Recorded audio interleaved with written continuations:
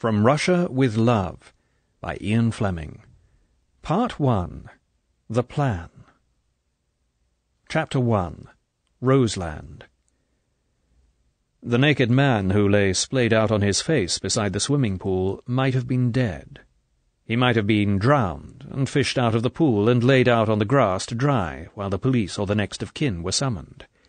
Even the little pile of objects in the grass beside his head might have been his personal effects, meticulously assembled in full view so that no one should think that something had been stolen by his rescuers. To judge by the glittering pile, this had been, or was, a rich man. It contained the typical membership badges of the rich man's club, a money clip made of a Mexican $50 piece and holding a substantial wad of banknotes, a well-used gold Dunhill lighter, an oval gold cigarette case with the wavy ridges and discreet turquoise button that means Fabergé, and the sort of novel a rich man pulls out of the bookcase to take into the garden, The Little Nugget, an old P.G. Wodehouse. There was also a bulky gold wristwatch on a well-used brown crocodile strap.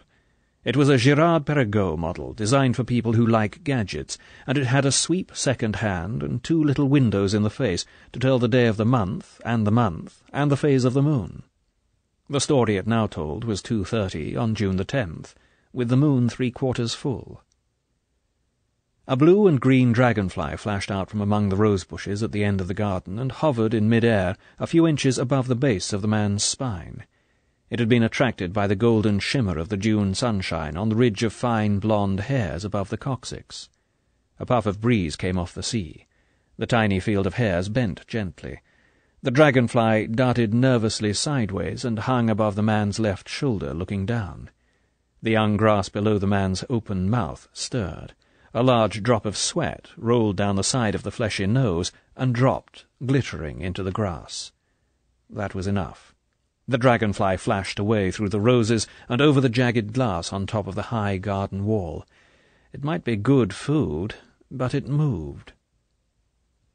The garden in which the man lay was about an acre of well-kept lawn, surrounded on three sides by thickly banked rose bushes from which came the steady murmur of bees. Behind the drowsy noise of the bees, the sea boomed softly at the bottom of the cliff at the end of the garden. There was no view of the sea from the garden, no view of anything except of the sky and the clouds above the 12-foot wall. In fact, you could only see out of the property from the two upstairs bedrooms of the villa that formed the fourth side of this very private enclosure. From them you could see a great expanse of blue water in front of you, and on either side the upper windows of neighbouring villas and the tops of the trees in their gardens, Mediterranean-type evergreen oaks, stone pines, casuarinas, and an occasional palm tree. The villa was modern, a squat, elongated box without ornament. On the garden side the flat pink-washed facade was pierced by 4 iron-framed windows, and by a central glass door leading onto a small square of pale green glazed tiles. The tiles merged into the lawn. The other side of the villa, standing back a few yards from a dusty road, was almost identical. But on this side the 4 windows were barred, and the central door was of oak. The villa had 2 medium-sized bedrooms on the upper floor, and on the ground floor a sitting-room and a kitchen, part of which was walled off into a lavatory. There was no bathroom. The drowsy, luxurious silence of early afternoon was broken by the sound of a car coming down the road. It stopped in front of the villa. There was the tinny clang of a car door being slammed, and the car drove on. The doorbell rang twice. The naked man beside the swimming pool did not move, but at the noise of the bell and of the departing car his eyes had for an instant opened very wide. It was as if the eyelids had pricked up like an animal's ears. The man immediately remembered where he was, and the day of the week, and the time of the day. The noises were identified. The eyelids, with their fringe of short, sandy eyelashes, drooped drowsily back over the very pale blue, opaque, inward-looking eyes. The small, cruel lips opened in a wide, jaw-breaking yawn, which brought saliva into the mouth. The man spat the saliva into the grass and waited. A young woman carrying a small string bag and dressed in a white cotton shirt and a short, unalluring blue skirt came through the glass door and strode mannishly across the glazed tiles and the stretch of lawn towards the naked man. A few yards away from him, she dropped her string bag on the grass and sat down and took off her cheap and rather dusty shoes. Then she stood up and unbuttoned her shirt and took it off and put it, neatly folded, beside the string bag. The girl had nothing on under the shirt. Her skin was pleasantly sunburned, and her shoulders and fine breasts shone with health.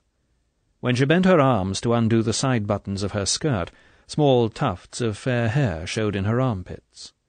The impression of a healthy animal peasant girl was heightened by the chunky hips in faded blue stockinette bathing trunks and the thick, short thighs and legs that were revealed when she had stripped.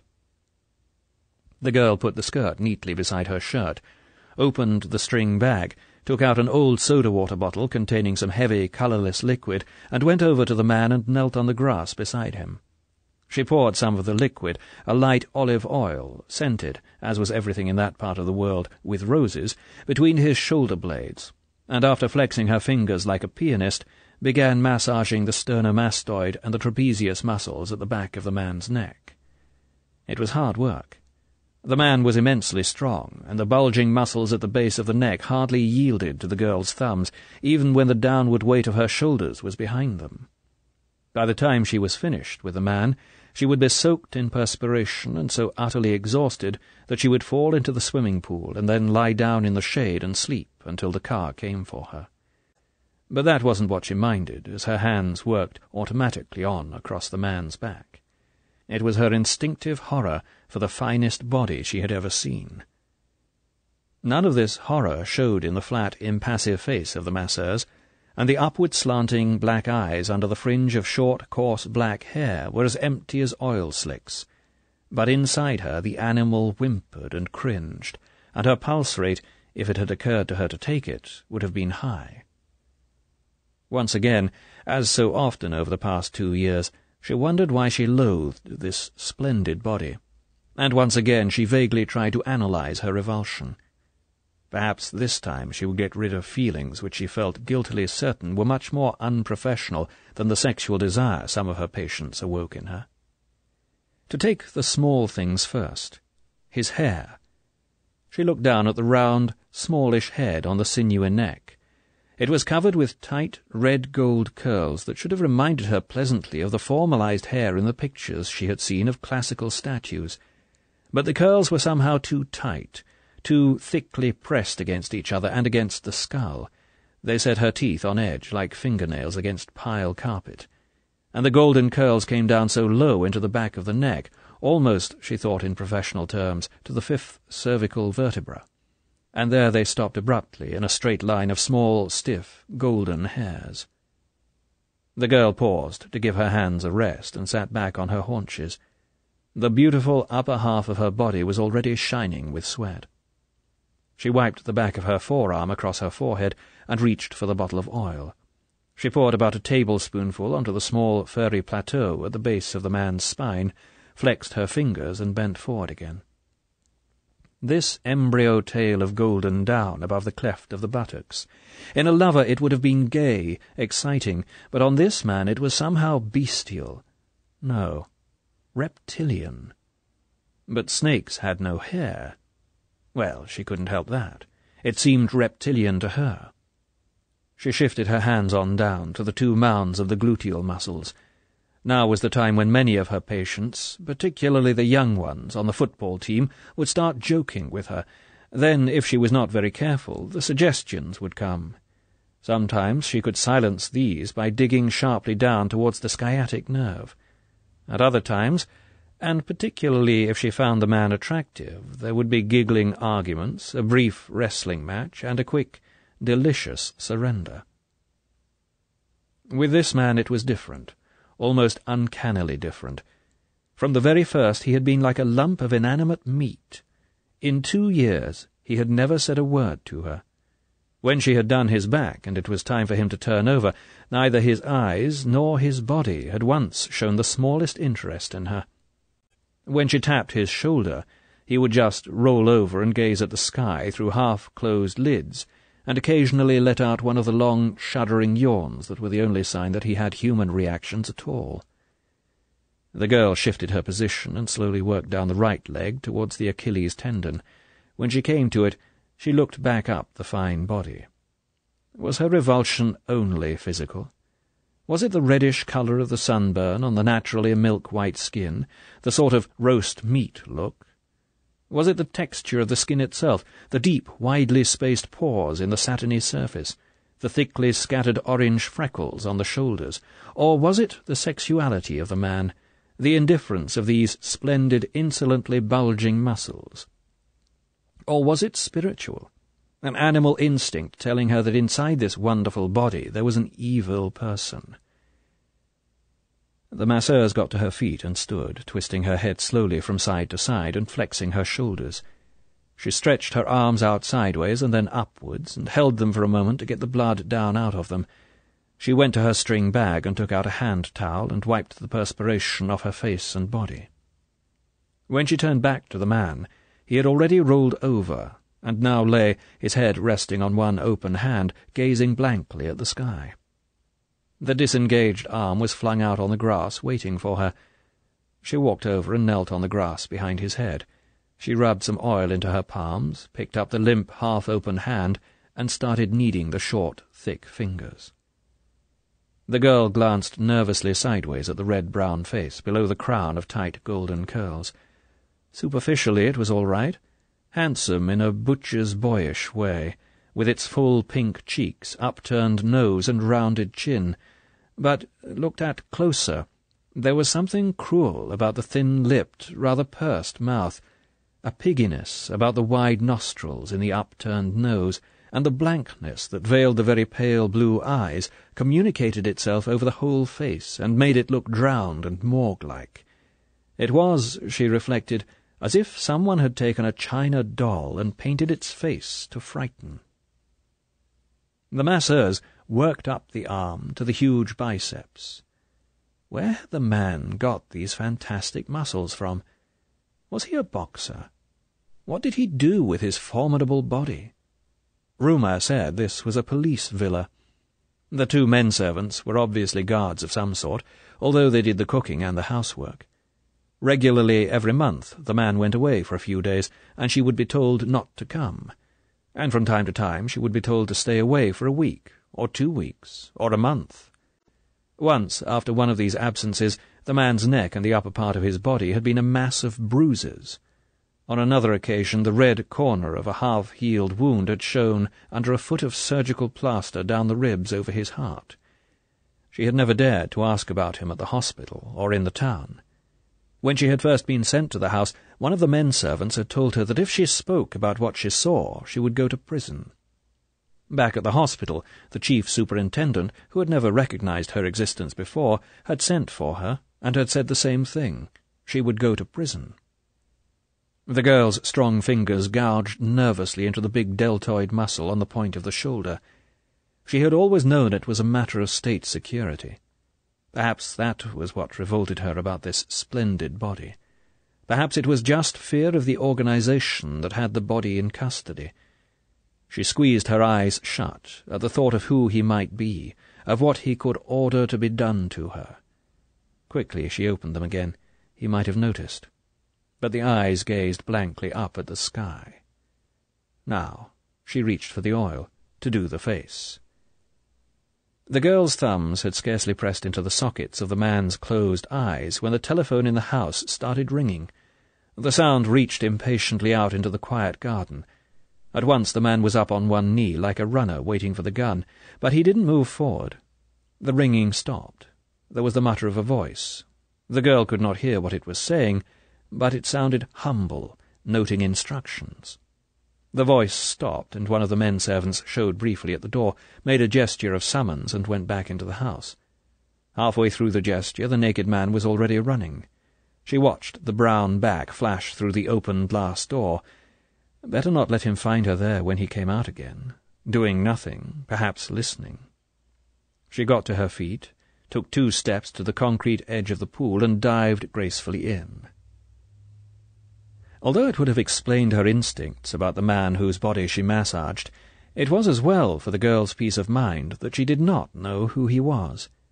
His real name was Donovan Grant, or Red Grant. But for the past 10 years it had been Krasno-Granitsky, with the code name of Granite. He was the chief executioner of Smash, the murder apparat of the MGB, and at this moment he was receiving his instructions on the MGB direct line with Moscow. Chapter 2. The Slaughterer. Grant put the telephone softly back on its cradle and sat looking at it. The bullet-headed guard standing over him said, "You had better start moving." "Did they give you any idea of the task?" Grant spoke Russian excellently, but with a thick accent. He could have passed for a national of any of the Soviet Baltic provinces. The voice was high and flat, as if it was reading something dull from a book. "No, only that you are wanted in Moscow. The plane is on its way. It will be here in about an hour. Half an hour for refueling, and then 3 or 4 hours, depending on whether you come down at Kharkov. You will be in Moscow by midnight. You had better pack. I will order the car." Grant got nervously to his feet. "Yes, you are right. But they didn't even say if it was an operation. One likes to know. It was a secure line. They could have given a hint. They generally do."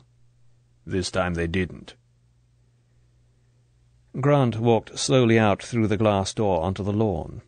If he noticed the girl sitting on the far edge of the pool, he made no sign. He bent and picked up his book and the golden trophies of his profession, and walked back into the house and up the few stairs to his bedroom. The room was bleak and furnished only with an iron bedstead from which the rumpled sheets hung down on one side to the floor, a cane chair, an unpainted clothes cupboard, and a cheap washstand with a tin basin. The floor was strewn with English and American magazines. Garish paperbacks and hard-cover thrillers were stacked against the wall below the window. Grant bent down and pulled a battered Italian fibre suitcase from under the bed. He packed into it a selection of well-laundered, cheap, respectable clothes from the cupboard. Then he washed his body hurriedly with cold water and the inevitably rose-scented soap, and dried himself on one of the sheets from the bed. There was the noise of a car outside. Grant hastily dressed in clothes as drab and nondescript as those he had packed, put on his wristwatch, pocketed his other belongings, and picked up his suitcase and went down the stairs. The front door was open. He could see his 2 guards talking to the driver of a battered Zis saloon. Bloody fools, he thought.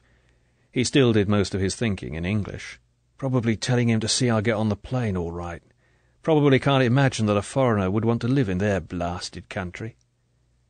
The cold eyes sneered as Grant put down his suitcase on the doorstep and hunted among the bunch of coats that hung from pegs on the kitchen door. He found his uniform, the drab raincoat and black cloth cap of Soviet officialdom, put them on, picked up his suitcase, and went out and clambered in beside the plain-clothes driver, roughly shouldering aside one of the guards as he did so. The 2 men stood back, saying nothing, but looking at him with hard eyes. The driver took his foot off the clutch, and the car, already in gear, accelerated fast away down the dusty road. The villa was on the southeastern coast of the Crimea, about halfway between Feodosia and Yalta. It was one of many official holiday dachas along the favourite stretch of mountainous coastline that is part of the Russian Riviera. Red Grant knew that he was immensely privileged to be housed there, instead of in some dreary villa on the outskirts of Moscow. As the car climbed up into the mountains, he thought that they certainly treated him as well as they knew how, even if their concern for his welfare had 2 faces. The 40-mile drive to the airport at Simferopol took an hour. There were no other cars on the road, and the occasional cart from the vineyards quickly pulled into the ditch at the sound of their horn. As everywhere in Russia, a car meant an official, and an official could only mean danger. There were roses all the way, fields of them alternating with the vineyards, hedges of them along the road, and at the approach to the airport a vast circular bed planted with red and white varieties to make a red star against a white background. Grant was sick of them, and he longed to get to Moscow and away from their sweet stench. They drove past the entrance to the civil airport, and followed a high wall for about a mile to the military side of the aerodrome. At a tall wire gate the driver showed his pass to 2 Tommy-gunned sentries and drove through onto the tarmac. Several planes stood about, big camouflaged military transports, small twin-engine trainers, and 2 Navy helicopters. The driver stopped to ask a man in overalls where to find Grant's plane. At once a metallic twanging came from the observant control tower, and a loudspeaker barked at them, "To the left, far down to the left, number VBO." The driver was obediently motoring on across the tarmac when the iron voice barked again, "Stop!" As the driver jammed on his brakes, there sounded a deafening scream above their heads. Both men instinctively ducked as a flight of 4 MiG-17s came out of the setting sun and skimmed over them, their squat windbreaks right down for the landing. The planes hit the huge runway one after the other, puffs of blue smoke spurting from their nose tires, and, with jets howling, taxied to the distant boundary line and turned to come back to the control tower and the hangars. "Proceed." 100 yards farther on they came to a plane with the recognition letters VBO. It was a 2-engined Ilyushin 12. A small aluminium ladder hung down from the cabin door, and the car stopped beside it. One of the crew appeared at the door.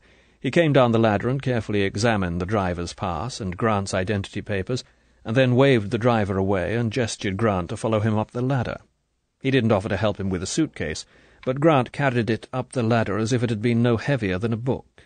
The crewman pulled the ladder up after him, banged the wide hatch shut, and went forward to the cockpit. There were 20 empty seats to choose from. Grant settled into the one nearest the hatch and fastened his seat belt. A short crackle of talk with the control tower came through the open door to the cockpit.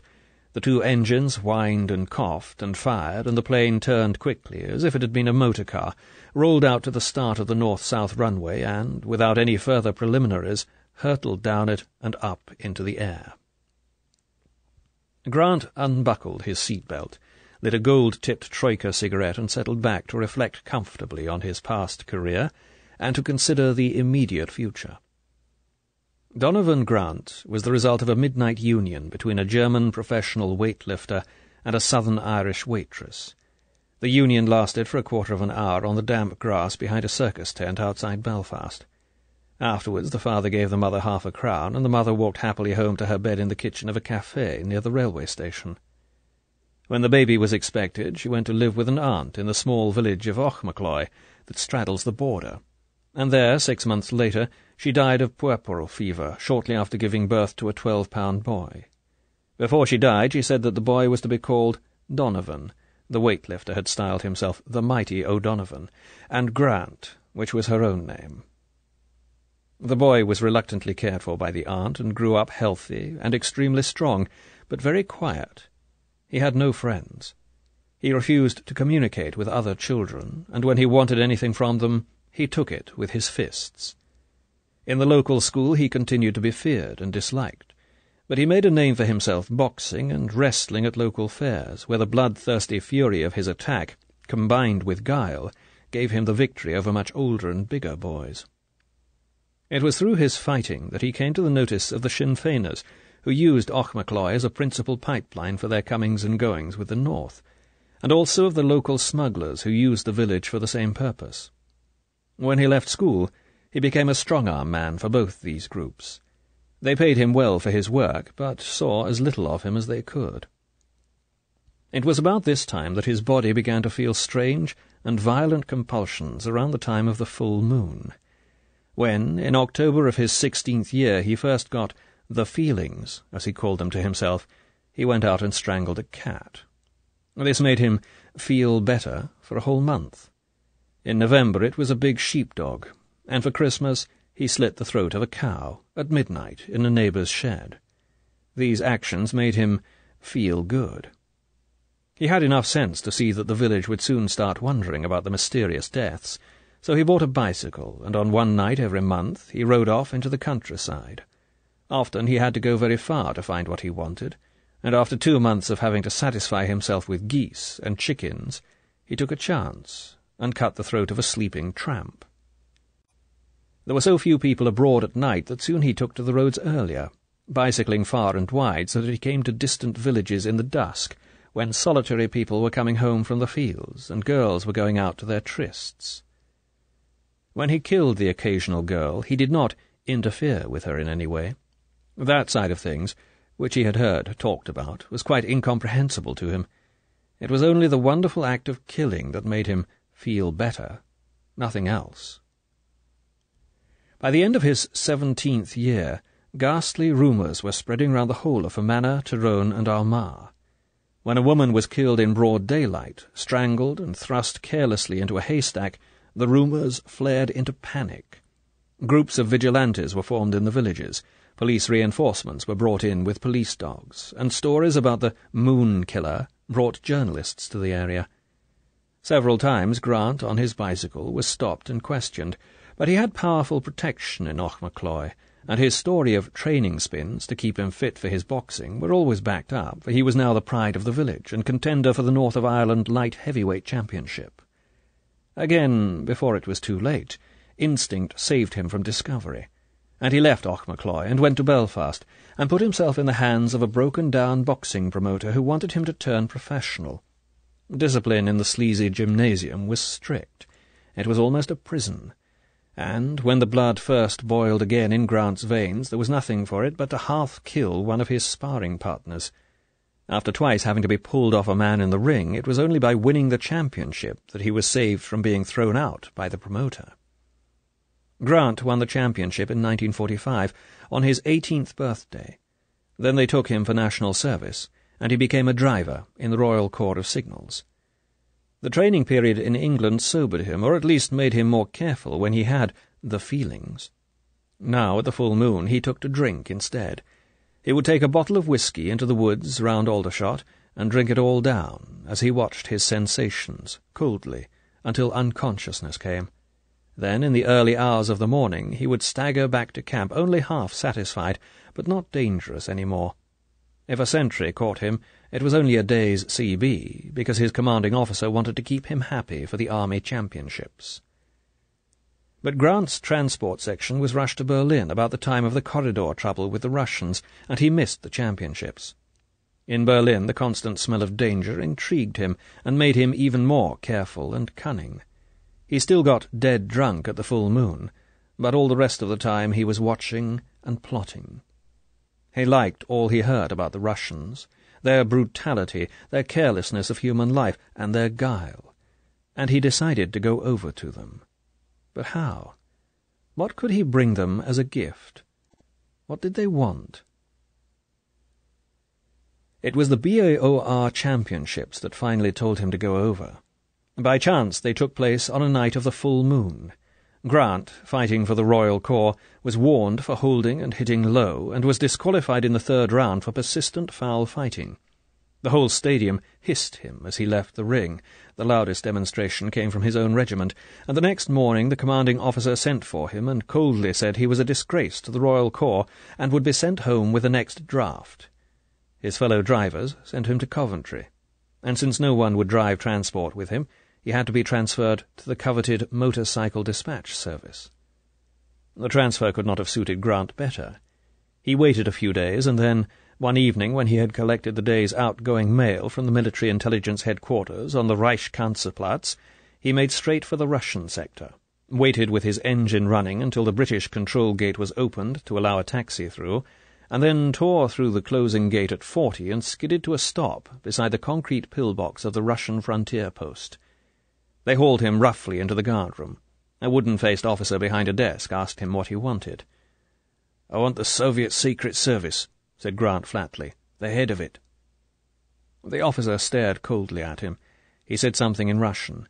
The soldiers who had brought Grant in started to drag him out again. Grant easily shook them off. One of them lifted his Tommy gun. Grant said, speaking patiently and distinctly, "I have a lot of secret papers. Outside. In the leather bags on the motorcycle." He had a brainwave. "You will get into bad trouble if they don't get your Secret Service." The officer said something to the soldiers, and they stood back. "We have no Secret Service," he said in stilted English. "Sit down and complete this form." Grant sat down at the desk and filled in a long form which asked questions about anyone who wanted to visit the Eastern Zone. name, address, nature of business, and so forth. Meanwhile the officer spoke softly and briefly into a telephone. By the time Grant had finished, 2 more soldiers, non-commissioned officers wearing drab green forage caps and with green badges of rank on their khaki uniforms, had come into the room. The frontier officer handed the form, without looking at it, to one of them, and they took Grant out and put him and his motorcycle into the back of a closed van and locked the door on him. After a fast drive lasting a quarter of an hour, the van stopped, and when Grant got out he found himself in the courtyard, behind a large, new building. He was taken into the building and up in a lift, and left alone in a cell without windows. It contained nothing but one iron bench. After an hour, during which, he supposed, they went through the secret papers, he was led into a comfortable office in which an officer, with 3 rows of decorations and the gold tabs of a full colonel, was sitting behind a desk.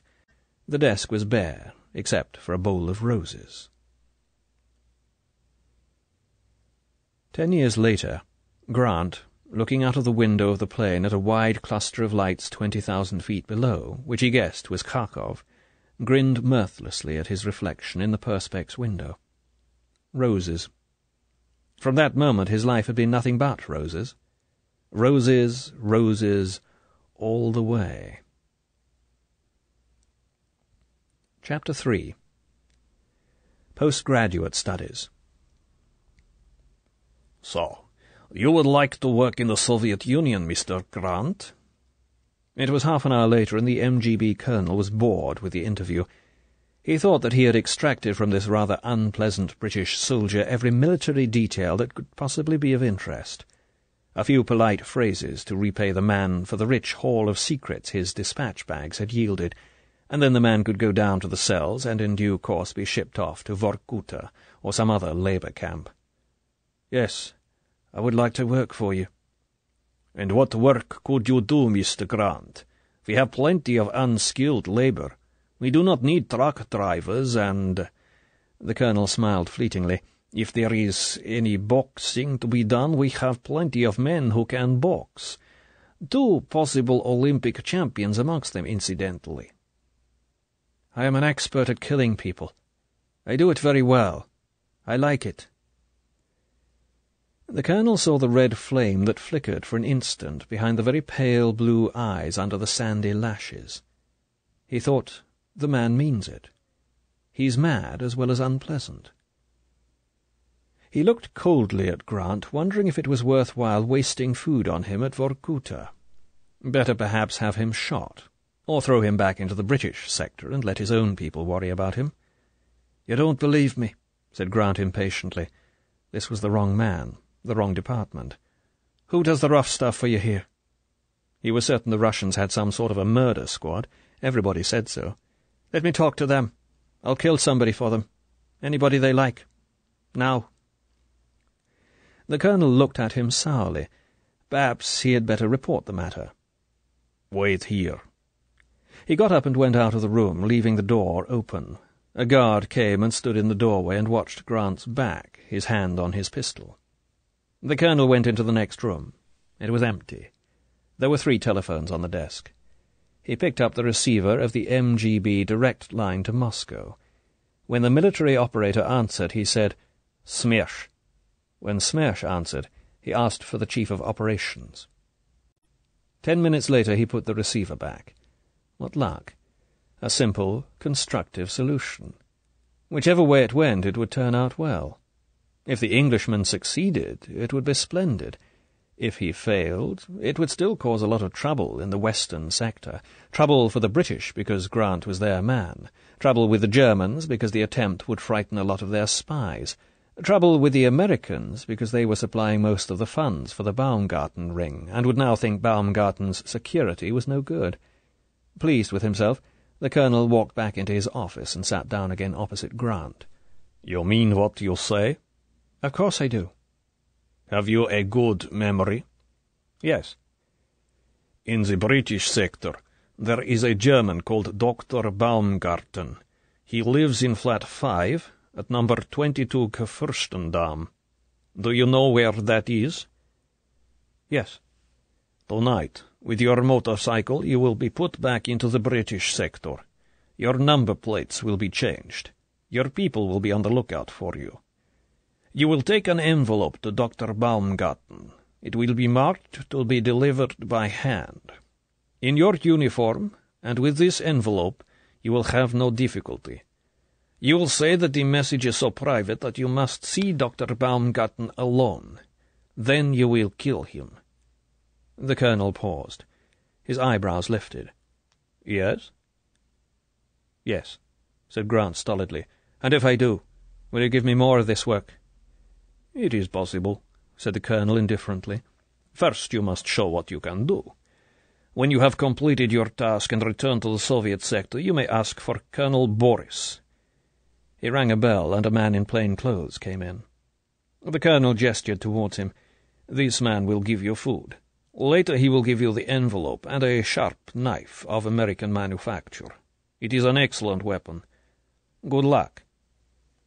The colonel reached and picked a rose out of the bowl and sniffed it luxuriously. Grant got to his feet. "Thank you, sir," he said warmly. The colonel did not answer or look up from the rose. Grant followed the man in plain clothes out of the room. The plane roared on across the heartland of Russia. They had left behind them the blast furnaces flaming far away to the east around Stalino, and to the west the silver thread of the Dnieper branching away at Dnipropetrovsk.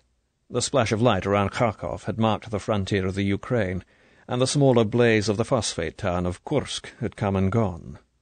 Now Grant knew that the solid, unbroken blackness below hid the great central steppe, where the billions of tons of Russia's grain were whispering and ripening in the darkness. There would be no more oases of light until, in another hour, they would have covered the last 300 miles to Moscow. For by now Grant knew a lot about Russia.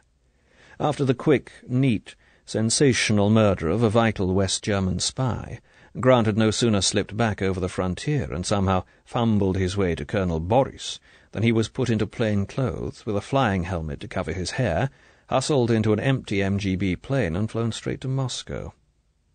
Then began a year of semi-prison, which Grant had devoted to keeping fit, and to learning Russian while people came and went around him, interrogators, stool pigeons, doctors.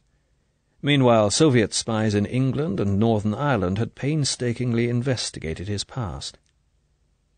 At the end of the year, Grant was given as clean a bill of political health as any foreigner can get in Russia. The spies had confirmed his story. The English and American stool pigeons reported that he was totally uninterested in the politics or social customs of any country in the world, and the doctors and psychologists agreed that he was an advanced manic depressive whose periods coincided with the full moon. They added that Grant was also a narcissist and asexual, and that his tolerance of pain was high. These peculiarities apart, his physical health was superb, and, though his educational standards were hopelessly low, he was as naturally cunning as a fox. Everyone agreed that Grant was an exceedingly dangerous member of society, and that he should be put away. When the dossier came before the head of personnel of the MGB, he was about to write "kill him" in the margin, when he had second thoughts. A great deal of killing has to be done in the USSR, not because the average Russian is a cruel man, although some of their races are among the cruelest peoples in the world, but as an instrument of policy. People who act against the state are enemies of the state, and the state has no room for enemies. There is too much to do for precious time to be allotted to them, and if they are a persistent nuisance, they get killed. In a country with a population of 200 million, you can kill many thousands a year without missing them. If, as happened in the two biggest purges, 1 million people have to be killed in 1 year, that is also not a grave loss. The serious problem is the shortage of executioners. Executioners have a short life. They get tired of the work. The soul sickens of it. After 10, 20, 100 death rattles, the human being, however subhuman he may be, acquires, perhaps by a process of osmosis with death itself, a germ of death which enters his body and eats into him like a canker. Melancholy and drink take him, and a dreadful lassitude which brings a glaze to the eyes and slows up the movements and destroys accuracy. When the employer sees these signs, he has no alternative but to execute the executioner, and find another one. The head of personnel of the MGB was aware of the problem and of the constant search not only for the refined assassin but also for the common butcher, and here at last was a man who appeared to be expert at both forms of killing, dedicated to his craft, and indeed, if the doctors were to be believed, destined for it. Head of personnel wrote a short, pungent minute on Grant's papers, marked them Smersh Oddiel 2, and tossed them into his out tray. Department 2 of Smersh, in charge of operations and executions, took over the body of Donovan Grant, changed his name to Granitsky, and put him on their books. The next 2 years were hard for Grant. He had to go back to school, and to a school that made him long for the chipped deal desks in the corrugated iron shed full of the smell of little boys and the hum of drowsy bluebottles. That had been his only conception of what a school was like. Now, in the intelligence school for foreigners outside Leningrad, squashed tightly among the ranks of Germans, Czechs, Poles, Balts, Chinese and Negroes, all with serious, dedicated faces and pens that raced across their notebooks, he struggled with subjects that were pure double Dutch to him. There were courses in general political knowledge, which included the history of labour movements, of the Communist Party and the industrial forces of the world, and the teachings of Marx, Lenin and Stalin, all dotted with foreign names which he could barely spell. There were lessons on the class enemy we are fighting, with lectures on capitalism and fascism, weeks spent on tactics, agitation and propaganda, and more weeks on the problems of minority peoples, colonial races, the Negroes, the Jews. Every month ended with examinations during which Grant sat and wrote illiterate nonsense, interspersed with scraps of half-forgotten English history and misspelled communist slogans, and inevitably had his papers torn up, on one occasion in front of the whole class. But he stuck it out, and when they came to technical subjects, he did better. He was quick to understand the rudiments of codes and ciphers because he wanted to understand them. He was good at communications, and immediately grasped the maze of contacts, cutouts, couriers and postboxes, and he got excellent marks for field work, in which each student had to plan and operate dummy assignments in the suburbs and countryside around Leningrad. Finally, when it came to tests of vigilance, discretion, safety first, presence of mind, courage and coolness, he got top marks out of the whole school. At the end of the year, the report that went back to Smersh concluded political value, nil. Operational value, excellent. Which was just what Oddiel 2 wanted to hear. The next year was spent, with only 2 other foreign students among several hundred Russians, at the School for Terror and Diversion at Kuchino, outside Moscow. Here Grant went triumphantly through courses in judo, boxing, athletics, photography, and radio, under the general supervision of the famous Colonel Arkady Fotoyev, father of the modern Soviet spy, and completed his small-arms instruction at the hands of Lieutenant Colonel Nikolai Godlovsky, the Soviet rifle champion. Twice during this year, without warning, an MGB car came for him on the night of the full moon and took him to one of the Moscow jails. There, with a black hood over his head, he was allowed to carry out executions with various weapons: the rope, the axe, the submachine gun. Electrocardiograms, blood pressure, and various other medical tests were applied to him before, during, and after these occasions, but their purpose and findings were not revealed to him. It was a good year, and he felt, and rightly, that he was giving satisfaction. In 1949 and 50, Grant was allowed to go on minor operations with mobile groups, or avantposts, in the satellite countries. These were beatings up and simple assassinations of Russian spies and intelligence workers suspected of treachery or other aberrations. Grant carried out these duties neatly, exactly, and inconspicuously, and though he was carefully and constantly watched, he never showed the smallest deviation from the standards required of him, and no weaknesses of character or technical skill. It might have been different if he had been required to kill when doing a solo task at the full moon period, but his superiors, realizing that at that period he would be outside their control, or his own, chose safe dates for his operations. The moon period was reserved exclusively for butchery in the prisons, and from time to time this was arranged for him as a reward for a successful operation in cold blood. In 1951 and 52, Grant's usefulness became more fully and more officially recognized. As a result of excellent work, notably in the eastern sector of Berlin, he was granted Soviet citizenship and increases in pay, which by 1953 amounted to a handsome 5,000 rubles a month. In 1953 he was given the rank of major, with pension rights backdated to the day of his first contact with Colonel Boris, and the villa in the Crimea was allotted to him. 2 bodyguards were attached to him, partly to protect him and partly to guard against the outside chance of his going private, as defection is called in MGB jargon, and once a month he was transported to the nearest jail and allowed as many executions as there were candidates available. Naturally, Grant had no friends. He was hated or feared or envied by everyone who came in contact with him. He did not even have any of those professional acquaintanceships that pass for friendship in the discreet and careful world of Soviet officialdom. But if he noticed the fact, he didn't care. The only individuals he was interested in were his victims. The rest of his life was inside him, and it was richly and excitingly populated with his thoughts. Then, of course, he had Smersh. No one in the Soviet Union who has Smersh on his side need worry about friends, or indeed about anything whatever except keeping the black wings of Smersh over his head. Grant was still thinking vaguely of how he stood with his employers when the plane started to lose altitude as it picked up the radar beam of Tushino Airport just south of the red glow that was Moscow. He was at the top of his tree, the chief executioner of Smersh, and therefore of the whole of the Soviet Union. What could he aim for now?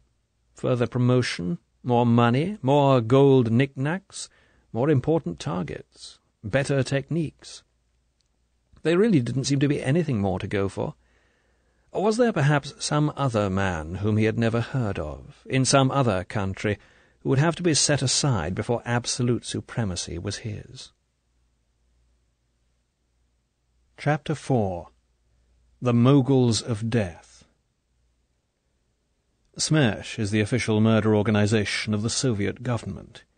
It operates both at home and abroad, and in 1955 it employed a total of 40,000 men and women. Smersh is a contraction of Smert Spionam, which means death to spies. It is a name used only among its staff and among Soviet officials. No sane member of the public would dream of allowing the word to pass his lips. The headquarters of Smersh is a very large and ugly modern building on the Sretenka Ulitsa.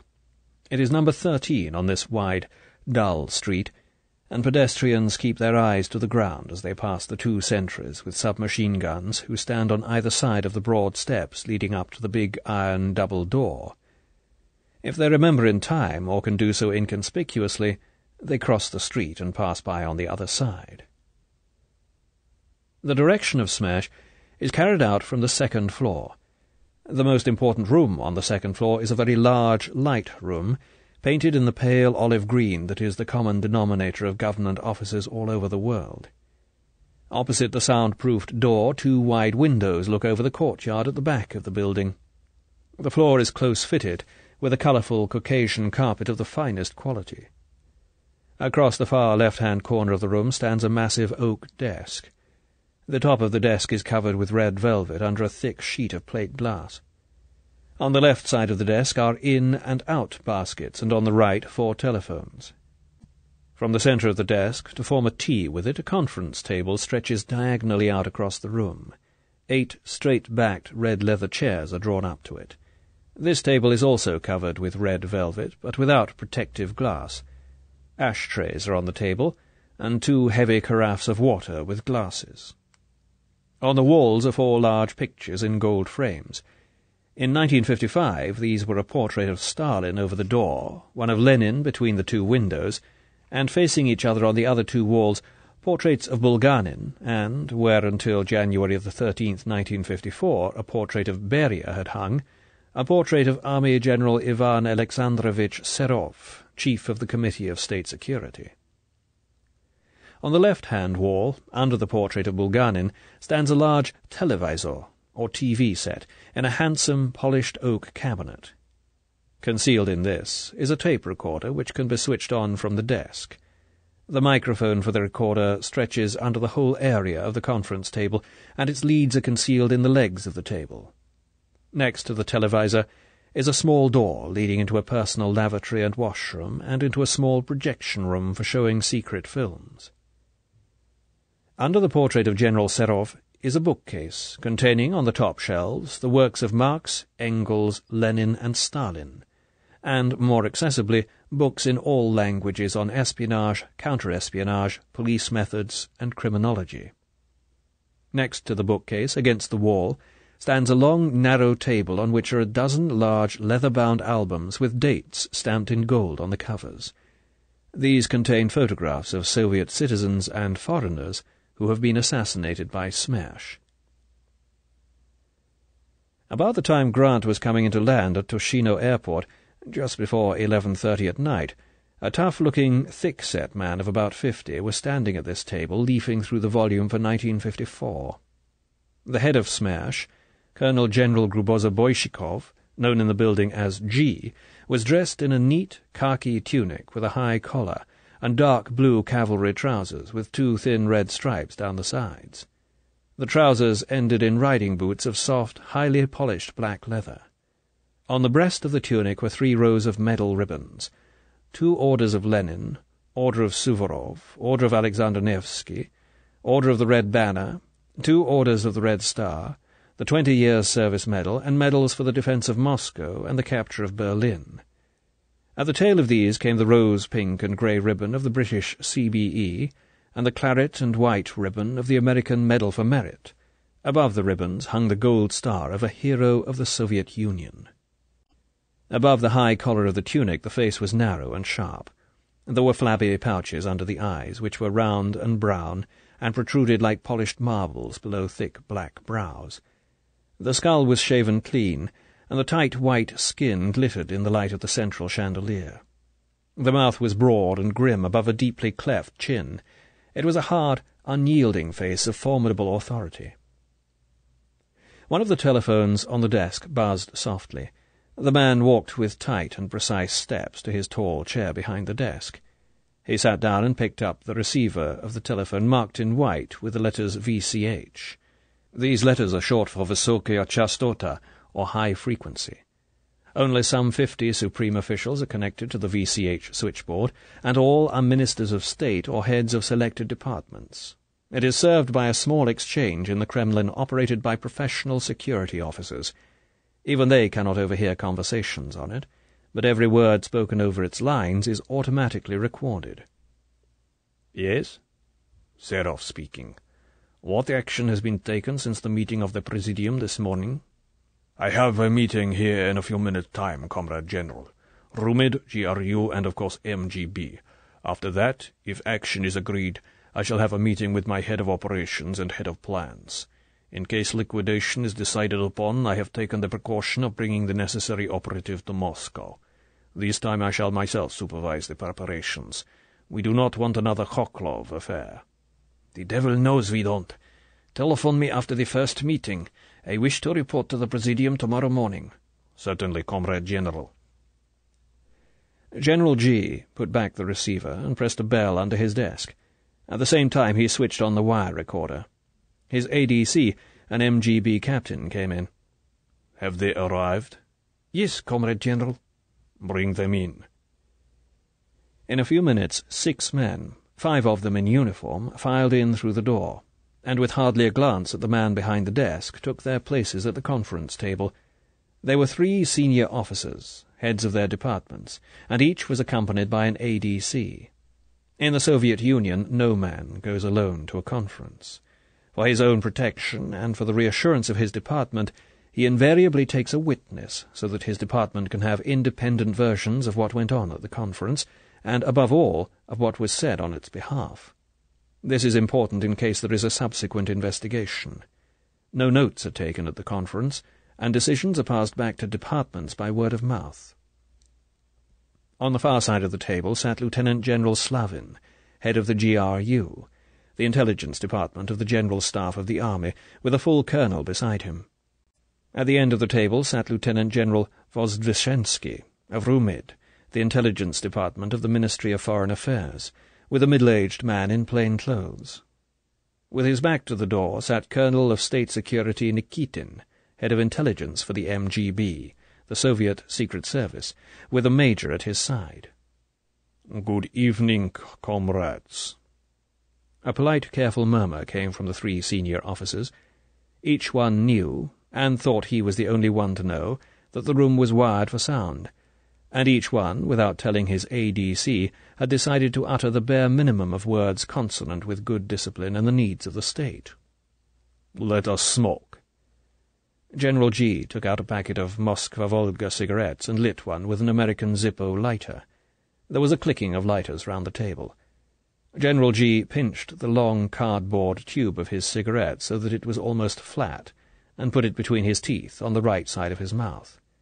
He stretched his lips back from his teeth and started talking in short, clipped sentences that came out with something of a hiss from between the teeth and the up-tilted cigarette. "Comrades, we meet under instructions from Comrade General Serov. General Serov, on behalf of the Presidium, has ordered me to make known to you certain matters of state policy. We are then to confer and recommend a course of action which will be in line with this policy, and assist it. We have to reach our decision quickly, but our decision will be of supreme importance to the state. It will therefore have to be a correct decision." General G paused to allow the significance of his words time to sink in. One by one he slowly examined the faces of the 3 senior officers at the table. Their eyes looked stolidly back at him. Inside, these extremely important men were perturbed. They were about to look through the furnace door. They were about to learn a state secret, the knowledge of which might one day have most dangerous consequences for them. Sitting in the quiet room, they felt bathed in the dreadful incandescence that shines out from the centre of all power in the Soviet Union, the High Presidium. The final ash fell off the end of General G's cigarette onto his tunic. He brushed it off and threw the cardboard butt into the basket for secret waste behind his desk. He lit another cigarette and spoke through it. "Our recommendation concerns a conspicuous act of terrorism to be carried out in enemy territory within 3 months. 6 pairs of expressionless eyes stared at the head of Smash, waiting. "Comrades." General G leant back in his chair, and his voice became expository. "The foreign policy of the USSR has entered a new phase. Formerly it was a hard policy, a policy," he allowed himself the joke of Stalin's name, "of steel. This policy, effective as it was, built up tensions in the West, notably in America, which were becoming dangerous. The Americans are unpredictable people. They are hysterical. The reports of our intelligence began to indicate that we were pushing America to the brink of an undeclared atomic attack on the USSR. You have read these reports, and you know what I say is true. We do not want such a war. If there is to be a war, it is we who will choose the time. Certain powerful Americans, notably the Pentagon Group led by Admiral Radford, were helped in their firebrand schemes by the very successes of our hard policy.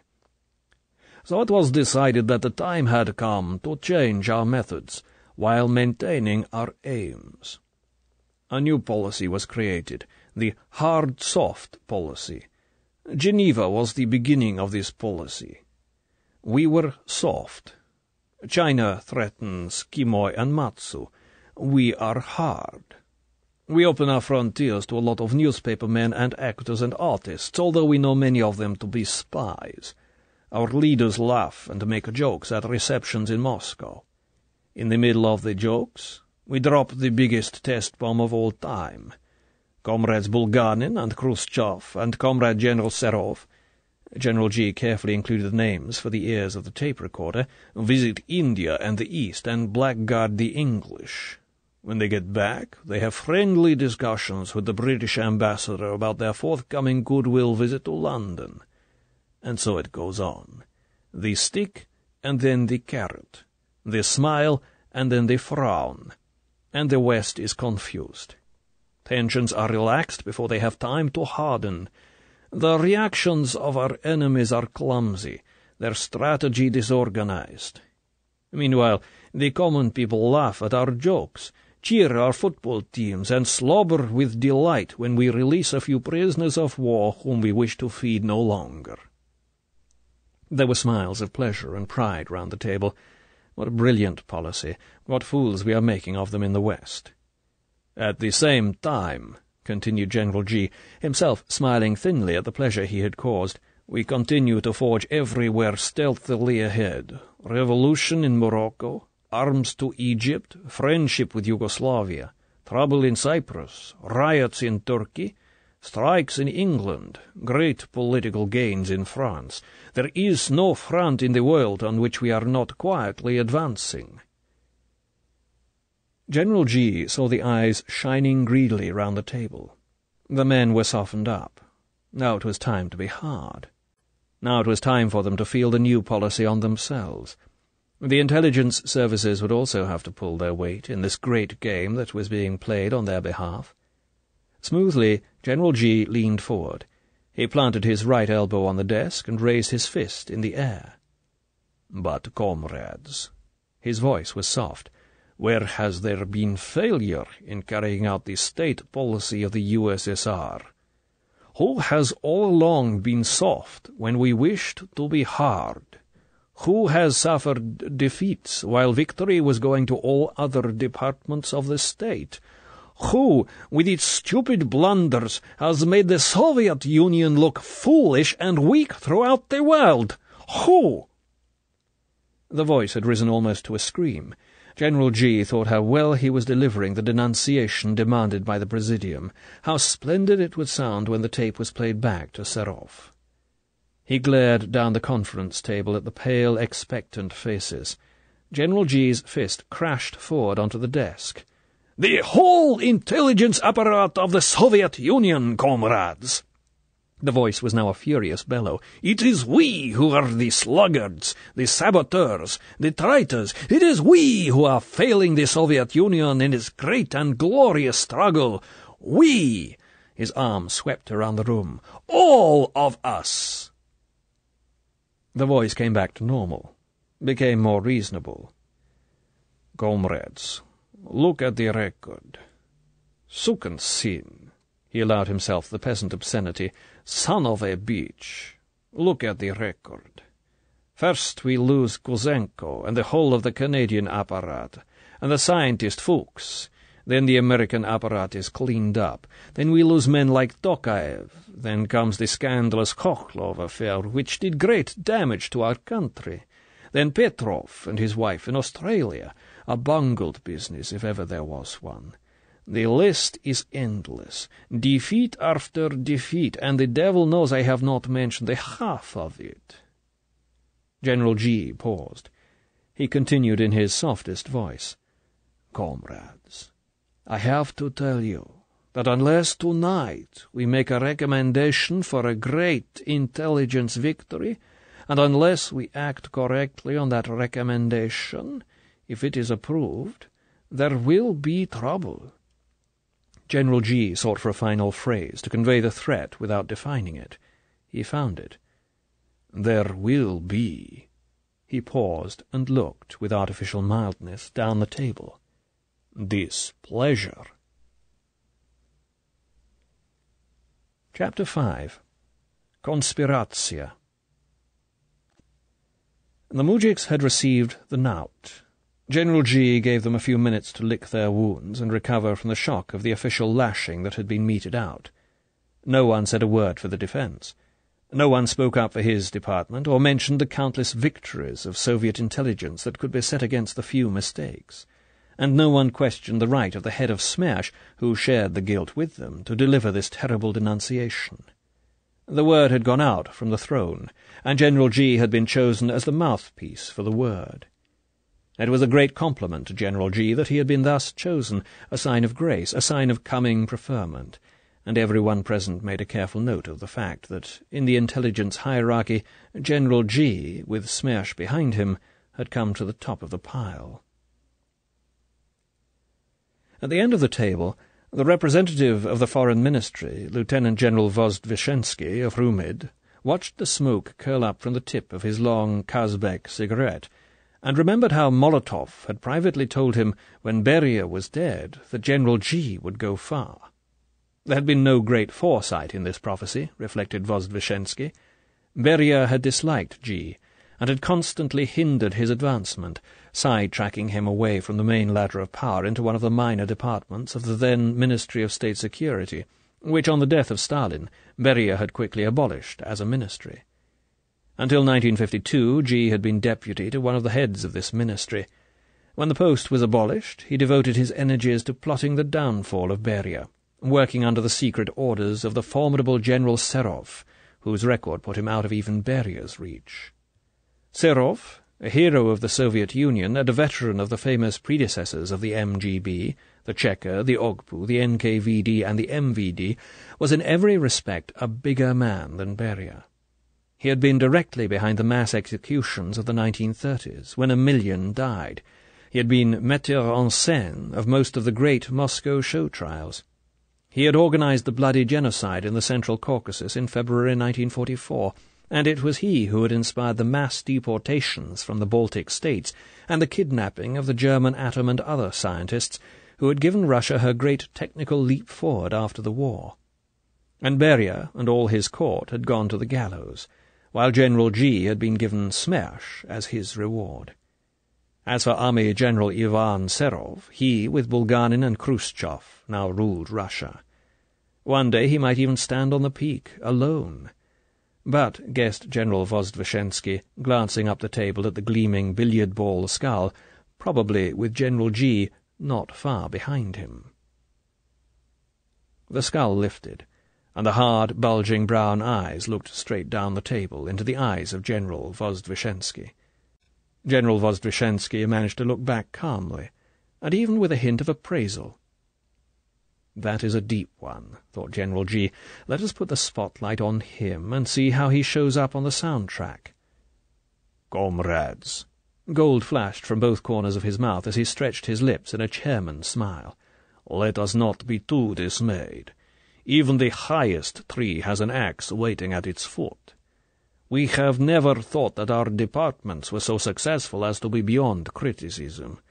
What I have been instructed to say to you will not have come as a surprise to any of us. So let us take up the challenge with a good heart and get down to business." Round the table there was no answering smile to these platitudes.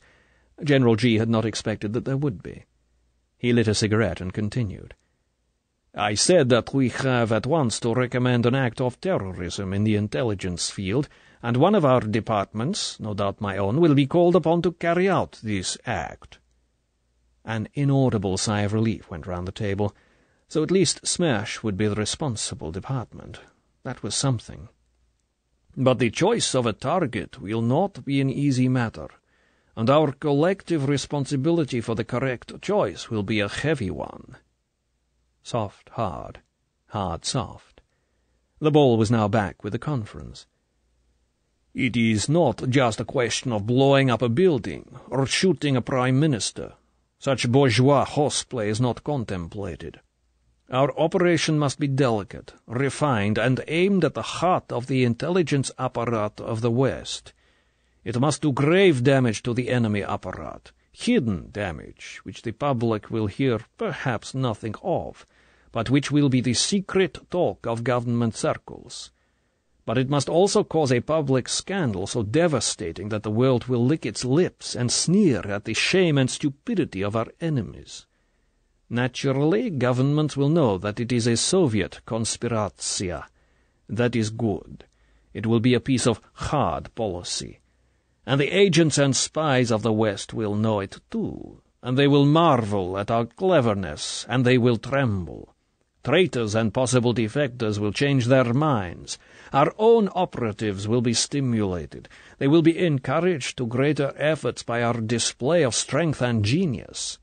But of course we shall deny any knowledge of the deed, whatever it may be, and it is desirable that the common people of the Soviet Union should remain in complete ignorance of our complicity." This book is continued on Disc 2.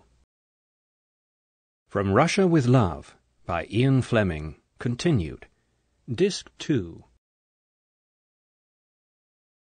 But of course we shall deny any knowledge of the deed, whatever it may be, and it is desirable that the common people of the Soviet Union should remain in complete ignorance of our complicity." General G paused, and looked down the table at the representative of Rumid, who again held his gaze impassively. "And now to choose the organization at which we will strike, and then to decide on the specific target within that organization. Comrade Lieutenant General Vozdvishensky, since you observe the foreign intelligence scene from a neutral standpoint—" This was a jibe at the notorious jealousies that exist between the military intelligence of the GRU and the Secret Service of the MGB.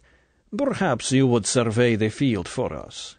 We wish to have your opinion of the relative importance of the Western intelligence services.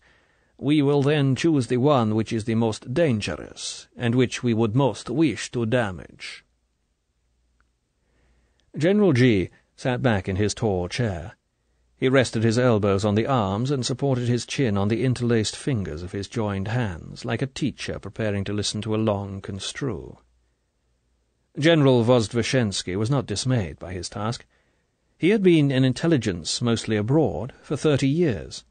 He had served as a doorman at the Soviet embassy in London under Litvinov. He had worked with the TASS agency in New York, and had then gone back to London, to Amtorg, the Soviet trade organization. For 5 years he had been military attaché under the brilliant Madame Kollontai in the Stockholm embassy.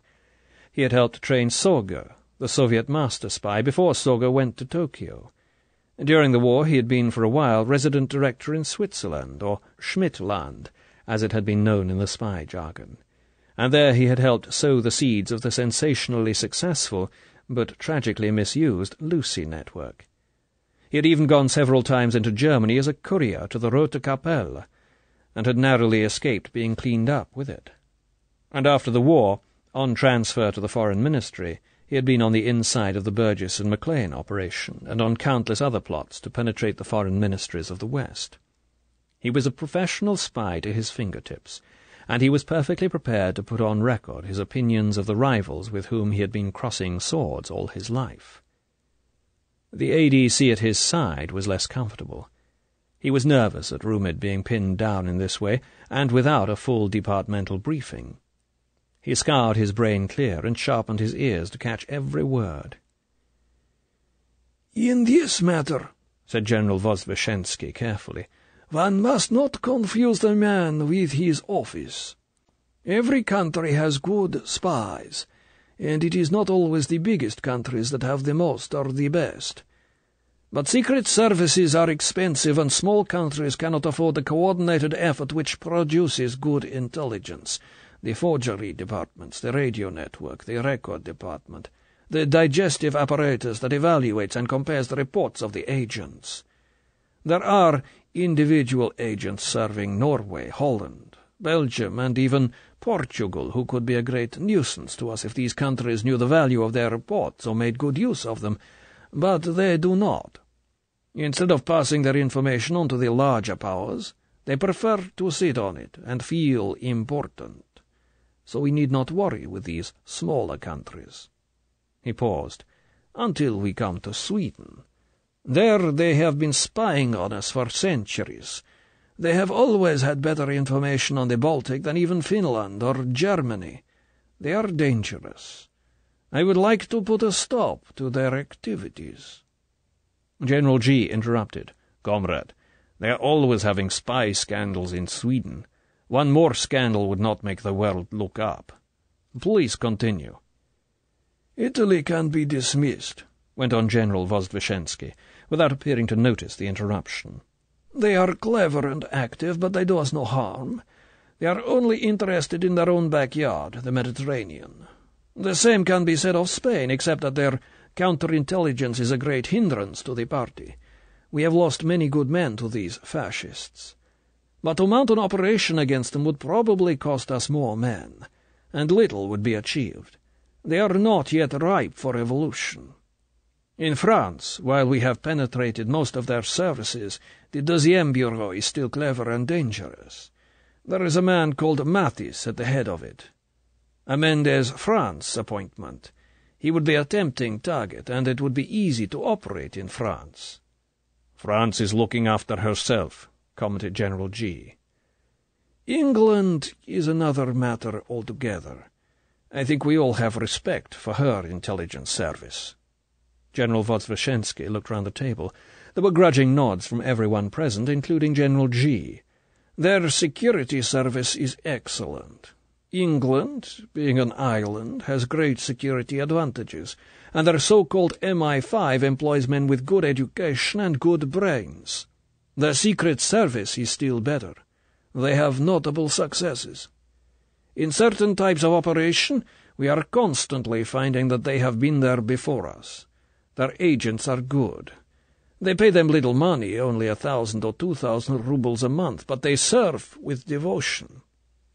Yet these agents have no special privileges in England, no relief from taxation, and no special shops such as we have from which they can buy cheap goods.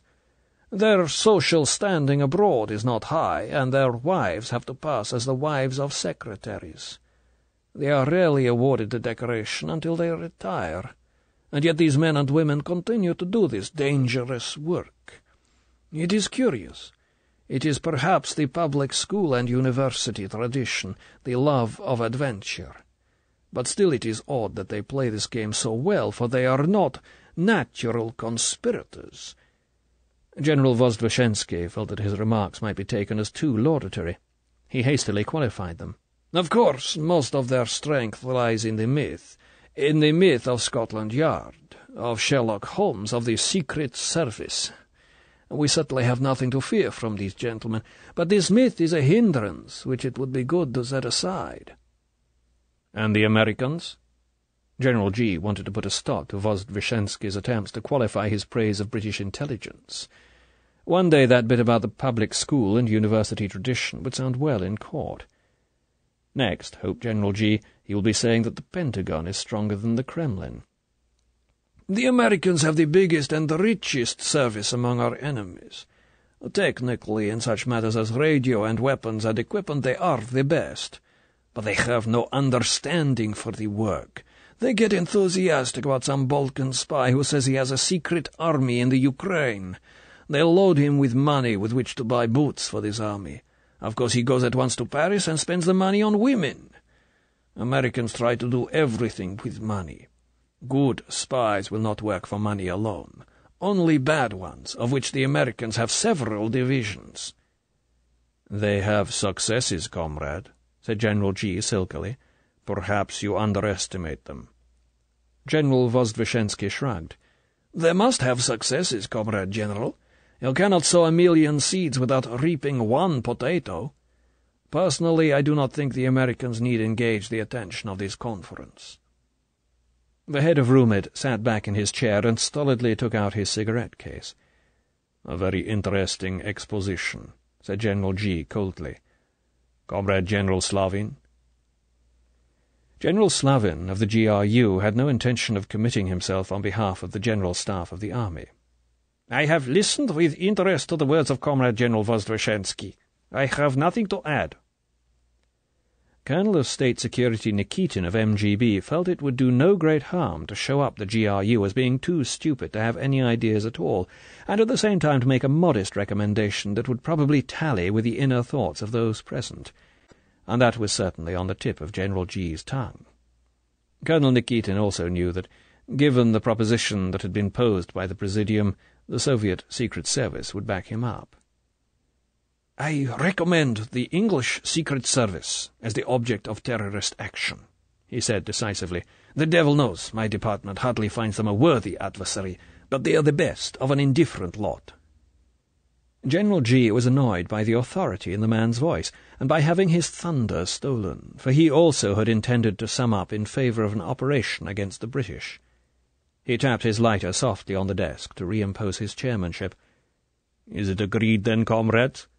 An act of terrorism against the British Secret Service?" There were careful, slow nods all round the table. "I agree. And now for the target within that organization."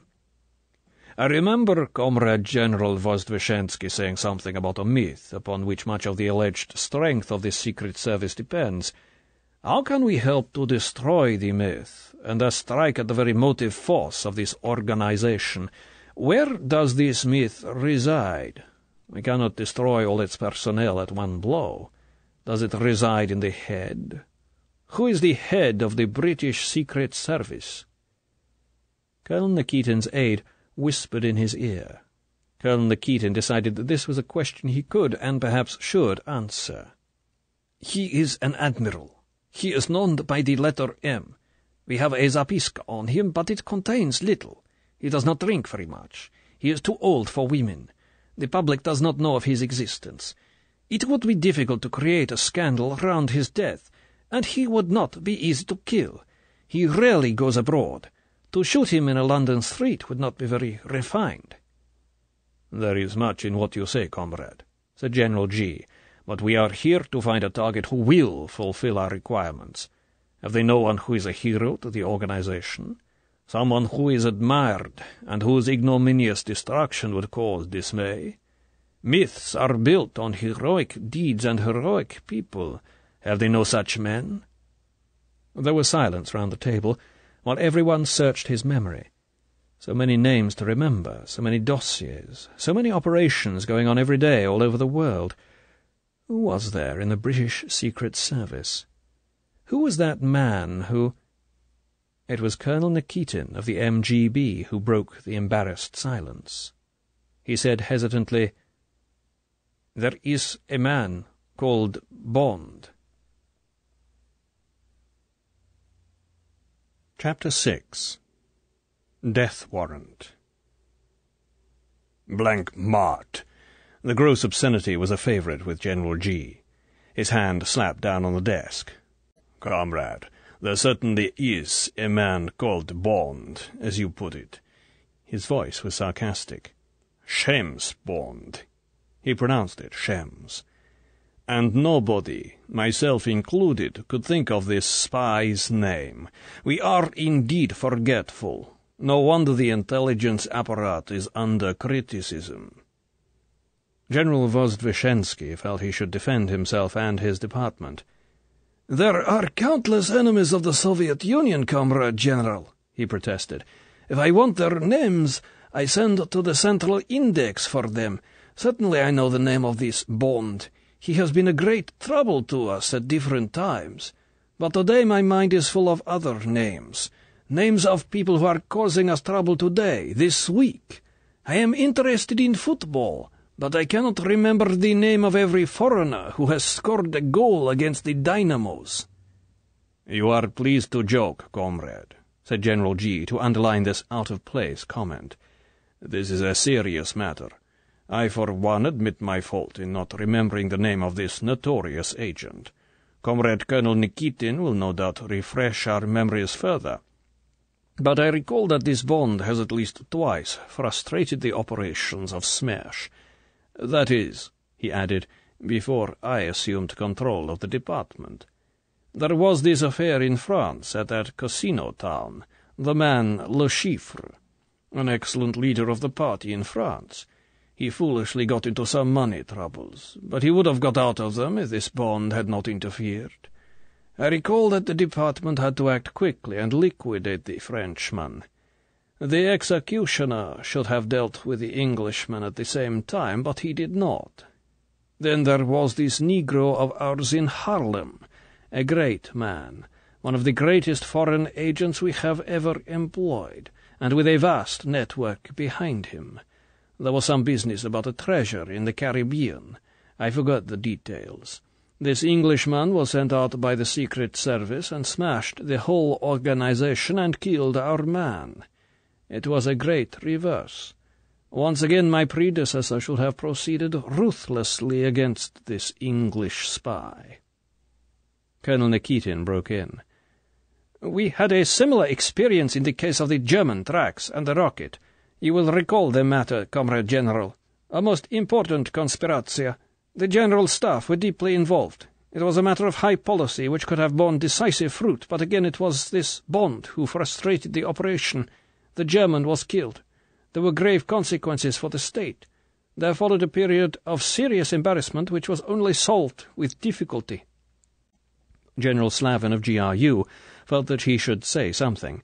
The rocket had been an army operation, and its failure had been laid at the door of GRU.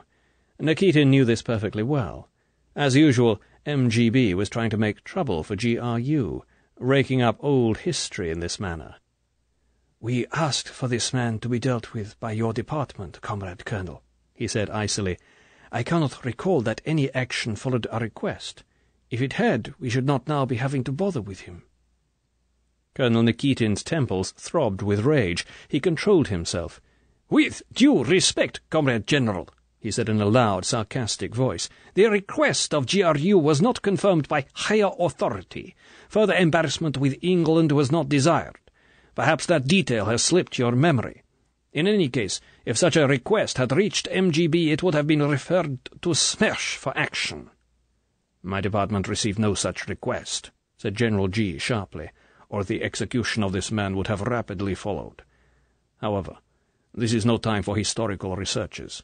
The rocket affair was 3 years ago. Perhaps the MGB could tell us of the more recent activities of this man." Colonel Nikitin whispered hurriedly with his aide. He turned back to the table. "We have very little further information, Comrade General," he said defensively.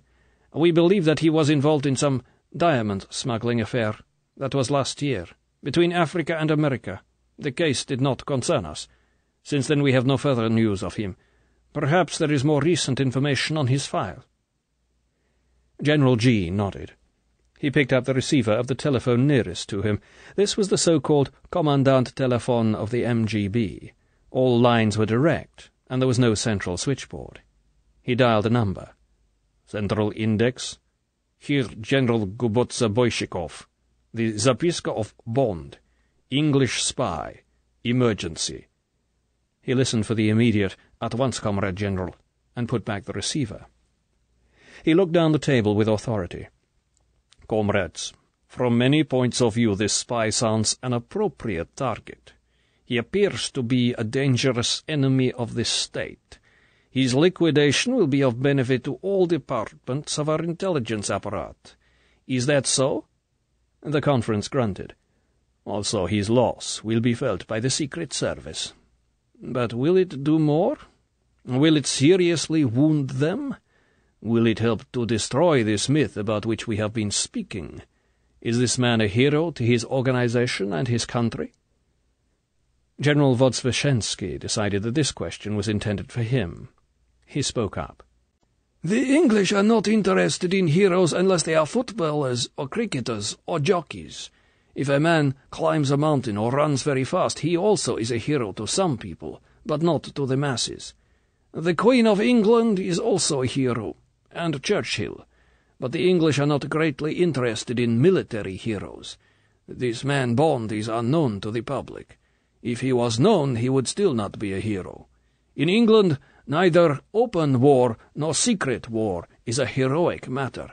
They do not like to think about war, and after a war, the names of their war heroes are forgotten as quickly as possible. Within the Secret Service, this man may be a local hero or he may not. It will depend on his appearance and personal characteristics. Of these I know nothing.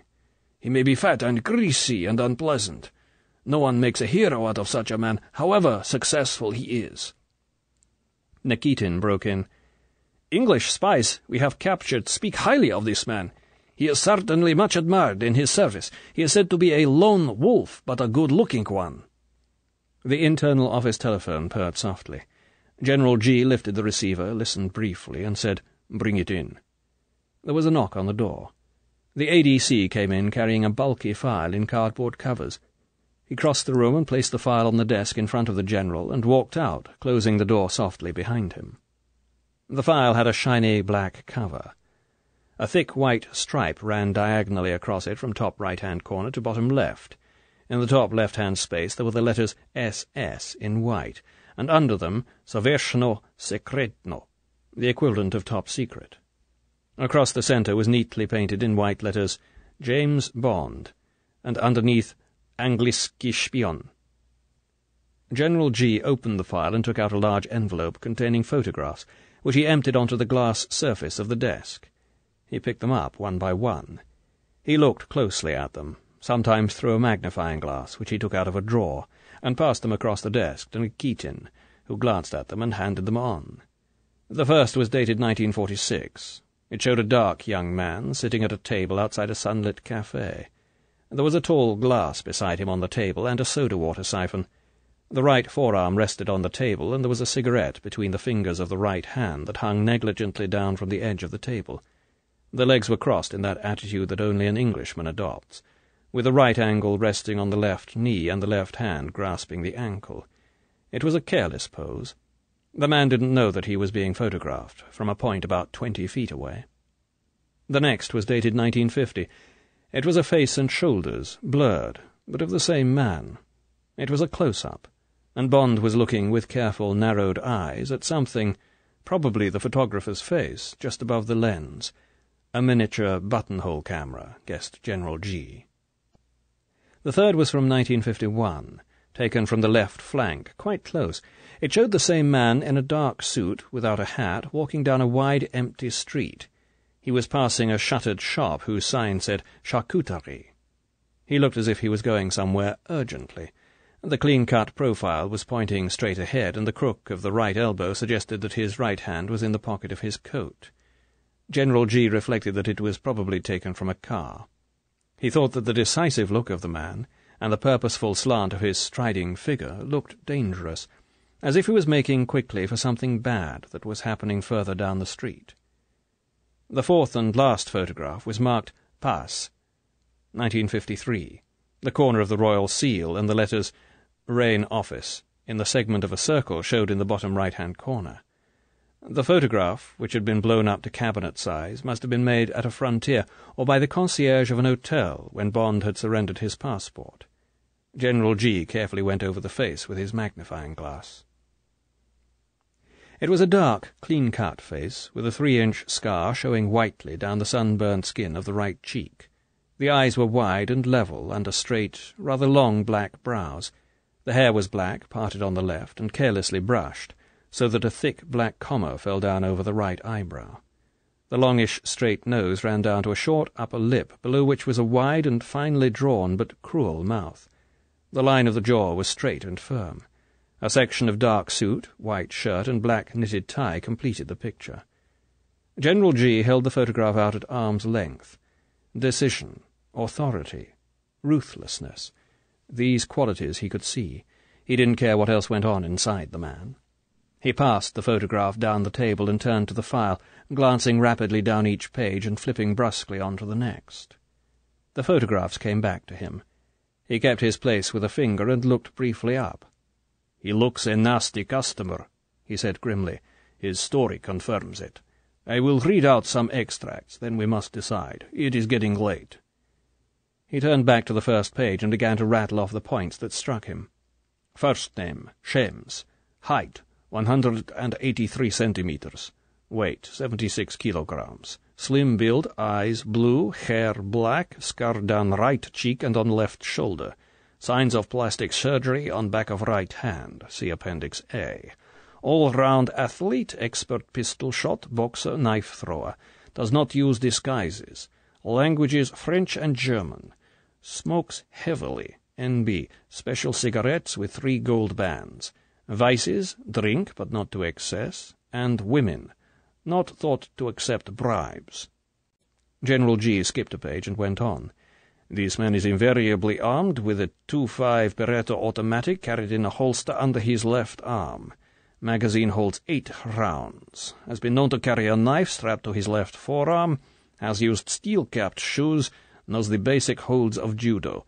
In general, fights with tenacity and has a high tolerance of pain. See Appendix B. General G riffled through more pages, giving extracts from agents' reports from which this data was drawn. He came to the last page before the appendices, which gave details of the cases on which Bond had been encountered. He ran his eye to the bottom and read out, Conclusion. This man is a dangerous professional terrorist and spy. He has worked for the British Secret Service since 1938, and now see Highsmith file of December 1950, holds the secret number 007 in that service. The 00 numeral signify an agent who has killed and who is privileged to kill on active service. There are believed to be only 2 other British agents with this authority. The fact that this spy was decorated with the CMG in 1953, an award usually given only on retirement from the Secret Service, is a measure of his worth. If encountered in the field, the fact and full details to be reported to headquarters. See SMERSH, MGB, and GRU Standing Orders 1951 onwards. General G shut the file and slapped his hand decisively on the cover. "Well, comrades, are we agreed?" "Yes," said Colonel Nikitin loudly. "Yes," said General Slavin in a bored voice. General Vozdvizhensky was looking down at his fingernails. He was sick of murder. He had enjoyed his time in England. "Yes," he said. "I suppose so." General G's hand went to the internal office telephone. He spoke to his ADC. "Death warrant," he said harshly, "made out in the name of Shams Bond." He spelled the names out. "Description, Angliski Spion. Crime, enemy of the state." He put the receiver back and leant forward in his chair. "And now it will be a question of devising an appropriate conspiratsia, and one that cannot fail." He smiled grimly. "We cannot have another of those Khokhlov affairs." The door opened, and the ADC came in carrying a bright yellow sheet of paper. He put it in front of General G and went out. General G ran his eyes down the paper and wrote the words, "To be killed." Grubotsa Boyshikov at the head of the large empty space at the bottom. He passed the paper to the MGB man, who read it and wrote, "Kill him, Nikitin," and handed it across to the head of GRU, who wrote, "Kill him, Slavin." One of the ADCs passed the paper to the plain-clothes man sitting beside the representative of Rumid. The man put it in front of General Vozdvizhensky and handed him a pen. General Vozdvizhensky read the paper carefully. He raised his eyes slowly to those of General G, who was watching him, and, without looking down, scribbled the "Kill him" more or less under the other signatures, and scrawled his name after it. Then he took his hands away from the paper and got to his feet. "If that is all, Comrade General—" He pushed his chair back. General G was pleased. His instincts about this man had been right. He would have to put a watch on him and pass on his suspicions to General Serov. "One moment, Comrade General," he said. "I have something to add to the warrant." The paper was handed up to him. He took out his pen and scratched out what he had written. He wrote again, speaking the words slowly as he did so. "To be killed with ignominy, Grubotsa Boyshikov." He looked up and smiled pleasantly to the company. "Thank you, comrades. That is all. I shall advise you of the decision of the Presidium on our recommendation. Good night." When the conference had filed out, General G rose to his feet and stretched, and gave a loud, controlled yawn. He sat down again at his desk, switched off the wire recorder, and rang for his ADC. The man came in and stood beside his desk. General G handed him the yellow paper. "Send this over to General Serov at once. Find out where Kronstein is and have him fetched by car. I don't care if he's in bed. He will have to come. OTL 2 will know where to find him. And I will see Colonel Klebb in 10 minutes. "Yes, Comrade General." The man left the room. General G picked up the VCH receiver and asked for General Serov. He spoke quietly for 5 minutes. At the end he concluded, "And I am now about to give the task to Colonel Klebb and the planner Kronstein. We will discuss the outlines of a suitable conspiratsia, and they will give me detailed proposals tomorrow. Is that in order, Comrade General?" "Yes," came the quiet voice of General Serov of the High Presidium. "Kill him, but let it be excellently accomplished. The Presidium will ratify the decision in the morning." The line went dead. The inter-office telephone rang. General G said, "Yes," into the receiver, and put it back. A moment later, the ADC opened the big door and stood in the entrance. "Comrade Colonel Klebb," he announced. A toad-like figure in an olive-green uniform which bore the single red ribbon of the Order of Lenin came into the room and walked with quick, short steps over to the desk. General G looked up and waved to the nearest chair at the conference table. "Good evening, comrade." The squat face split into a sugary smile. Good evening, Comrade General. The head of Otdel II, the Department of Smersh in charge of operations and executions, hitched up her skirts and sat down. Chapter 7. The Wizard of Ice. The two faces of the double clock in the shiny, domed case looked out across the chessboard like the eyes of some huge sea monster that had peered over the edge of the table to watch the game. The two faces of the chess clock showed different times. Kronstein's showed 20 minutes to 1. The long red pendulum that ticked off the seconds was moving in its staccato sweep across the bottom half of his clock's face, while the enemy clock was silent, and its pendulum motionless down the face. But Makharov's clock said 5 minutes to 1. He had wasted time in the middle of the game, and he now had only 5 minutes to go. He was in bad time trouble, and unless Kronstein made some lunatic mistake which was unthinkable, he was beaten. Kronstein sat motionless and erect, as malevolently inscrutable as a parrot. His elbows were on the table, and his big head rested on clenched fists that pressed into his cheeks, squashing the pursed lips into a pout of hauteur and disdain.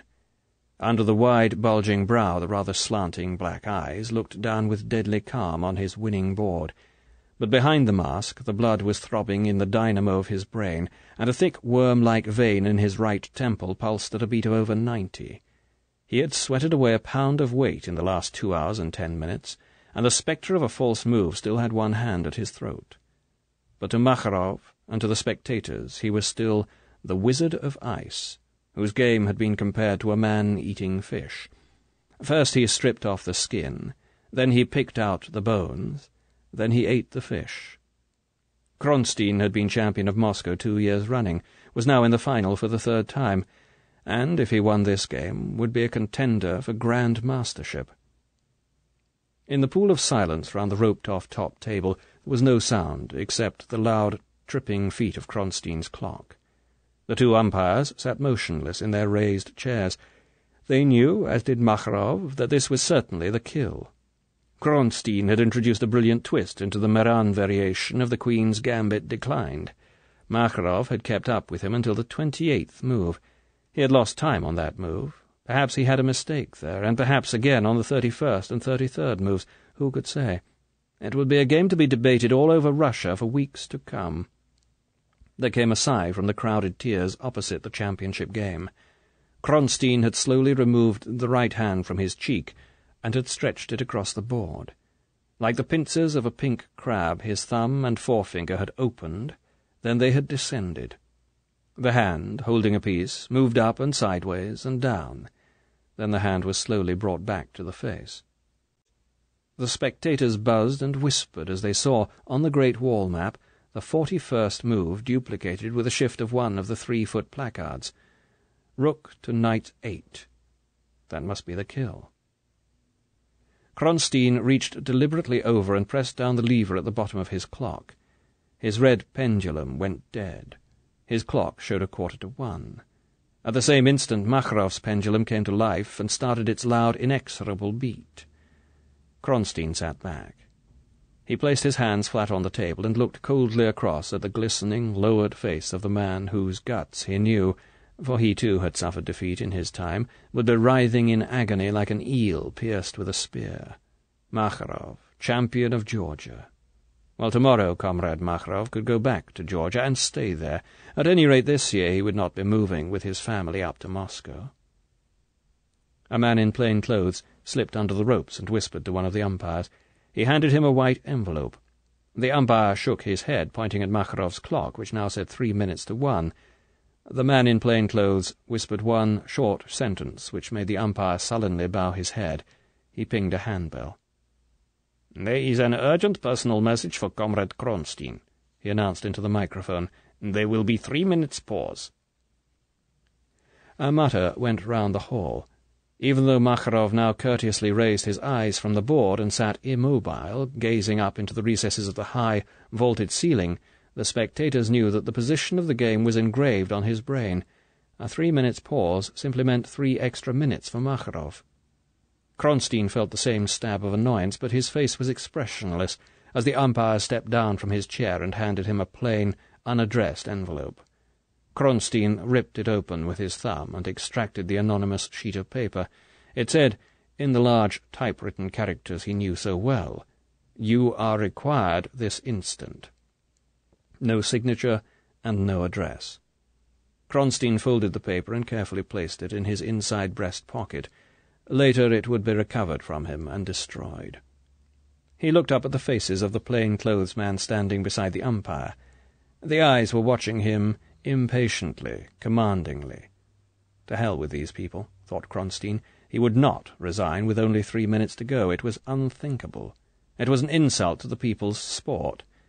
But as he made a gesture to the umpire that the game could continue, he trembled inside, and he avoided the eyes of the plain-clothes man who remained standing in coiled immobility inside the ropes.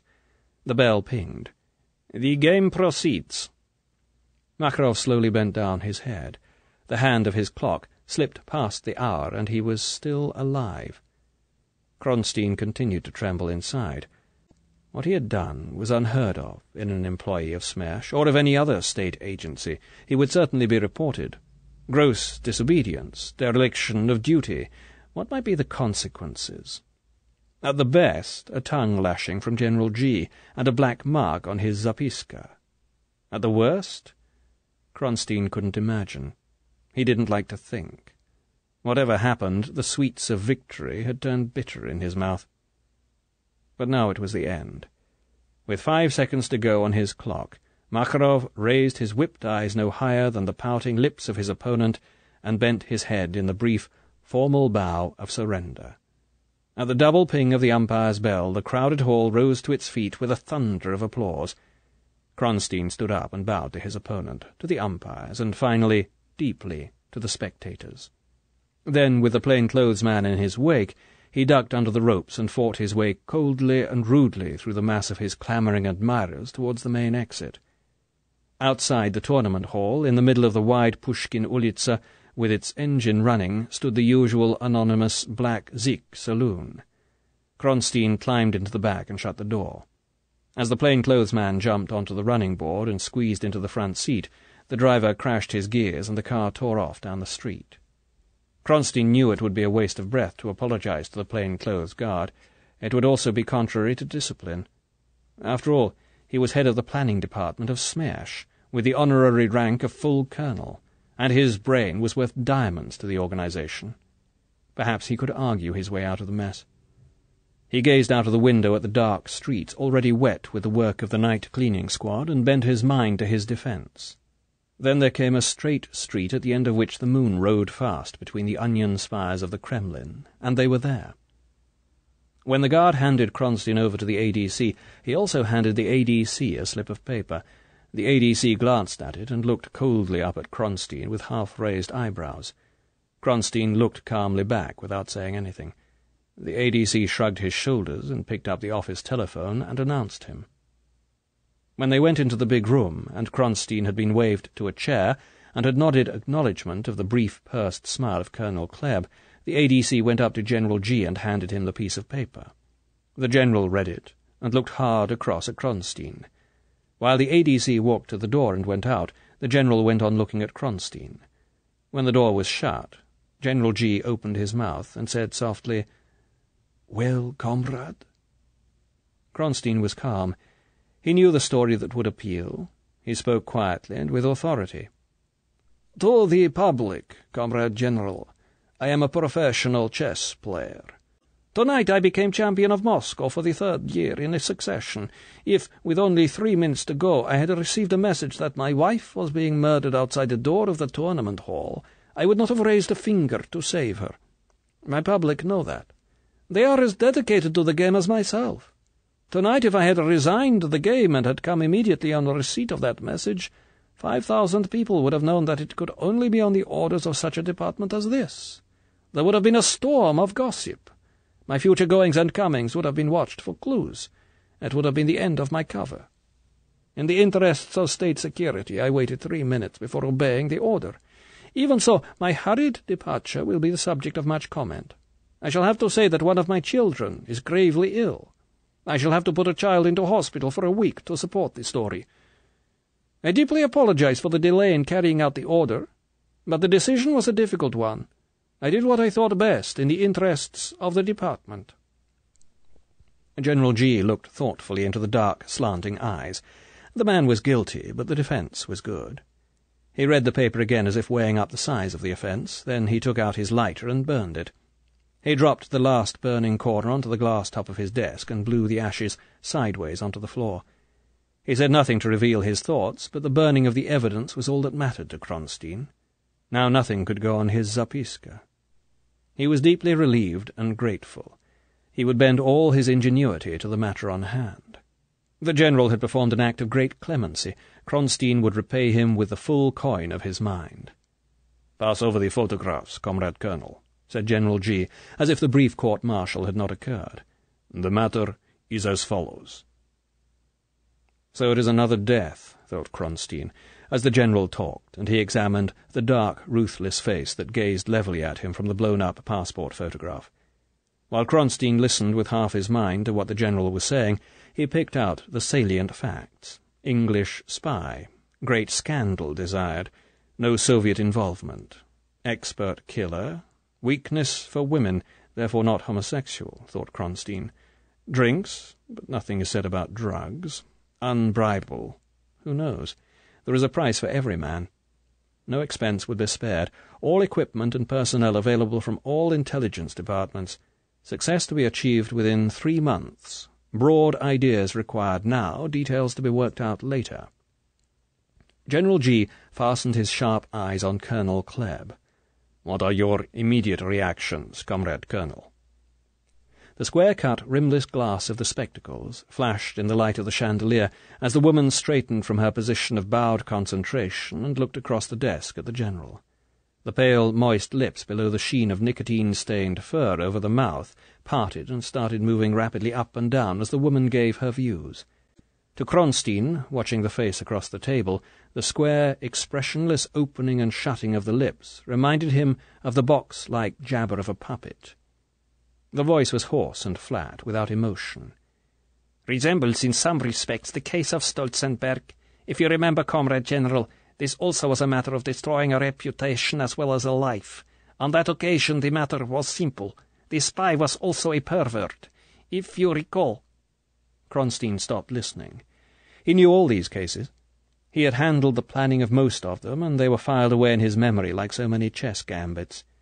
Instead, with closed ears, he examined the face of this dreadful woman, and wondered casually how much longer she would last in her job, how much longer he would have to work with her. Dreadful?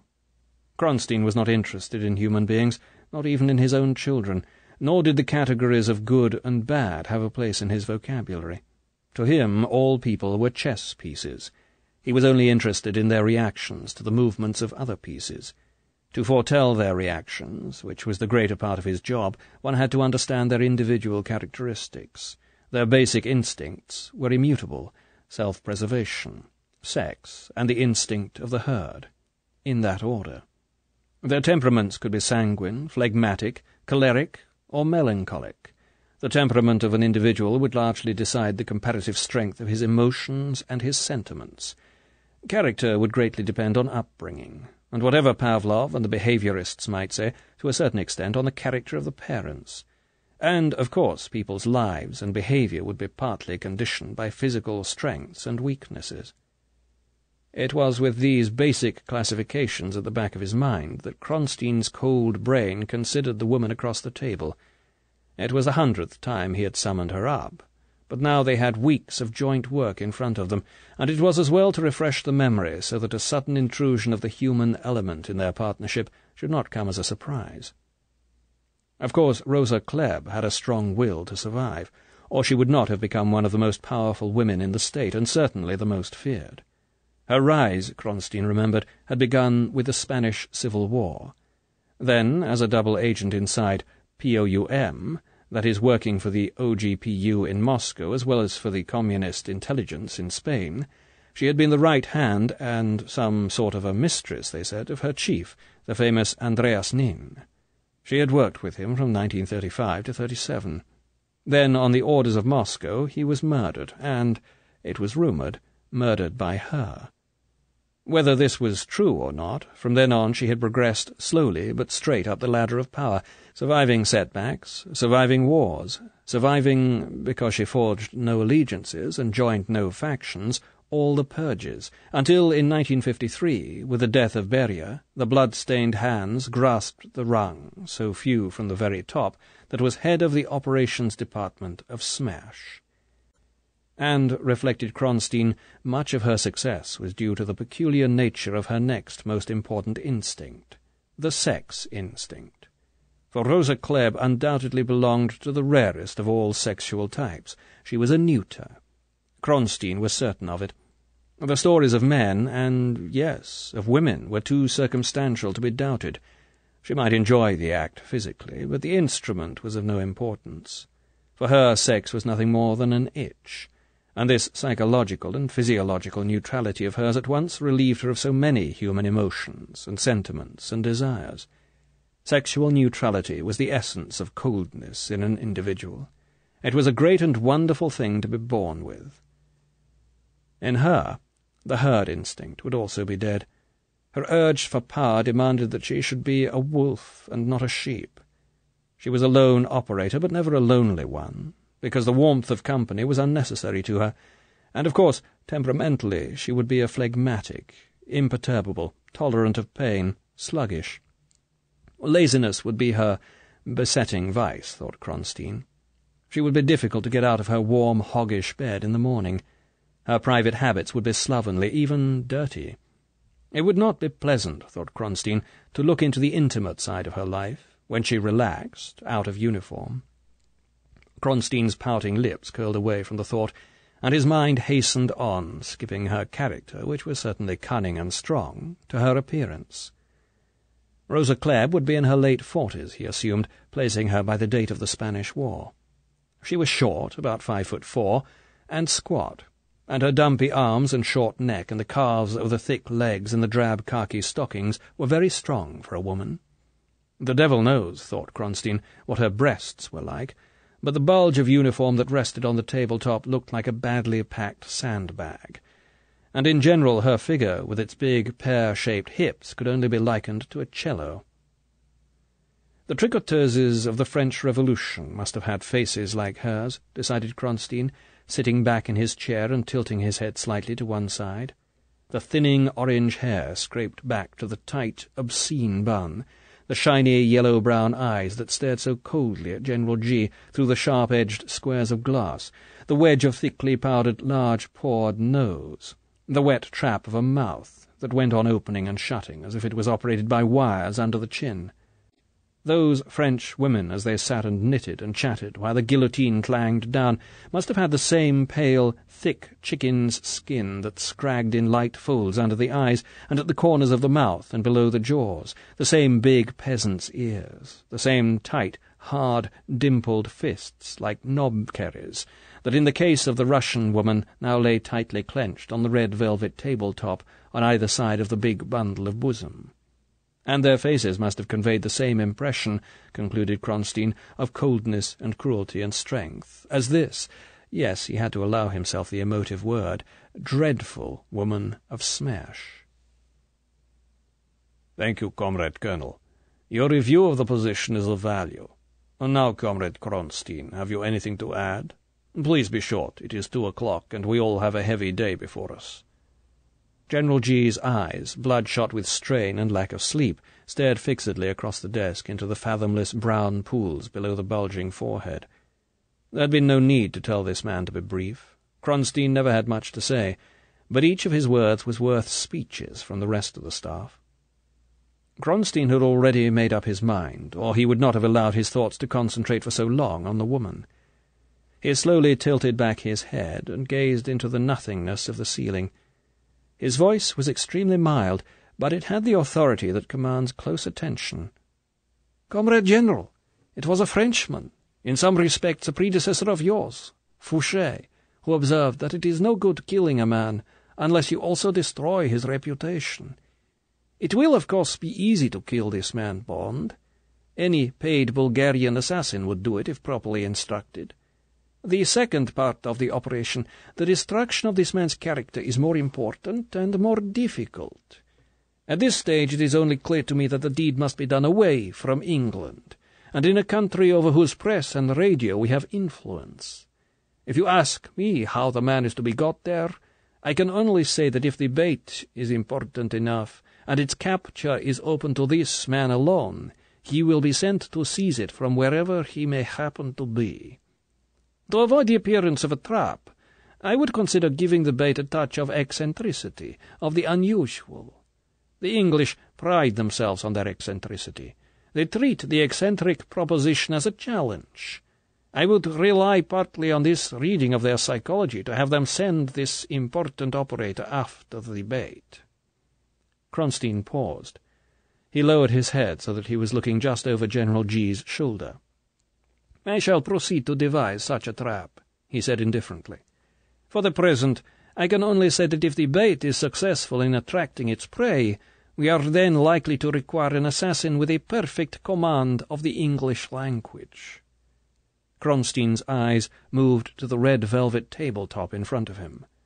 Thoughtfully, as if this was the kernel of the problem, he added, "We shall also require a reliable and extremely beautiful girl." Chapter 8. The Beautiful Lure. Sitting by the window of her one room and looking out at the serene June evening, at the first pink of the sunset reflected in the windows across the street, at the distant onion spire of a church that flamed like a torch above the ragged horizon of Moscow roofs, Corporal of State Security Tatiana Romanova thought that she was happier than she had ever been before. Her happiness was not romantic. It had nothing to do with the rapturous start to a love affair, those days and weeks before the first tiny tear clouds appear on the horizon.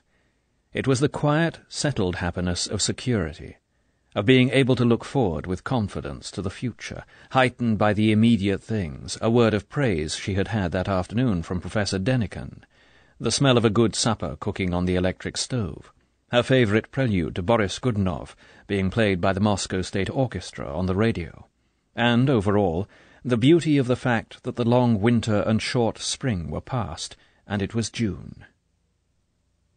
The room was a tiny box in the huge modern apartment building on the Sadovaya Chernogriaskaya Ulitsa that is the women's barracks of the state security departments. Built by prison labour and finished in 1939, the fine 8-story building contains 2,000 rooms, some, like hers, on the 3rd floor, nothing but square boxes with a telephone, hot and cold water, a single electric light, and a share of the central bathrooms and lavatories. Others on the 2 top floors consisting of 2- and 3-room flats with bathrooms. These were for high-ranking women. Graduation up the building was strictly by rank, and Corporal Romanova had to rise through sergeant, lieutenant, captain, major, and lieutenant colonel before she would reach the paradise of the 8th and colonel's floor. But heaven knew she was content enough with her present lot.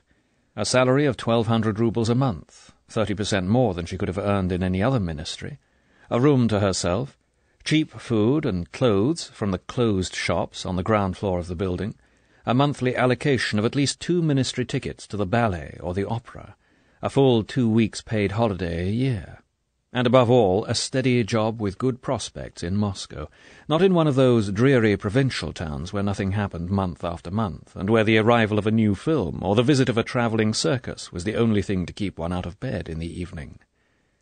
Of course you had to pay for being in the MGB. The uniform put you apart from the world. People were afraid, which didn't suit the nature of most girls, and you were confined to the society of other MGB girls and men, one of whom, when the time came, you would have to marry in order to stay with the ministry. And they worked like the devil, 8 to 6, 5.5 days a week, and only 40 minutes off for lunch in the canteen. But it was a good lunch, a real meal, and you could do with little supper and save up for the sable coat that would one day take the place of the well-worn Siberian fox. At the thought of her supper, Corporal Romanova left the chair by the window and went to examine the pot of thick soup, with a few shreds of meat and some powdered mushroom, that was to be her supper. It was nearly done and smelled delicious. She turned off the electricity and let the pot simmer while she washed and tidied, as years before she had been taught to do before meals. While she dried her hands, she examined herself in the big oval looking-glass over the washstand. One of her early boyfriends had said she looked like the young Greta Garbo. What nonsense. And yet tonight she did look rather well. Fine, dark brown silken hair brushed straight back from a tall brow and falling heavily down almost to the shoulders, there to curl slightly up at the ends. Garbo had once done her hair like that, and Corporal Romanova admitted to herself that she had copied it. A good, soft, pale skin with an ivory sheen at the cheekbones, wide apart, level eyes of the deepest blue under straight natural brows. She closed one eye after the other. Yes, her lashes were certainly long enough. A straight, rather imperious nose, and then the mouth. What about the mouth? Was it too broad? It must look terribly wide when she smiled. She smiled at herself in the mirror. Yes, it was wide. But then so had Garbo's been. At least the lips were full and finely etched. There was the hint of a smile at the corners. No one could say it was a cold mouth. And the oval of her face, was that too long? Was her chin a shade too sharp? She swung her head sideways to see it in profile. The heavy curtain of her hair swung forward and across her right eye, so that she had to brush it back. Well, the chin was pointed, but at least it wasn't sharp. She faced the mirror again and picked up a brush and started on the long, heavy hair. Greta Garbo. She was all right. Or so many men wouldn't tell her that she was, let alone the girls who were always coming to her for advice about their faces. But a film star, a famous one. She made a face at herself in the glass and went to eat her supper. In fact, Corporal Tatiana Romanova was a very beautiful girl indeed. Apart from her face, the tall, firm body moved particularly well. She had been a year in ballet school in Leningrad and had abandoned dancing as a career only when she grew an inch over the prescribed limit of 5'6". The school had taught her to hold herself well and to walk well, and she looked wonderfully healthy, thanks to her passion for figure skating, which she practiced all through the year at the Dynamo Ice Stadium, and which had already earned her a place on the first Dynamo women's team. Her arms and breasts were faultless. A purist would have disapproved of her behind. Its muscles were so hardened with exercise that it had lost the smooth, downward feminine sweep, and now, round at the back and flat and hard at the sides, it jutted like a man's. Corporal Romanova was admired far beyond the confines of the English translation section of the MGB Central Index. Everyone agreed that it would not be long before one of the senior officers came across her and peremptorily hauled her out of her modest section to make her his mistress, or, if absolutely necessary, his wife. The girl poured the thick soup into a small china bowl decorated with wolves chasing a galloping sleigh round the rim, broke some black bread into it and went and sat in her chair by the window, and ate it slowly with a nice shiny spoon she had slipped into her bag not many weeks before after a gay evening at the Hotel Moskva. When she had finished, she washed up and went back to her chair and lit the first cigarette of the day. No respectable girl in Russia smokes in public, except in a restaurant, and it would have meant instant dismissal if she had smoked at work. And listened impatiently to the whimpering discords of an orchestra from Turkmenistan. This dreadful oriental stuff they were always putting on to please the kulaks of one of those barbaric outlying states. Why couldn't they play something kulturny? Some of that modern jazz music, or something classical. This stuff was hideous. Worse, it was old-fashioned. The telephone rang harshly. She walked over and turned down the radio and picked up the receiver. "Corporal Romanova?" It was the voice of her dear Professor Denikin. But out of office hours he always called her Tatiana, or even Tanya. What did this mean? The girl was wide-eyed and tense. "Yes, Comrade Professor?" The voice at the other end sounded strange and cold. "In 15 minutes at 8:30 you are required for interview by Comrade Colonel Kleb of OTL 2. You will call on her in her apartment, number 1875, on the 8th floor of your building. Is that clear?" "But, Comrade, why? What is... The odd, strained voice of her beloved professor cut her short. "That is all, Comrade Corporal." The girl held the receiver away from her face. She stared at it with frenzied eyes, as if she could wring more words out of the circles of little holes in the black earpiece. "Hello? Hello?" The empty mouthpiece yawned at her. She realized that her hand and her forearm were aching with the strength of her grip. She bent slowly forward and put the receiver down on the cradle. She stood for a moment, frozen, gazing blindly at the black machine. Should she call him back? No, that was out of the question. He had spoken as he had because he knew, and she knew, that every call in and out of the building was listened to or recorded. That was why he had not wasted a word. This was a state matter. With a message of this sort, you got rid of it as quickly as you could, in as few words as possible, and wiped your hands of it. You had got the dreadful card out of your hand. You had passed the Queen of Spades to someone else. Your hands were clean again. The girl put her knuckles up to her open mouth and bit on them, staring at the telephone. What did they want her for? What had she done? Desperately she cast her mind back, scrabbling through the days, the months, the years. Had she made some terrible mistake in her work, and they had just discovered it? Had she made some remark against the state, some joke that had been reported back? That was always possible. But which remark? When? If it had been a bad remark, she would have felt a twinge of guilt or fear at the time. Her conscience was clear. Or was it? Suddenly she remembered. What about the spoon she had stolen? Was it that? Government property. She would throw it out of the window, now, far to one side or the other. But no, it couldn't be that. That was too small. She shrugged her shoulders resignedly, and her hand dropped to her side.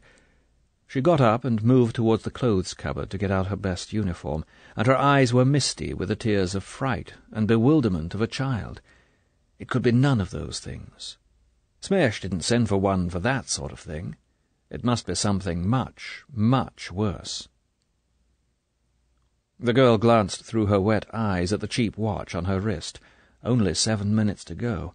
A new panic seized her. She brushed her forearm across her eyes and grabbed down her parade uniform. On top of it all, whatever it was, to be late. She tore at the buttons of her white cotton blouse. As she dressed and washed her face and brushed her hair, her mind went on probing at the evil mystery, like an inquisitive child poking into a snake's hole with a stick. From whatever angle she explored the hole, there came an angry hiss. Leaving out the nature of her guilt, contact with any tentacle of Smash was unspeakable. The very name of the organization was abhorred and avoided. Smash. Smiert spionam. Death to spies. It was an obscene word.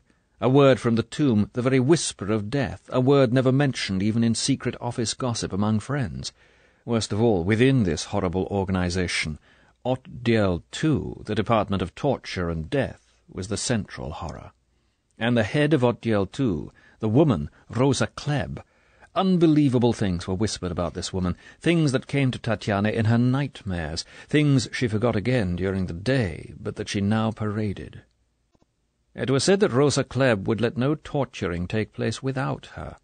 There was a blood-spattered smock in her office, and a low camp stool, and they said that when she was seen scurrying through the basement passages dressed in the smock and with the stool in her hand, the word would go round, and even the workers in Smash would hush their words and bend low over their papers, perhaps even cross their fingers in their pockets, until she was reported back in her room.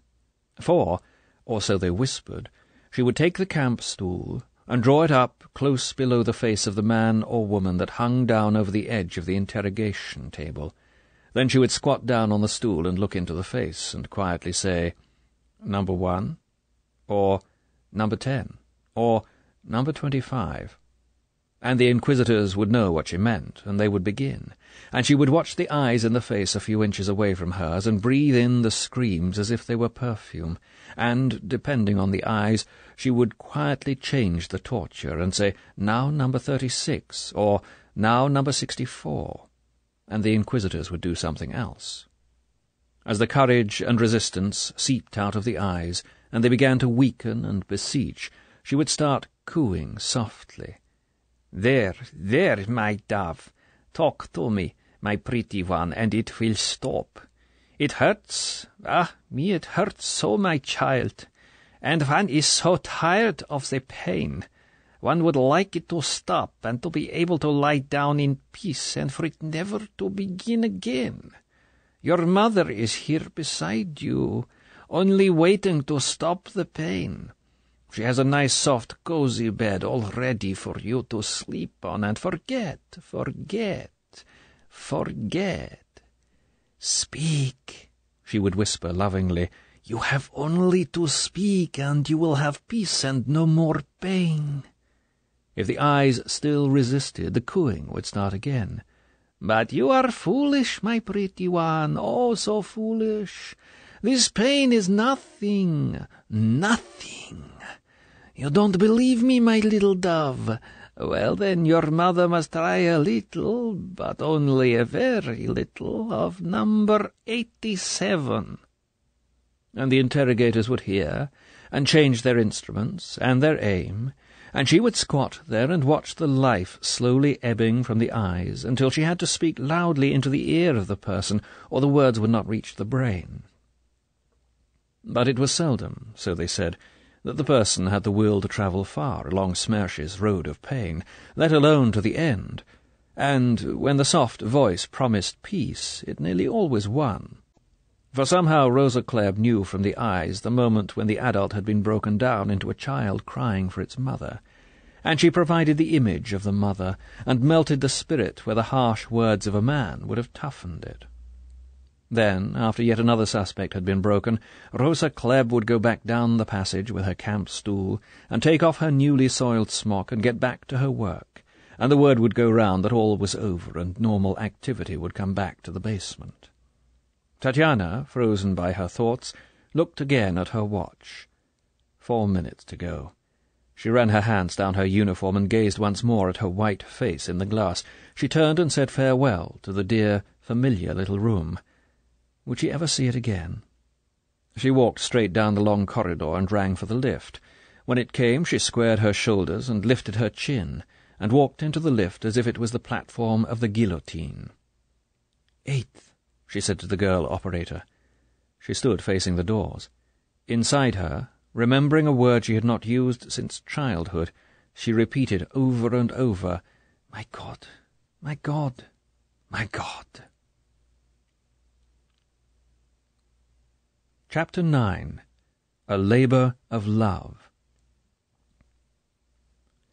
Outside the anonymous, cream-painted door, Tatiana already smelled the inside of the room. When the voice told her curtly to come in and she opened the door, it was the smell that filled her mind while she stood and stared into the eyes of the woman who sat behind the round table under the centre light. It was the smell of the metro on a hot evening, cheap scent concealing animal odours. People in Russia soak themselves in scent, whether they have had a bath or not, but mostly when they have not, and healthy, clean girls like Tatiana always walk home from the office unless the rain or the snow is too bad, so as to avoid the stench in the trains and the metro. Now Tatiana was in a bath of the smell. Her nostrils twitched with disgust. It was her disgust and her contempt for a person who could live in the middle of such a smell that helped her to look down into the yellowish eyes that stared at her through the square glass panes. Nothing could be read in them. They were receiving eyes, not giving eyes. They slowly moved all over her, like camera lenses, taking her in. Colonel Klebb spoke. "You are a fine-looking girl, Comrade Corporal. Walk across the room and back." What were these honeyed words? Taught with a new fear of the notorious personal habits of the woman, Tatiana did as she was told. "Take your jacket off. Put it down on the chair. Raise your hands above your head. Higher. Now bend and touch your toes. Upright. Good. Sit down." The woman spoke like a doctor. She gestured to the chair across the table from her. Her staring, probing eyes hooded themselves as they bent over the file on the table. It must be my Zabiska, thought Tatiana. How interesting to see the actual instrument that ordered the whole of one's life. How thick it was. Nearly 2 inches thick. What could be on all those pages? She looked across at the open folder with wide, fascinated eyes. Colonel Klebb riffled through the last pages and shut down the cover. The cover was orange, with a diagonal black stripe. What did those colours signify? The woman looked up. Somehow Tatiana managed to look bravely back. "Comrade Corporal Romanov." It was the voice of authority, of the senior officer. "I have good reports of your work. Your record is excellent, both in your duties and in sport. The state is pleased with you." Tatiana could not believe her ears. She felt faint with reaction. She blushed to the roots of her hair and then turned pale. She put out a hand to the table edge. She stammered in a weak voice, "I am grateful, Comrade Colonel." "Because of your excellent services, you have been singled out for a most important assignment. This is a great honor for you. Do you understand?" Whatever it was better than what might have been. "Yes, indeed, Comrade Colonel." "This assignment carries much responsibility. It bears a higher rank. I congratulate you on your promotion, Comrade Corporal, on completion of the assignment, to the rank of Captain of State Security." This was unheard of for a girl of 24. Tatiana sensed danger. She stiffened like an animal who sees the steel jaws beneath the meat. "I am deeply honoured, Comrade Colonel." She was unable to keep the wariness out of her voice. Rosa Klebb grunted noncommittally. She knew exactly what the girl must have thought when she got the summons. The effect of her kindly reception, her shock of relief at the good news, her reawakening fears had been transparent. This was a beautiful, guileless, innocent girl. Just what the conspiratsia demanded. Now she must be loosened up. "My dear," she said smoothly, "how remiss of me. This promotion should be celebrated in a glass of wine. You must not think we senior officers are inhuman. We will drink together. It will be a good excuse to open a bottle of French champagne." This book is continued on Disc 3. From Russia with Love, by Ian Fleming, continued. Disc 3. "My dear," she said smoothly, "how remiss of me. This promotion should be celebrated in a glass of wine. You must not think we senior officers are inhuman. We will drink together. It will be a good excuse to open a bottle of French champagne." Rosa Klebb got up and went over to the sideboard where her Batman had laid out what she had ordered. "Try one of these chocolates while I wrestle with the cork. It is never easy getting out champagne corks. We girls really need a man to help us with that sort of work, don't we?" The ghastly prattle went on as she put a spectacular box of chocolates in front of Tatiana. She went back to the sideboard. "They're from Switzerland, the very best. The soft centres are the round ones, the hard ones are square." Tatiana murmured her thanks. She reached out and chose a round one. It would be easier to swallow. Her mouth was dry with fear of the moment when she would finally see the trap and feel it snap round her neck. It must be something dreadful to need to be concealed under all this play-acting. The bite of chocolate stuck in her mouth like chewing gum. Mercifully, the glass of champagne was thrust into her hand. Rosa Klebb stood over her. She lifted her glass merrily. "Za vaše zdarovye, Comrade Tatiana, and my warmest congratulations." Tatiana stitched a ghastly smile on her face. She picked up her glass and gave a little bow. "Za vaše zdarovye, Comrade Colonel." She drained the glass, as is the custom in Russian drinking, and put it down in front of her. Rosa Klebb immediately filled it again, slopping some over the tabletop. "And now to the health of your new department, comrade." She raised her glass. The sugary smile tightened as she watched the girl's reactions. "To smash!" Numbly, Tatiana got to her feet. She picked up the full glass. "To smash!" The word scarcely came out. She choked on the champagne and had to take 2 gulps. She sat heavily down. Rosa Klebb gave her no time for reflection. She sat down opposite and laid her hands flat on the table. "And now to business, comrade." Authority was back in the voice. "There is much work to be done." She leaned forward. "Have you ever wished to live abroad, comrade, in a foreign country?"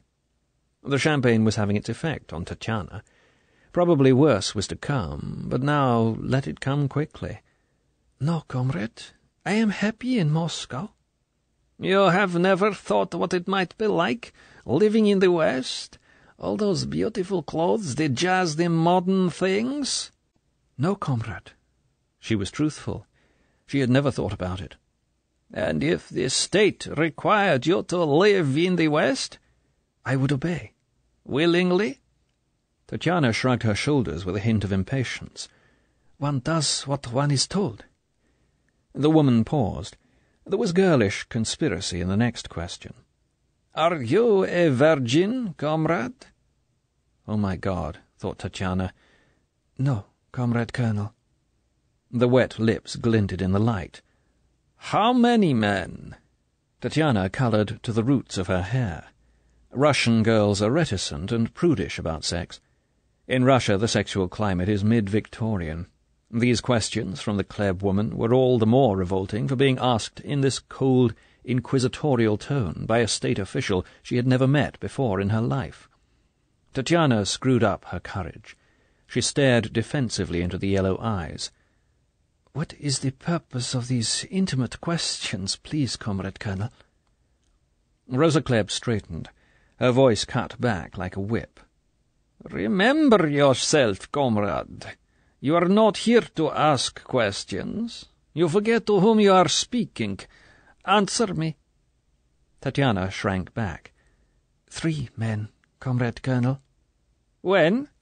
And how old were you?"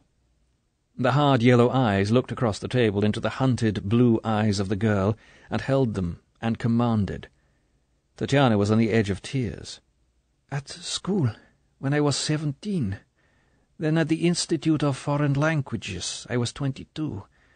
Then last year, I was 23. It was a friend I met skating." "Their names, please, comrade." Rosa Kleb picked up a pencil and pulled a scribbling pad towards her. Tatiana covered her face with her hands and burst into tears. "No," she cried between her sobs. "No, never. Whatever you do to me, you have no right." "Stop that nonsense!" The voice was a hiss. "In 5 minutes I could have those names from you, or anything else I wish to know. You are playing a dangerous game with me, comrade. My patience will not last forever." Rosa Kleb paused. She was being too rough. "For the moment we will pass on. Tomorrow you will give me the names. No harm will come to these men. They will be asked 1 or 2 questions about you. Simple technical questions, that is all. Now sit up and dry your tears. We cannot have any more of this foolishness." Rosa Kleb got up and came round the table. She stood looking down at Tatiana. The voice became oily and smooth. Come, my dear. You must trust me. Your little secrets are safe with me. Here, drink some more champagne and forget this little unpleasantness. We must be friends. We have work to do together. You must learn, my dear Tanya, to treat me as you would your mother. Here, drink this down." Tatiana pulled a handkerchief out of the waistband of her skirt and dabbed at her eyes. She reached out a trembling hand for the glass of champagne and sipped at it with bowed head. "Drink it down, my dear." Rosa Kleb stood over the girl like some dreadful mother duck, clucking encouragement. Obediently, Tatiana emptied the glass.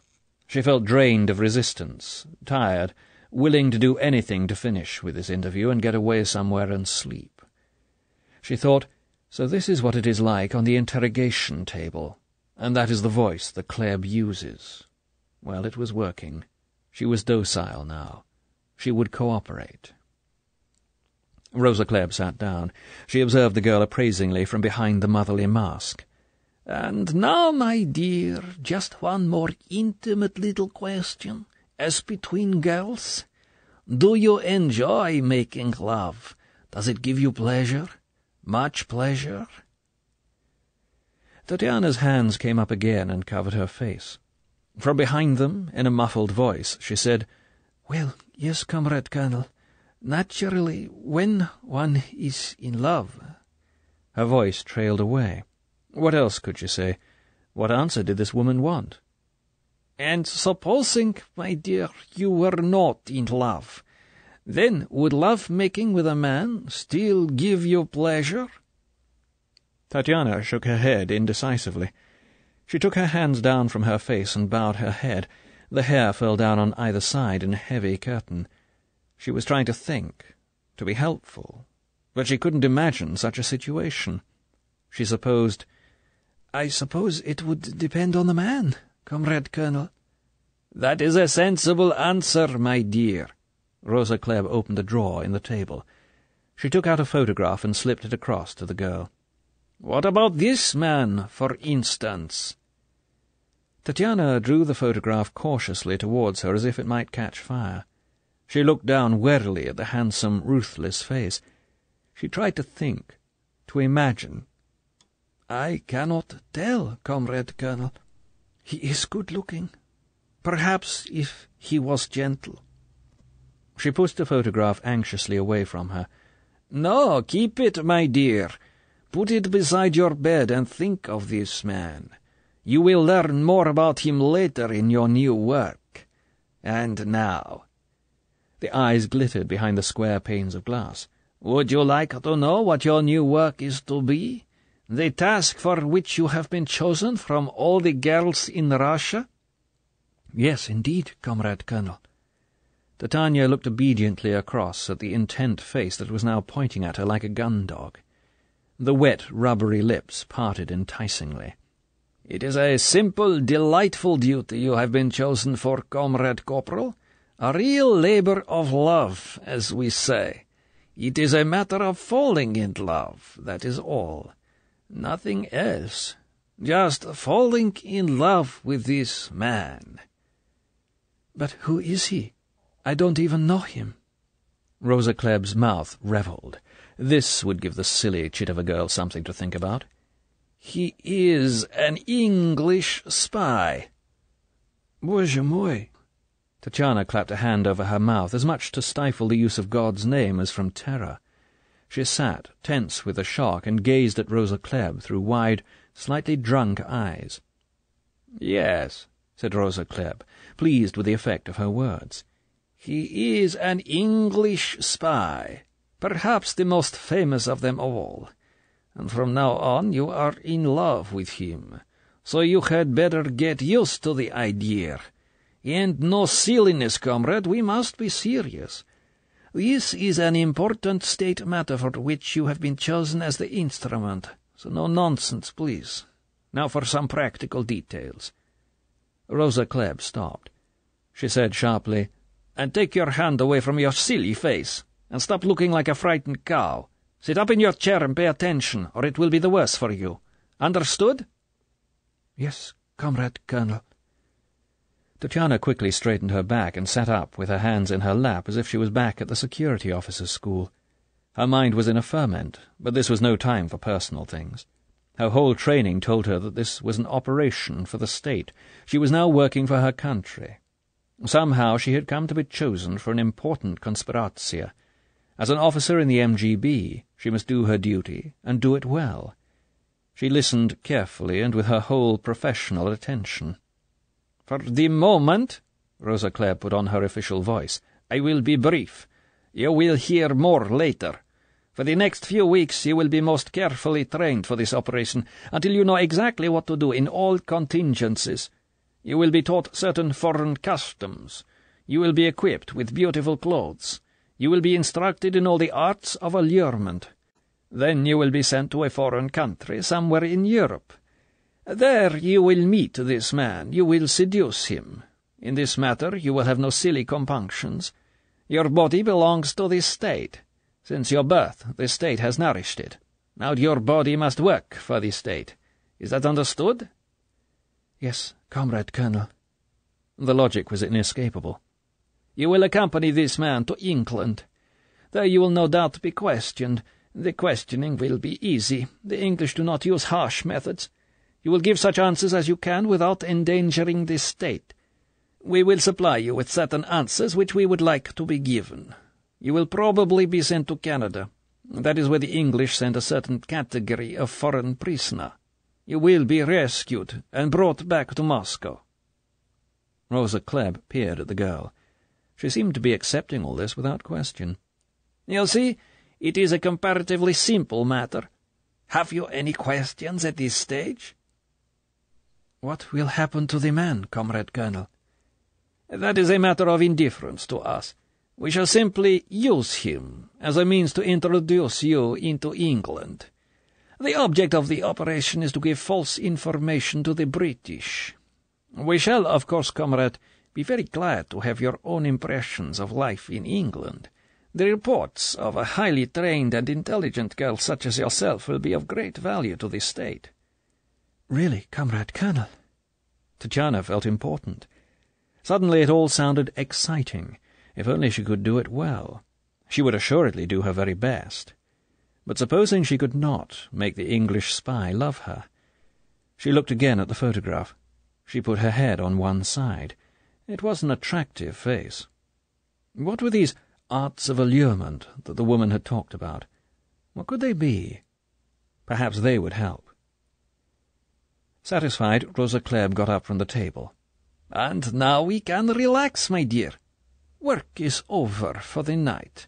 I will go and tidy up, and we will have a friendly chat together. I shan't be a moment. Eat up those chocolates, or they will go to waste." Rosa Klebb made a vague gesture of the hand and disappeared with a preoccupied look into the next room. Tatiana sat back in her chair. So that was what it was all about. It really wasn't so bad after all. What a relief. And what an honour to have been chosen. How silly to have been so frightened. Naturally, the great leaders of the state would not allow harm to come to an innocent citizen who worked hard and had no black marks on her zapiska. Suddenly she felt immensely grateful to the father figure that was the state, and proud that she would now have a chance to repay some of her debt. Even the Klebb woman wasn't really so bad after all. Tatiana was still cheerfully reviewing the situation when the bedroom door opened and the Klebb woman appeared in the opening.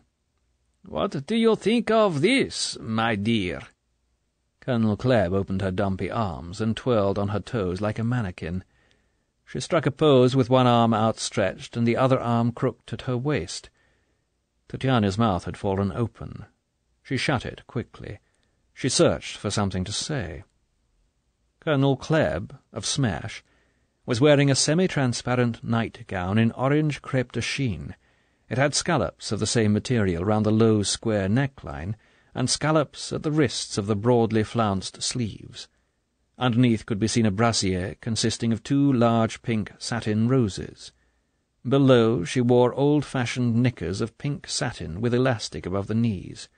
One dimpled knee, like a yellowish coconut, appeared thrust forward beneath the half-open folds of the nightgown in the classic stance of the modeller. The feet were enclosed in pink satin slippers with pompons of ostrich feathers. Rosa Klebb had taken off her spectacles, and her naked face was now thick with mascara and rouge and lipstick. She looked like the oldest and ugliest whore in the world. Tatiana stammered. "It's very pretty." "Isn't it?" twittered the woman. She went over to a broad couch in the corner of the room. It was covered with a garish piece of peasant tapestry. At the back, against the wall, were rather grimy satin cushions in pastel colours. With a squeak of pleasure, Rosa Klebb threw herself down in the caricature of a Recamier pose. She reached up an arm and turned on a pink, shaded table lamp whose stem was a naked woman in sham Lalique glass. She patted the couch beside her. "Turn out the top light, my dear. The switch is by the door. Then come and sit beside me. We must get to know each other better." Tatiana walked to the door. She switched off the top light. Her hand dropped decisively to the doorknob. She turned it and opened the door and stepped coolly out into the corridor. Suddenly her nerve broke. She banged the door shut behind her and ran wildly off down the corridor with her hands over her ears against the pursuing scream that never came. Chapter 10. The Fuse Burns. It was the morning of the next day. Colonel Klebb sat at her desk in the roomy office that was her headquarters in the underground basement of Smash. It was more an operations room than an office. One wall was completely papered with a map of the Western Hemisphere. The opposite wall was covered with the Eastern Hemisphere. Behind her desk, and within reach of her left hand, a telecrypton occasionally chattered out a signal en clair, duplicating another machine in the cipher department under the tall radio masts on the roof of the building. From time to time, when Colonel Klebb thought of it, she tore off the lengthening strip of tape and read through the signals. This was a formality. If anything important happened, her telephone would ring. Every agent of Smash throughout the world was controlled from this room, and it was a vigilant and iron control. The heavy face looked sullen and dissipated. The chicken skin under the eyes was pouched, and the whites of the eyes were veined with red. One of the 3 telephones at her side purred softly. She picked up the receiver. "Send him in." She turned to Kronstein, who sat picking his teeth thoughtfully with an opened paperclip in an armchair up against the left-hand wall under the toe of Africa. "Granitsky." Kronstein slowly turned his head and looked at the door. Red Grant came in and closed the door softly behind him. He walked up to the desk and stood looking down, obediently, almost hungrily, into the eyes of his commanding officer. Kronstein thought that he looked like a powerful mastiff, waiting to be fed. Rosa Klebb surveyed him coldly. "Are you fit and ready for work?" "Yes, Comrade Colonel." "Let's have a look at you. Take off your clothes." Red Grant showed no surprise. He took off his coat, and after looking around for somewhere to put it, dropped it on the floor. Then, unself-consciously, he took off the rest of his clothes and kicked off his shoes. The great red-brown body with its golden hair lit up the drab room. Grant stood relaxed, his hands held loosely at his sides and one knee bent slightly forward, as if he was posing for an art class. Rosa Klebb got to her feet and came round the desk. She studied the body minutely, prodding here, feeling there, as if she was buying a horse. She went behind the man and continued her minute inspection. Before she came back in front of him, Kronstein saw her slip something out of her jacket pocket and fit it into her hand. There was a glint of metal. The woman came round and stood close up to the man's gleaming stomach, her right arm behind her back. She held his eyes in hers. Suddenly, with terrific speed and the whole weight of her shoulder behind the blow, she whipped her right fist, loaded with a heavy brass knuckle-duster, round and exactly into the solar plexus of the man. Whack! Grant let out a snort of surprise and pain. His knees gave slightly and then straightened. For a flash the eyes closed tight with agony. Then they opened again, and glared redly down into the cold yellow probing eyes behind the square glasses. Apart from an angry flush on the skin just below the breastbone, Grant showed no ill effects from a blow that would have sent any normal man writhing to the ground. Rosa Klebb smiled grimly.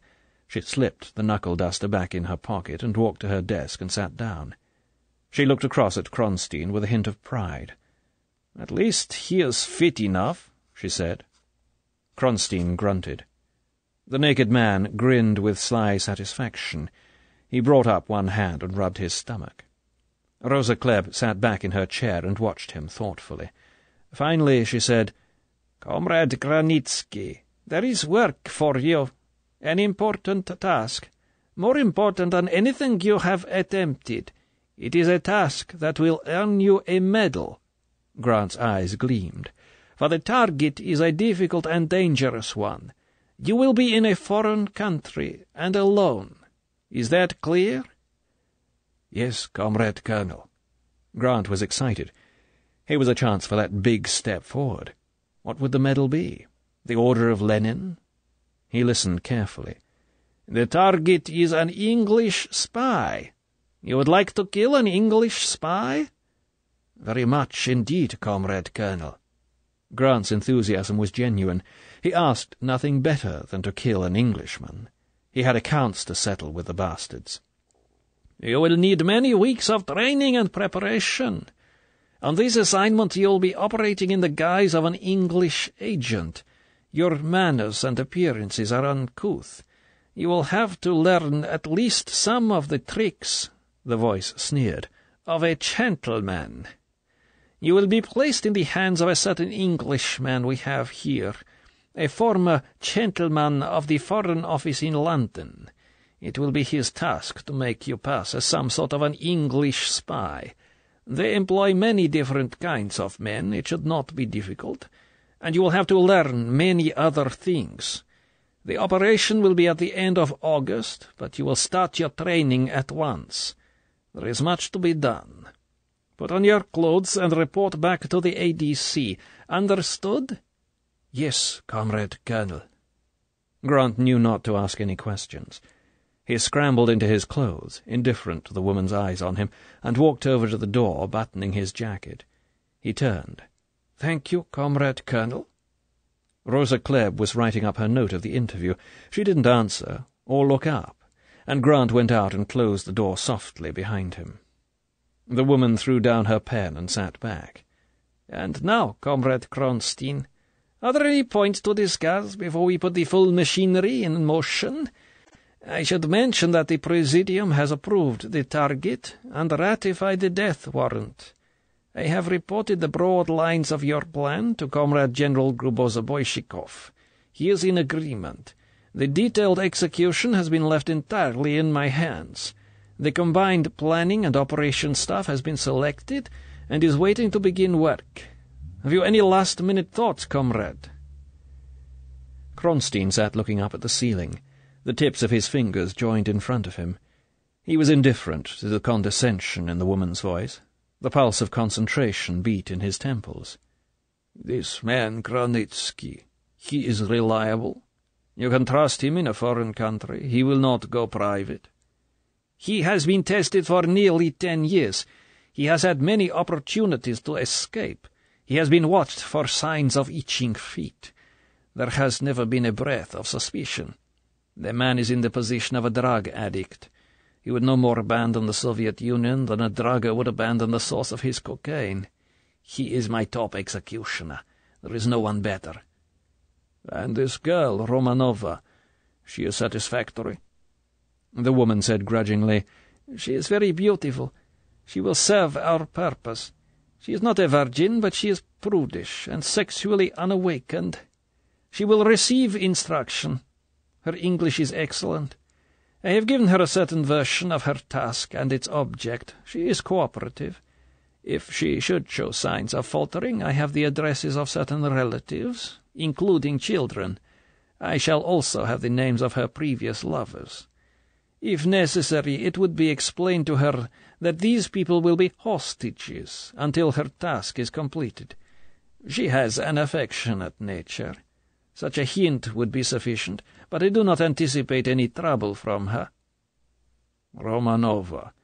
That is the name of a buvshi, of one of the former people. It seems odd to be using a Romanov for such a delicate task." "Her grandparents were distantly related to the imperial family, but she does not frequent buvshi circles. Anyway, all our grandparents were former people. There is nothing one can do about it." "Our grandparents were not called Romanov," said Kronstein dryly. "However, so long as you are satisfied—" He reflected a moment. "And this man Bond, have we discovered his whereabouts?" "Yes. The MGP English network reports him in London. During the day he goes to his headquarters. At night he sleeps in his flat in a district of London called Chelsea." "That is good. Let us hope he stays there for the next few weeks. That will mean that he is not engaged on some operation.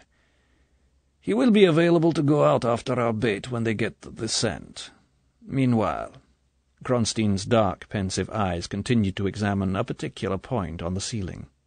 "I have been studying the suitability of centers abroad. I have decided on Istanbul for the first contact. We have a good apparat there. The Secret Service has only a small station. The head of this station is reported to be a good man. He will be liquidated. The centre is conveniently placed for us, with short lines of communication with Bulgaria and the Black Sea. It is relatively far from London. I am working out details of the point of assassination and the means of getting this Bond there after he has contacted the girl. It will be either in France or very near it. We have excellent leverage on the French press. They will make the most of this kind of story, with its sensational disclosures of sex and espionage. It also remains to be decided when Granitsky shall enter the picture. These are minor details. We must choose the cameramen and the other operatives and move them quietly into Istanbul. There must be no crowding of our apparat there, no congestion, no unusual activity. We will warn all departments that wireless traffic with Turkey is to be kept absolutely normal, before and during the operation. We don't want the British interceptors smelling a rat. The Cipher Department has agreed that there is no security objection to handing over the outer case of a Spectre machine. That will be attractive. The machine will go to the Special Devices section. They will handle its preparation. Kronstein stopped talking. His gaze slowly came down from the ceiling. He rose thoughtfully to his feet. He looked across and into the watchful, intent eyes of the woman. "I can think of nothing else at the moment, comrade," he said. "Many details will come up and have to be settled from day to day, but I think the operation can safely begin." "I agree, comrade. The matter can now go forward. I will issue the necessary directives." The harsh, authoritative voice unbent. "I am grateful for your cooperation." Kronstein lowered his head 1 inch in acknowledgment. He turned and walked softly out of the room. In the silence, the telecrypton gave a warning ping and started up its mechanical chatter. Rosa Klebb stirred in her chair and reached for one of the telephones. She dialed a number. "Operations room," said a man's voice. Rosa Klebb's pale eyes, gazing out across the room, lit on the pink shape on the wall map that was England. Her wet lips parted. "Colonel Klebb speaking. The conspiratia against the English spy Bond. The operation will commence forthwith." Part 2. The Execution. Chapter 11. The Soft Life.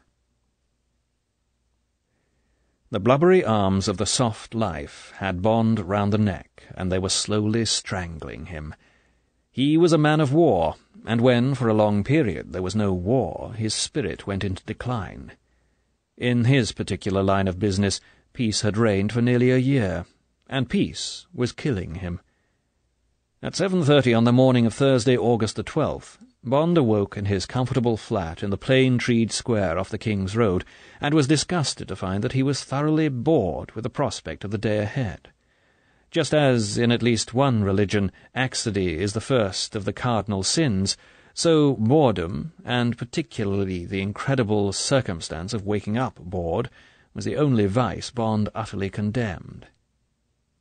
Bond reached out and gave 2 rings on the bell to show May, his treasured Scottish housekeeper, that he was ready for breakfast. Then he abruptly flung the single sheet off his naked body and swung his feet to the floor. There was only one way to deal with boredom: kick oneself out of it. Bond went down on his hands and did 20 slow press-ups, lingering over each one so that his muscles had no rest. When his arms could stand the pain no longer, he rolled over on his back and, with his hands at his sides, did the straight leg lift until his stomach muscles screamed. He got to his feet and, after touching his toes 20 times, went over to arm and chest exercises, combined with deep breathing until he was dizzy. Panting with the exertion, he went into the big white-tiled bathroom and stood in the glass shower cabinet under very hot and then cold, hissing water for 5 minutes. At last, after shaving and putting on a sleeveless dark blue Sea Island cotton shirt and navy blue tropical worsted trousers, he slipped his bare feet into black leather sandals and went through the bedroom into the long, big-windowed sitting-room, with the satisfaction of having sweated his boredom at any rate for the time being, out of his body. May, an elderly Scotswoman with iron-grey hair and a handsome closed face, came in with the tray and put it on the table in the bay window, together with the Times, the only paper Bond ever read. Bond wished her good morning and sat down to breakfast. "Good mornings." To Bond, one of May's endearing qualities was that she would call no man Sir except, Bond had teased her about it years before, English kings and Winston Churchill. As a mark of exceptional regard, she accorded Bond an occasional hint of an S at the end of a word. She stood by the table, while Bond folded his paper to the centre news page. "Yon man was here again last night about the television." "What man was that?" Bond looked along the headlines. "Yon man that's always coming. 6 times he's been here pestering me since June. After what I said to him the first time about the sinful thing, you'd think he'd give up trying to sell us one. By hire purchase, too, if you please." Persistent chaps, these salesmen. Bond put down his paper and reached for the coffee-pot. "I gave him a right piece of my mind last night, disturbing folk at their supper. Asked him if he'd got any papers, anything to show who he was." "I expect that fixed him." Bond filled his large coffee-cup to the brim with black coffee. "Not a bit of it. Flourished his union card. Said he had every right to earn his living. Electricians' union it was, too. They're the communist one, aren't they?" "Yes, that's right," said Bond vaguely. His mind sharpened. Was it possible they could be keeping an eye on him? He took a sip of the coffee and put the cup down. "Exactly what did this man say, May?" he asked, keeping his voice indifferent, but looking up at her. "He said he's selling television sets on commission in his spare time, and are we sure we don't want one? He says we're one of the only folk in the square that haven't got one. Sees there isn't one of these aerial things on the house, I dare say. He's always saying if you're at home so that he can have a word with you about it. Fancy his cheek. I'm surprised he hasn't thought to catch you coming in or going out. He's always asking if I'm expecting you home. Naturally, I don't tell him anything about your movements. A respectable, quiet-spoken body, if he wasn't so persistent." Could be, thought Bond. There are many ways of checking up whether the owner's at home or away. A servant's appearance and reactions, a glance through the open door. "Well, you're wasting your time because he's away," would be the obvious reaction if the flat was empty. Should he tell the security section? Bond shrugged his shoulders irritably. What the hell? There was probably nothing in it. Why would they be interested in him? And if there was something in it, security was quite capable of making him change his flat. "I expect you frightened him away this time." Bond smiled up at May. "I should think you've heard the last of him." "Yes," said May doubtfully. At any rate, she had carried out her orders to tell him if she saw anyone hanging about the place. She bustled off with a whisper of the old-fashioned black uniform she persisted in wearing even in the heat of August. Bond went back to his breakfast. Normally it was little straws in the wind like this that would start an intuitive ticking in his mind, and on other days he would not have been happy until he had solved the problem of the man from the Communist Union who kept on coming to the house. Now, from months of idleness and disuse, the sword was rusty in the scabbard, and Bond's mental guard was down. Breakfast was Bond's favourite meal of the day. When he was stationed in London it was always the same. It consisted of very strong coffee from De Bry in New Oxford Street, brewed in an American Chemex, of which he drank 2 large cups, black and without sugar. The single egg in the dark blue egg cup, with a gold ring round the top, was boiled for 3 1/3 minutes. It was a very fresh, speckled brown egg from French Marron's hens owned by some friend of May in the country. Bond disliked white eggs, and faddish as he was in many small things, it amused him to maintain that there was such a thing as the perfect boiled egg. Then there were 2 thick slices of whole-wheat toast, a large pat of deep yellow Jersey butter, and 3 squat glass jars containing Tiptree Little Scarlet Strawberry Jam, Cooper's Vintage Oxford Marmalade, and Norwegian Heather Honey from Fortnum's. The coffee-pot and the silver on the tray were Queen Anne, and the china was Minton, of the same dark blue and gold and white as the egg-cup. That morning, while Bond finished his breakfast with honey, he pinpointed the immediate cause of his lethargy and of his low spirits. To begin with, Tiffany Case. His love for so many happy months had left him, and after final, painful weeks during which he had withdrawn to an hotel, had sailed for America at the end of July. He missed her badly, and his mind still sheared away from the thought of her. And it was August, and London was hot and stale. He was due for leave, but he had not the energy or the desire to go off alone, or to try and find some temporary replacement for Tiffany to go with him. So he had stayed on in the half-empty headquarters of the Secret Service, grinding away at the old routines, snapping at his secretary, and rasping at his colleagues. Even M had finally got impatient with the surly, caged tiger on the floor below, and on Monday of this particular week he had sent Bond a sharp note, appointing him to a committee of inquiry under Paymaster Captain Troop. The note said that it was time Bond, as a senior officer in the service, took a hand in major administrative problems. Anyway, there was no one else available. Headquarters were short-handed, and the 00 section was quiescent. Bond would pray report that afternoon at 2:30 to room 412. It was Troop, reflected Bond as he lit his first cigarette of the day, who was the most nagging and immediate cause of his discontent. In every large business there is one man who is the office tyrant and bugbear, and who is cordially disliked by all the staff. This individual performs an unconsciously important role by acting as a kind of lightning conductor for the usual office hates and fears. In fact, he reduces their disruptive influence by providing them with a common target. The man is usually the general manager, or the head of admin. He is that indispensable man who is a watchdog over the small things: petty cash, heat and light, towels and soap in the lavatories, stationery supplies, the canteen, the holiday rota, the punctuality of the staff. He is the one man who has real impact on the office comforts and amenities, and whose authority extends into the privacy and personal habits of the men and women of the organization. To want such a job, and to have the necessary qualifications for it, the man must have exactly those qualities which irritate and abrade. He must be parsimonious, observant, prying, and meticulous, and he must be a strong disciplinarian and indifferent to opinion. He must be a little dictator. In all well-run businesses there is such a man. In the Secret Service it is Paymaster Captain Troop, R.N. retired, head of admin, whose job it is, in his own words, to keep the place ship-shape and Bristol fashion.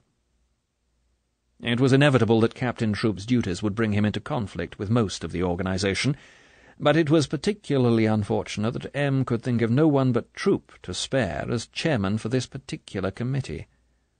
For this was yet one more of those committees of inquiry dealing with the delicate intricacies of the Burgess and Maclean case, and with the lessons that could be learned from it. M had dreamed it up, 5 years after he had closed his own particular file on that case, purely as a sop to the Privy Council inquiry into the secret services which the Prime Minister had ordered in 1955. And once Bond had got into a hopeless wrangle with Troop over the employment of intellectuals in the Secret Service. Perversely, and knowing it would annoy, Bond had put forward the proposition that if MI5 and the Secret Service were to concern themselves seriously with the atom-age intellectual spy, they must employ a certain number of intellectuals to counter them. "Retired officers of the Indian Army," Bond had pronounced, "can't possibly understand the thought processes of a Burgess or a Maclean. They won't even know such people exist, let alone be in a position to frequent their cliques and get to know their friends and their secrets. Once Burgess and Maclean went to Russia, the only way to make contact with them again, and perhaps, when they got tired of Russia, turn them into double agents against the Russians, would have been to send their closest friends to Moscow and Prague and Budapest, with orders to wait until one of these chaps crept out of the masonry and made contact. And one of them, probably Burgess, would have been driven to make contact by his loneliness, and by his ache to tell his story to someone. But they certainly wouldn't take the risk of revealing themselves to some man with a trench coat and a cavalry moustache and a beta-minus mind." "Oh, really?" Troop had said with icy calm. "So you suggest we should staff the organization with long-haired perverts? That's quite an original notion. I thought we were all agreed that homosexuals were about the worst security risk there is. I can't see the Americans handing over many atom secrets to a lot of pansies soaked in scent. All intellectuals aren't homosexual, and many of them are bald. I'm just saying that—" And so the argument had gone on intermittently through the hearings of the past 3 days, and the other committee members had ranged themselves more or less with troop. Now, today, they had to draw up their recommendations, and Bond was wondering whether to take the unpopular step of entering a minority report. How seriously did he feel about the whole question? Bond wondered as, at 9 o'clock, he walked out of his flat and down the steps to his car. Was he just being petty and obstinate? Had he constituted himself into a one-man opposition only to give his teeth something to bite into? Was he so bored that he could find nothing better to do than make a nuisance of himself inside his own organization? Bond couldn't make up his mind. He felt restless and indecisive, and behind it all there was a nagging disquiet he couldn't put his finger on. As he pressed the self-starter, and the twin exhausts of the Bentley woke to their fluttering growl, a curious bastard quotation slipped from nowhere into Bond's mind. "Those whom the gods wish to destroy, they first make bored." Chapter 12. A Piece of Cake. As it turned out, Bond never had to make a decision on the committee's final report. He had complimented his secretary on a new summer frock, and was halfway through the file of signals that had come in during the night, when the red telephone that could only mean M, or his chief of staff, gave its soft, peremptory burr. Bond picked up the receiver. 007? "Can you come up?" It was the chief of staff. M? "Yes, and it looks like a long session. I've told Troop you won't be able to make the committee." Any idea what it's about? The chief of staff chuckled. "Well, I have, as a matter of fact, but you'd better hear about it from him. It'll make you sit up. There's quite a swerve on this one." As Bond put on his coat and went out into the corridor, banging the door behind him, he had a feeling of certainty that the starter's gun had fired and that the dog days had come to an end. Even the ride up to the top floor in the lift, and the walk down the long, quiet corridor to the door of M's staff office seemed to be charged with the significance of all those other occasions when the bell of the red telephone had been the signal that had fired him like a loaded projectile across the world towards some distant target of M's choosing.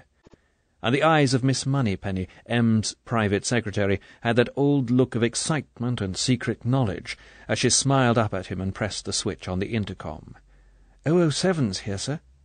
"Send him in," said the metallic voice, and the red light of privacy went on above the door. Bond went through the door and closed it softly behind him. The room was cool, or perhaps it was the Venetian blinds that gave an impression of coolness. They threw bars of light and shadow across the dark green carpet up to the edge of the big central desk. There the sunshine stopped, so that the quiet figure behind the desk sat in a pool of suffused greenish shade. In the ceiling directly above the desk, a big, twin-bladed tropical fan, a recent addition to M's room, slowly revolved, shifting the thundery August air that, even high up above the Regent's Park, was heavy and stale after a week of heat wave. M gestured to the chair opposite him across the red leather desk. Bond sat down and looked across into the tranquil, lined sailor's face that he loved, honoured, and obeyed. "Do you mind if I ask you a personal question, James?" M never asked his staff personal questions, and Bond couldn't imagine what was coming. "No, sir." M picked his pipe out of the big copper ashtray and began to fill it, thoughtfully watching his fingers at work with the tobacco. He said harshly, "You needn't answer, but it's to do with your, friend, Miss Case. As you know, I don't generally interest myself in these matters, but I did hear that you had been, seeing a lot of each other since that diamond business. Even some idea you might be going to get married." M glanced up at Bond and then down again. He put the loaded pipe into his mouth and set a match to it. Out of the corner of his mouth, as he drew at the jigging flame, he said, "Care to tell me anything about it?" "Now what?" wondered Bond. "Damn these office gossips." He said gruffly, "Well, sir, we did get on well, and there was some idea we might get married, but then she met some chap in the American embassy. On the military attaché's staff, Marine Corps major. And I gather she's going to marry him. They've both gone back to the States, as a matter of fact. Probably better that way. Mixed marriages aren't often a success. I gather he's a nice enough fellow. Probably suit her better than living in London. She couldn't really settle down here. Fine girl, but she's a bit neurotic. We had too many rows. Probably my fault. Anyway, it's over now. M gave one of the brief smiles that lit up his eyes more than his mouth. "I'm sorry if it went wrong, James," he said. There was no sympathy in M's voice. He disapproved of Bond's womanizing, as he called it to himself, while recognizing that his prejudice was the relic of a Victorian upbringing. But as Bond's chief, the last thing he wanted was for Bond to be permanently tied to one woman's skirts. "Perhaps it's for the best. Doesn't do to get mixed up with neurotic women in this business. They hang on your gun arm, if you know what I mean. Forgive me for asking about it. Had to know the answer before I told you what's come up. It's a pretty odd business. Be difficult to get you involved if you were on the edge of marrying or anything of that sort." Bond shook his head, waiting for the story. "All right, then," said M. There was a note of relief in his voice. He leaned back in his chair and gave several quick pulls on his pipe to get it going. "This is what's happened. Yesterday there was a long signal in from Istanbul. Seems on Tuesday the head of Station T got an anonymous typewritten message which told him to take a round ticket on the 8 p.m. ferry steamer from the Galata Bridge to the mouth of the Bosphorus and back. Nothing else. Head of T's an adventurous sort of chap, and of course he took the steamer. He stood up forward by the rail and waited. After about a quarter of an hour, a girl came and stood beside him, a Russian girl, very good-looking, he says, and after they talked a bit about the view and so on, she suddenly switched, and in the same sort of conversational voice, she told him an extraordinary story." M paused to put another match to his pipe.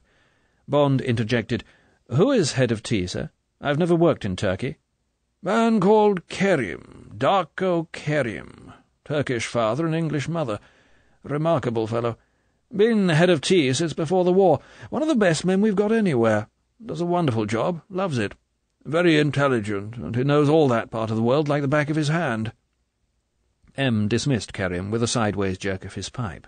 "Anyway, the girl's story was that she was a corporal in the MGB, had been in the show since she left school, and had just got transferred to the Istanbul Centre as a cipher officer. She'd engineered the transfer because she wanted to get out of Russia and come over." "Well, that's good," said Bond. "Might be useful to have one of their cipher girls. But why does she want to come over?" M looked across the table at Bond. "Because she's in love." He paused and added mildly, "She says she's in love with you." "In love with me?" "Yes, with you. That's what she says. Her name's Tatiana Romanova. Ever heard of her?" "Good God, no. I mean, no, sir." M smiled at the mixture of expressions on Bond's face. "But what the hell does she mean? Has she ever met me? How does she know I exist?" "Well," said M, "the whole thing sounds absolutely ridiculous. But it's so crazy that it just might be true. This girl is 24. Ever since she joined the MGB, she's been working in their Central Index, the same as our records. And she's been working in the English section of it. She's been there 6 years. One of the files she had to deal with was yours." "I'd like to see that one," commented Bond. "Her story is that she first took a fancy to the photographs they've got of you, admired your looks, and so on." M's mouth turned downwards at the corners, as if he had just sucked at a lemon. "She read up all your cases, decided that you were the hell of a fellow." Bond looked down his nose. M's face was non-committal. "She said you particularly appealed to her because you reminded her of the hero of a book by some Russian fellow called Lermontov. Apparently it was her favourite book. This hero chap liked gambling and spent his whole time getting in and out of scraps. Anyway, you reminded her of him. She says she came to think of nothing else, and one day the idea came to her that if only she could transfer to one of their foreign centres, she could get in touch with you and you would come and rescue her." "I've never heard of such a crazy story, sir. Surely Head of T didn't swallow it?" "Now, wait a moment." M's voice was testy. "Just don't be in too much of a hurry, simply because something's turned up you've never come across before. Suppose you happened to be a film star instead of being in this particular trade. You'd get daft letters from girls all over the world, stuffed with heaven knows what sort of rot about not being able to live without you and so on. Here's a silly girl doing a secretary's job in Moscow. Probably the whole department is staffed by women, like our records. Not a man in the room to look at, and here she is, faced with your dashing features on a file that's constantly coming up for review. And she gets what I believe they call a crush on these pictures, just as secretaries all over the world get crushes on these dreadful faces in the magazines." M. waved his pipe sideways to indicate his ignorance of these grisly female habits. "The Lord knows I don't know much about these things, but you must admit that they happen." Bond smiled at the appeal for help. "Well, as a matter of fact, sir, I'm beginning to see there is some sense in it. There's no reason why a Russian girl shouldn't be just as silly as an English one. But she must have got guts to do what she did. Does Head of Tea say if she realized the consequences if she was found out?" "He said she was frightened out of her wits," said M. "Spent the whole time on the boat looking round to see if anybody was watching her. But it seems they were the usual peasants and commuters that take these boats, and as it was a late boat, there weren't many passengers anyway. But wait a minute, you haven't heard half of the story." M. took a long pull at his pipe and blew a cloud of smoke up towards the slowly turning fan above his head. Bond watched the smoke get caught up in the blades and whirled into nothingness. "She told Kerim that this passion for you gradually developed into a phobia. She got to hate the sight of Russian men. In time this turned into a dislike of the regime, and particularly of the work she was doing for them, and, so to speak, against you. So she applied for a transfer abroad, and since her languages were very good, English and French, in due course she was offered Istanbul if she would join the cipher department, which meant a cut in pay. To cut a long story short, after 6 months' training, she got to Istanbul about 3 weeks ago. Then she sniffed about and soon got hold of the name of our man, Kerim. He's been there so long that everybody in Turkey knows what he does by now. He doesn't mind, and it takes people's eyes off the special men we send in from time to time. There's no harm in having a front man in some of these places. Quite a lot of customers would come to us if they knew where to go and who to talk to." Bond commented, "The public agent often does better than the man who has to spend a lot of time and energy keeping under cover." "So she sent Kerim the note. Now she wants to know if he can help her." M. paused and sucked thoughtfully at his pipe. "Of course, Kerim's first reactions were exactly the same as yours, and he fished around looking for a trap. But he simply couldn't see what the Russians could gain from sending this girl over to us.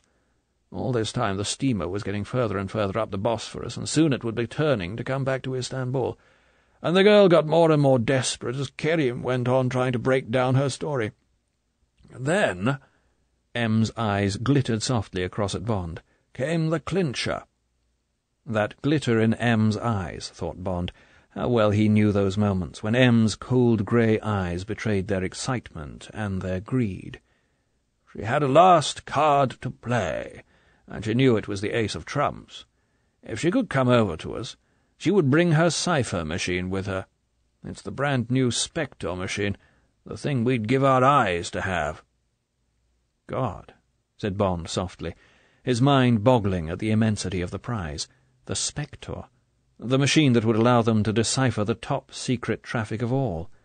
To have that, even if its loss was immediately discovered and the settings changed, or the machine taken out of service in Russian embassies and spy centres all over the world, would be a priceless victory. Bond didn't know much about cryptography, and, for security's sake, in case he was ever captured, wished to know as little as possible about its secrets, but at least he knew that, in the Russian Secret Service, loss of the Spectre would be counted a major disaster. Bond was sold. At once he accepted all M's faith in the girl's story, however crazy it might be. For a Russian to bring them this gift, and take the appalling risk of bringing it, could only mean an act of desperation, of desperate infatuation, if you liked. Whether the girl's story was true or not, the stakes were too high to turn down the gamble. "You see, 007?" said M softly. It was not difficult to read Bond's mind from the excitement in his eyes. "You see what I mean?" Bond hedged. "But did she say how she could do it?" "Not exactly. But Kerim says she was absolutely definite. Some business about night duty. Apparently she's on duty alone certain nights of the week and sleeps on a camp bed in the office. She seemed to have no doubts about it, although she realized that she would be shot out of hand if anyone ever dreamed of her plan. She was even worried about Kerim reporting all this back to me, made him promise he would encode the signal himself and send it on a one-time-only pad and keep no copy. Well, naturally, he did as she asked. Directly she mentioned the Spectre, Kerim knew he might be onto the most important coup that's come our way since the war. What happened then, sir? The steamer was coming up to a place called Ortakoy. She said she was going to get off there. Kerim promised to get a signal off that night. She refused to make any arrangements for staying in touch, just said that she would keep her end of the bargain if we would keep ours. She said good night and mixed in the crowd going down the gangplank, and that was the last Kerim saw of her. Bond said nothing. He thought he could guess what was coming. This girl will only do these things on one condition. M's eyes narrowed until they were fierce, significant slits. That you go out to Istanbul and bring her and the machine back to England. Bond shrugged his shoulders. That presented no difficulty, but he looked candidly back at M. "Should be a piece of cake, sir. As far as I can see, there's only one snag. She's only seen photographs of me and read a lot of exciting stories. Suppose that when she sees me in the flesh, I don't come up to her expectations." "That's where the work comes in," said M. grimly. "That's why I asked those questions about Miss Case. It's up to you to see that you do come up to her expectations." Chapter 13. BEA takes you there. The 4 small square-ended propellers turned slowly, one by one, and became 4 whizzing pools. The low hum of the turbojets rose to a shrill, smooth whine. The quality of the noise, and the complete absence of vibration, were different from the stuttering roar and straining horsepower of all other aircraft Bond had flown in. As the Viscount wheeled easily out to the shimmering east-west runway of London Airport, Bond felt as if he was sitting in an expensive mechanical toy. There was a pause as the chief pilot gunned up the 4 turbojets into a banshee scream, and then, with a jerk of released brakes, the 10:30 BEA Flight 130 to Rome, Athens, and Istanbul gathered speed and hurtled down the runway and up into a quick, easy climb. In 10 minutes they had reached 20,000 feet and were heading south along the wide air channel that takes the Mediterranean traffic from England. The scream of the jets died to a low, drowsy whistle. Bond unfastened his seat-belt and lit a cigarette. He reached for the slim, expensive-looking attaché case on the floor beside him and took out The Mask of Demetrius by Eric Ambler, and put the case, which was very heavy in spite of its size, on the seat beside him. He thought how surprised the ticket clerk at London Airport would have been if she had weighed the case instead of letting it go unchecked as an overnight bag.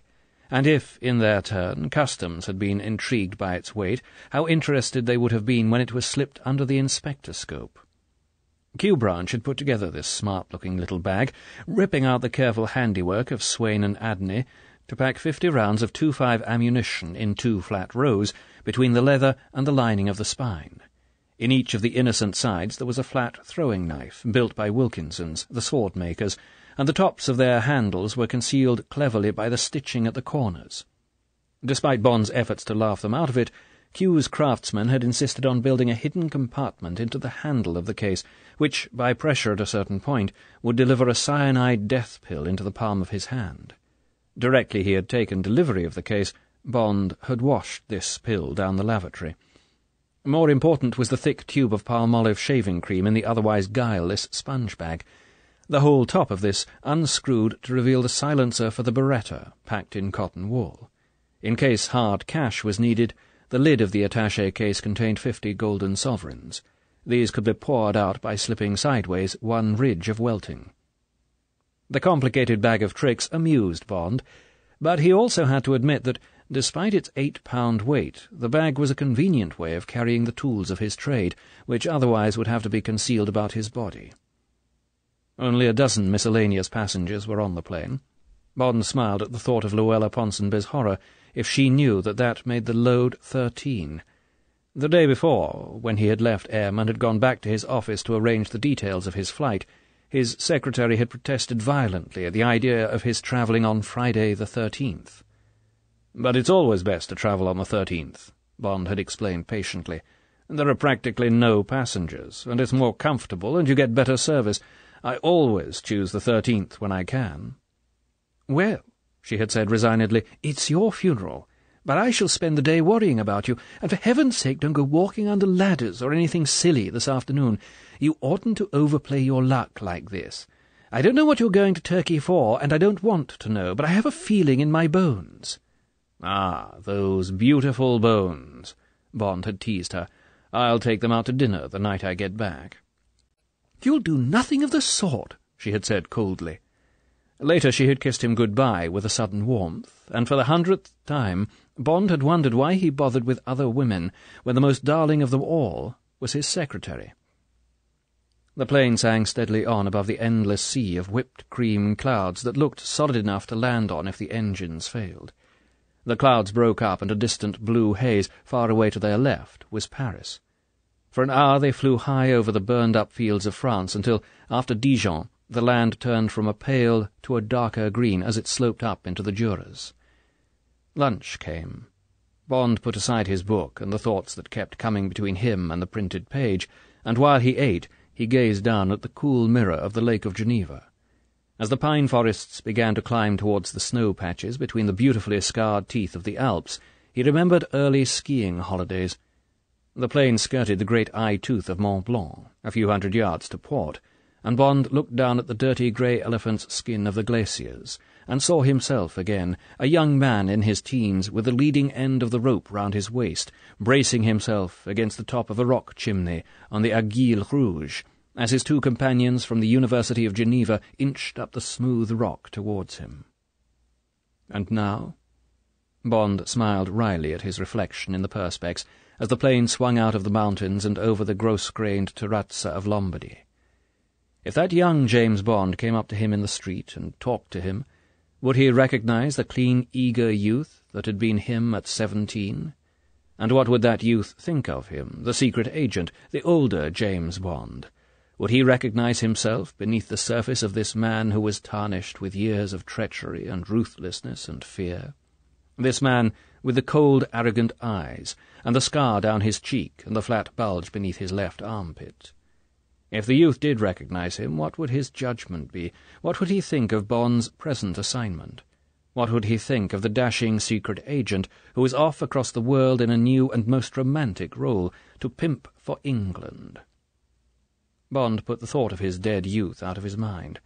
Never job backwards. What might have been was a waste of time. Follow your fate and be satisfied with it, and be glad not to be a second-hand motor salesman, or a yellow press journalist pickled in gin and nicotine, or a cripple, or dead. Gazing down on the sun-baked sprawl of Genoa and the gentle blue waters of the Mediterranean, Bond closed his mind to the past and focused it on the immediate future, on this business, as he sourly described it to himself, of pimping for England. For that, however else one might like to describe it, was what he was on his way to do, to seduce, and seduce very quickly, a girl whom he had never seen before, whose name he had heard yesterday for the first time. And all the while, however attractive she was, and Head of Tea had described her as very beautiful, Bond's whole mind would have to be not on what she was, but on what she had, the dowry she was bringing with her. It would be like trying to marry a rich woman for her money. Would he be able to act the part? Perhaps he could make the right faces and say the right things, but would his body dissociate itself from his secret thoughts and effectively make the love he would declare? How did men behave credibly in bed when their whole minds were focused on a woman's bank balance? Perhaps there was an erotic stimulus in the notion that one was ravaging a sack of gold, but a cipher machine? Elba passed below them, and the plane slid into its 50-mile glide towards Rome. Half an hour among the jabbering loudspeakers of Ciampino Airport, time to drink 2 excellent Americanos, and they were on their way again, flying steadily down towards the toe of Italy, and Bond's mind went back to sifting the minutest details of the rendezvous that was drawing closer at 300 miles an hour. Was it all a complicated MGB plot of which he couldn't find the key? Was he walking into some trap that not even the tortuous mind of M could fathom? God knew M was worried about the possibility of such a trap. Every conceivable angle of the evidence for and against had been scrutinized, not only by M, but also by a full-dress operations meeting of heads of sections that had worked all through the afternoon and evening before. But, whichever way the case had been examined, no one had been able to suggest what the Russians might get out of it. They might want to kidnap Bond and interrogate him. But why Bond? He was an operating agent, unconcerned with the general working of the service, carrying in his head nothing of use to the Russians except the details of his current duty and a certain amount of background information that could not possibly be vital.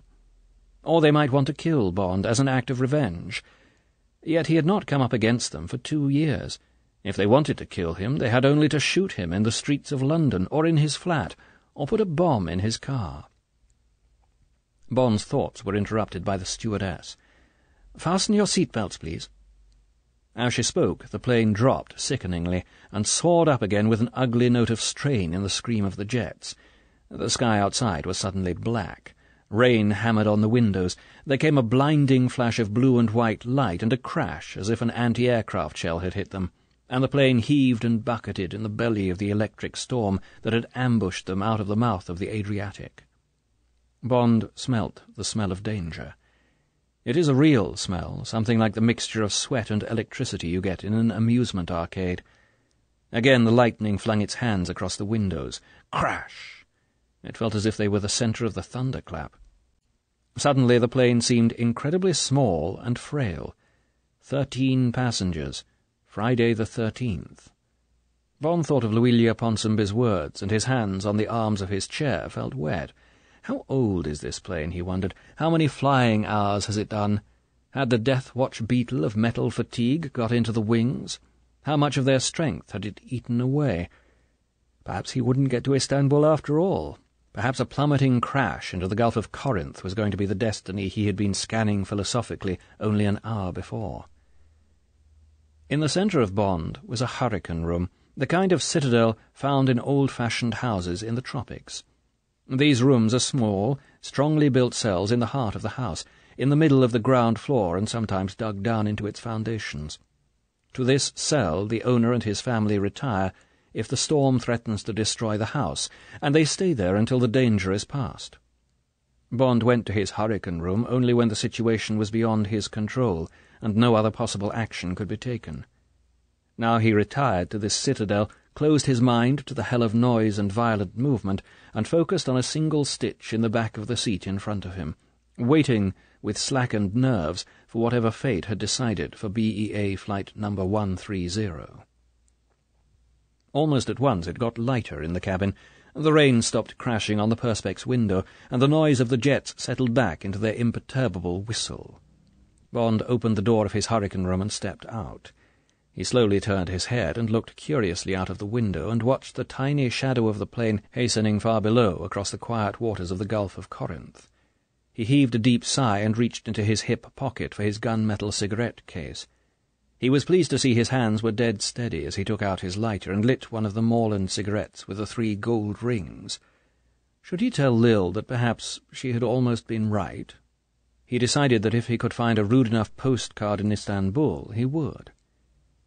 The day outside faded through the colours of a dying dolphin, and Mount Hymettus came at them, blue in the dusk, down over the twinkling sprawl of Athens, and then the Viscount was wheeling across the standard concrete airstrip, with its drooping windsock, and the notices in the strange dancing letters Bond had hardly seen since school. Bond climbed out of the plane with a handful of pale, silent passengers, and walked across to the transit lounge and up to the bar. He ordered a tumbler of ouzo and drank it down and chased it with a mouthful of ice water. There was a strong bite under the sickly anisette taste, and Bond felt the drink light a quick, small fire down his throat and in his stomach. He put down his glass and ordered another. This book is continued on Disc 4.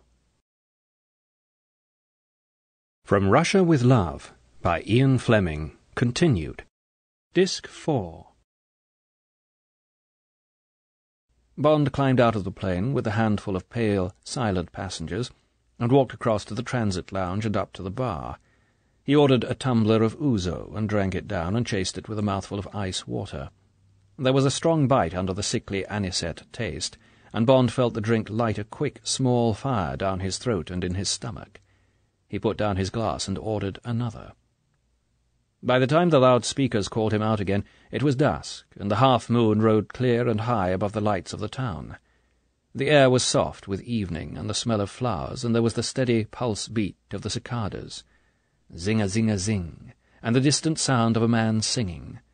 The voice was clear and sad, and the song had a note of lament.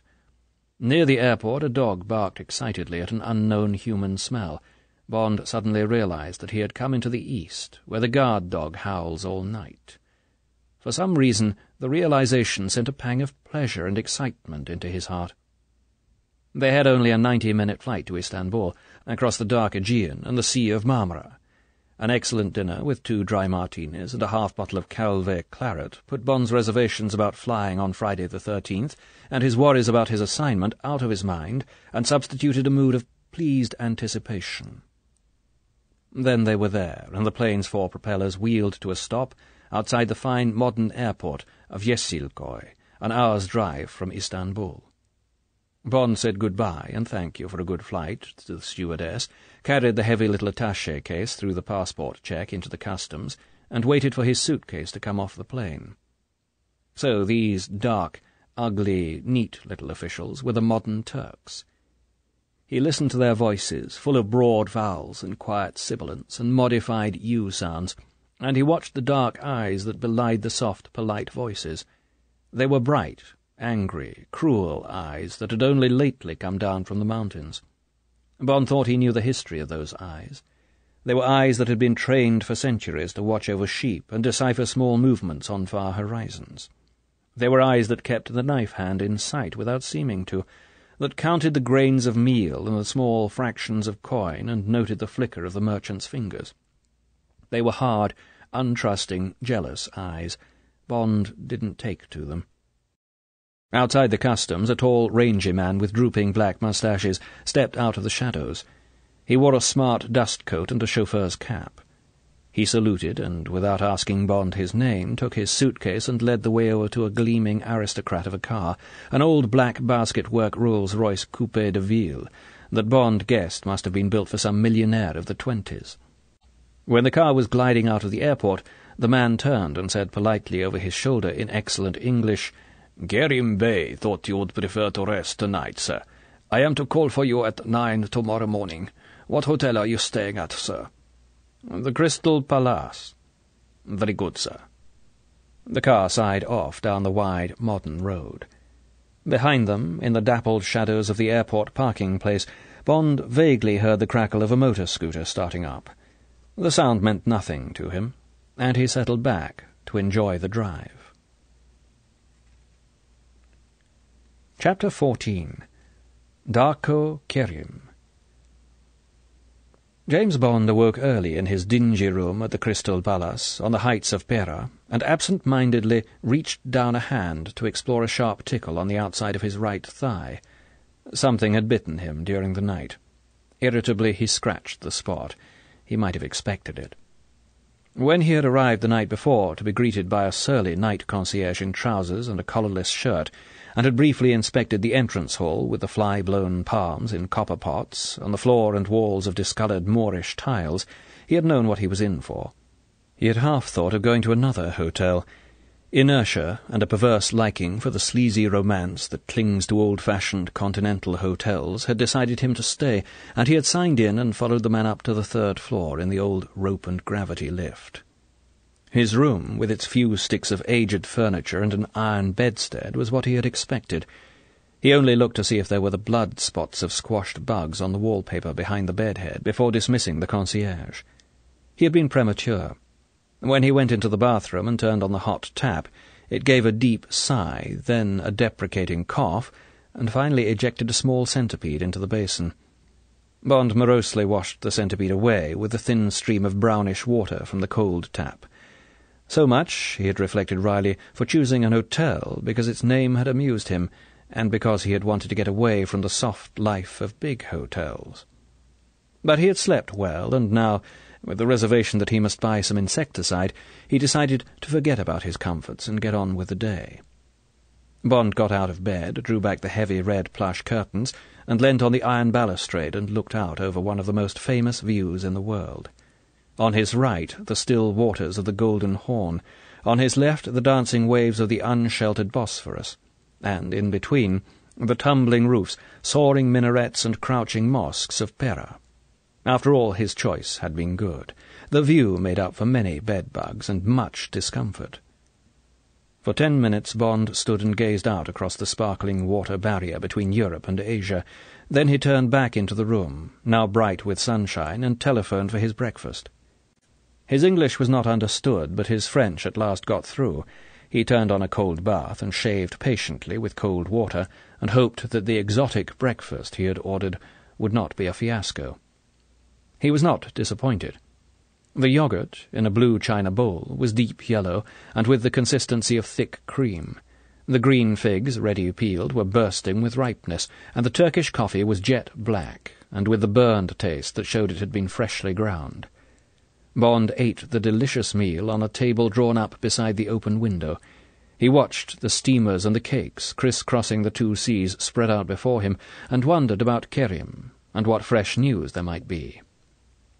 Punctually at 9, the elegant rolls came for him, and took him through Taksim Square and down the crowded Istiklal and out of Asia. The thick black smoke of the waiting steamers, badged with the graceful crossed anchors of the merchant marine, streamed across the first span of the Galata Bridge, and hid the other shore towards which the rolls nosed forward through the bicycles and trams, the well-bred snort of the ancient bulb horn just keeping the pedestrians from under its wheels. Then the way was clear, and the old European section of Istanbul glittered at the end of the broad half-mile of bridge, with the slim minarets lancing up into the sky, and the domes of the mosques crouching at their feet, looking like big firm breasts. It should have been the Arabian Nights, but to Bond, seeing it first above the tops of trams and above the great scars of modern advertising along the river frontage, it seemed a once beautiful theatre set that modern Turkey had thrown aside in favour of the steel and concrete flat-iron of the Istanbul Hilton Hotel, blankly glittering behind him on the heights of Pera. Across the bridge, the car nosed to the right, down a narrow cobbled street parallel with the waterfront, and stopped outside a high wooden porte-cochere. A tough-looking watchman with a chunky, smiling face, dressed in frayed khaki, came out of a porter's lodge and saluted. He opened the car door and gestured for Bond to follow him. He led the way back into his lodge and through a door into a small courtyard with a neatly raked gravel parterre. In the centre was a gnarled eucalyptus tree at whose foot 2 white ring-doves were pecking about.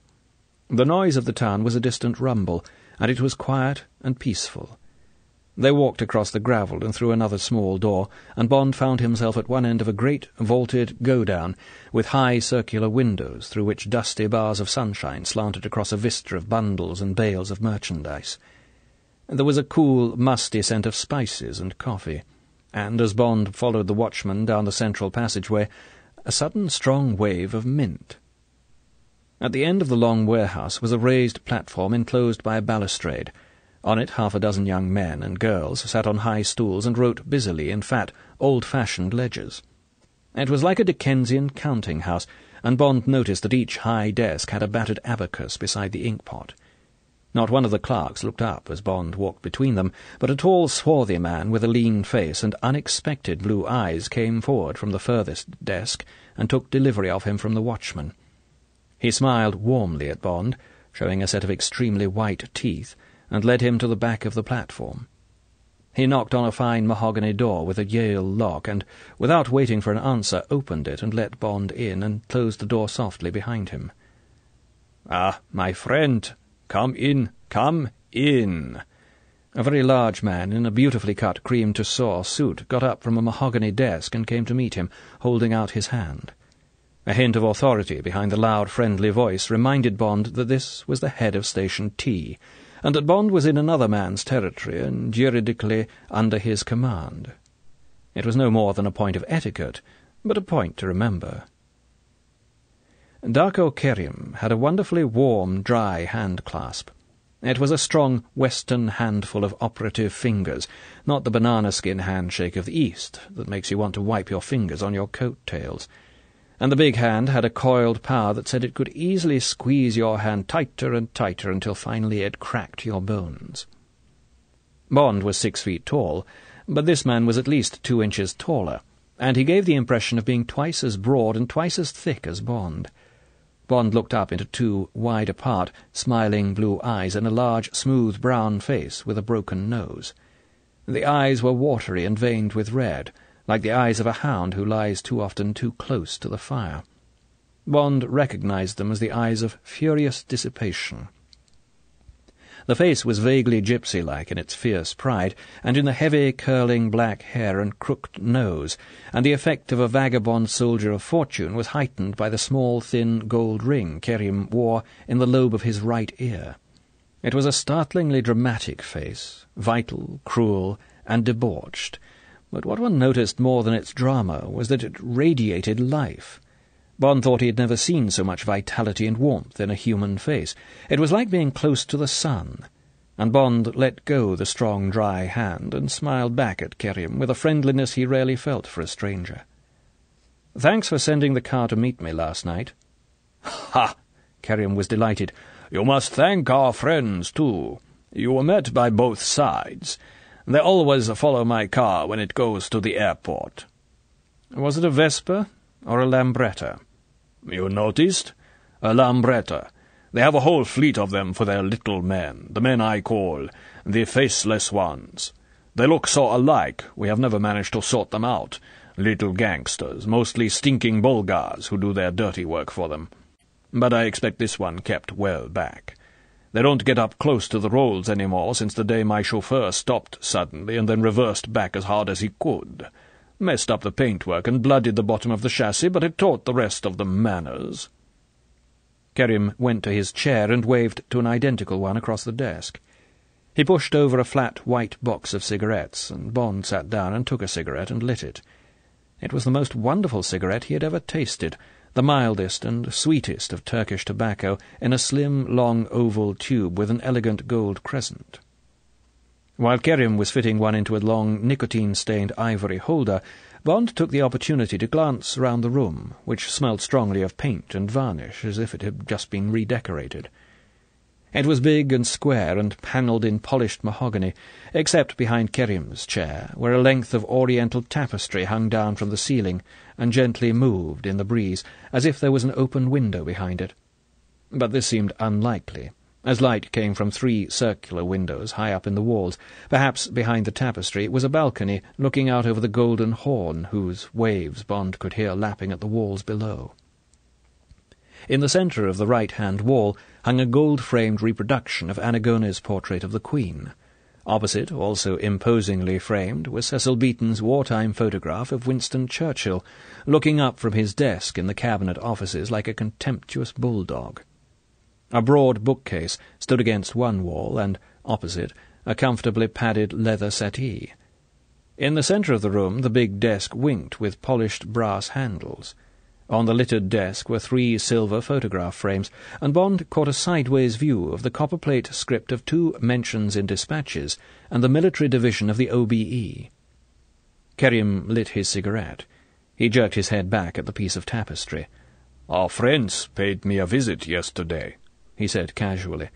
"Fixed a limpet bomb on the wall outside, timed the fuse to catch me at my desk. By good luck, I had taken a few minutes off to relax on the couch over there with a young Romanian girl who still believes that a man will tell secrets in exchange for love. The bomb went off at a vital moment. I refused to be disturbed, but I fear the experience was too much for the girl. When I released her, she had hysterics. I'm afraid she had decided that my love-making is altogether too violent." He waved his cigarette-holder apologetically. "But it was a rush to get the room put to rights in time for your visit. New glass for the windows and my pictures, and the place stinks of paint. However—" Kerim sat back in his chair. There was a slight frown on his face. "What I cannot understand is this sudden breach of the peace. We live together very amicably in Istanbul. We all have our work to do. It is unheard of that my cher colleague should suddenly declare war in this way. It is quite worrying. It can only lead to trouble for our Russian friends. I shall be forced to rebuke the man who did it when I have found out his name." Kerim shook his head. "It is most confusing. I am hoping it has nothing to do with this case of ours." "But was it necessary to make my arrival so public?" Bond asked mildly. "The last thing I want is to get you involved in all this. Why send the rolls to the airport? It only ties you in with me." Kerim's laugh was indulgent. "My friend, I must explain something which you should know. We and the Russians and the Americans have a paid man in all the hotels, and we have all bribed an official of the secret police at headquarters, and we receive a carbon copy of the list of all foreigners entering the country every day, by air or train or sea. Given a few more days, I could have smuggled you in through the Greek frontier, but for what purpose? Your existence here has to be known to the other side, so that our friend can contact you. It is a condition she has laid down that she will make her own arrangements for the meeting. Perhaps she does not trust our security, who knows? But she was definite about it, and she said, as if I didn't know it, that her centre would immediately be advised of your arrival." Kerim shrugged his broad shoulders. "So why make things difficult for her? I am merely concerned with making things easy and comfortable for you, so that you will at least enjoy your stay, even if it is fruitless." Bond laughed. "I take it all back. I'd forgotten the Balkan formula. Anyway, I'm under your orders here. You tell me what to do, and I'll do it." Kerim waved the subject aside.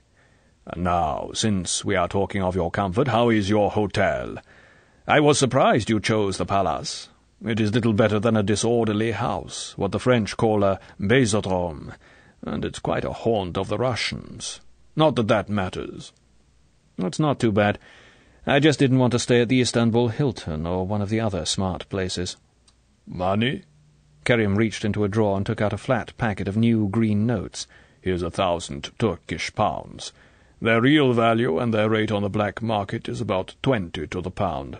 The official rate is 7. Tell me when you've finished them, and I'll give you as many more as you want. We can do our accounts after the game. It's a muck, anyway. Ever since Croesus, the first millionaire, invented gold coins, money has depreciated, and the face of the coin has been debased as fast as its value. First the faces of gods were on the coins, then the faces of kings, then of presidents. Now there's no face at all. Look at this stuff." Kerim tossed the money over to Bond. "Today it's only paper, with a picture of a public building and the signature of a cashier. Muck. The miracle is that you can still buy things with it. However, what else? Cigarettes? Smoke only these. I will have a few hundred sent up to your hotel. They're the best. Diplomatis. They're not easy to get. Most of them go to the ministries and the embassies. Anything else before we get down to business? Don't worry about your meals and your leisure. I will look after both. I shall enjoy it, and, if you will forgive me, I wish to stay close to you while you are here."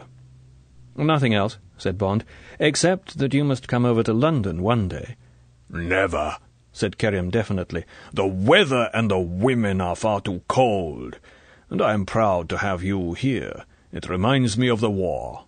Now," he rang a bell on his desk, "do you like your coffee plain or sweet? In Turkey we cannot talk seriously without coffee or raki, and it is too early for raki."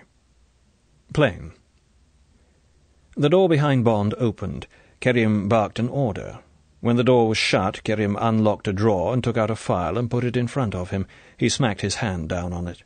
"My friend," he said grimly, "I do not know what to say about this case." He leant back in his chair and linked his hands behind his neck.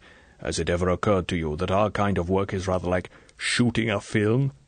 So often I have got everybody on location, and I think I can start turning the handle.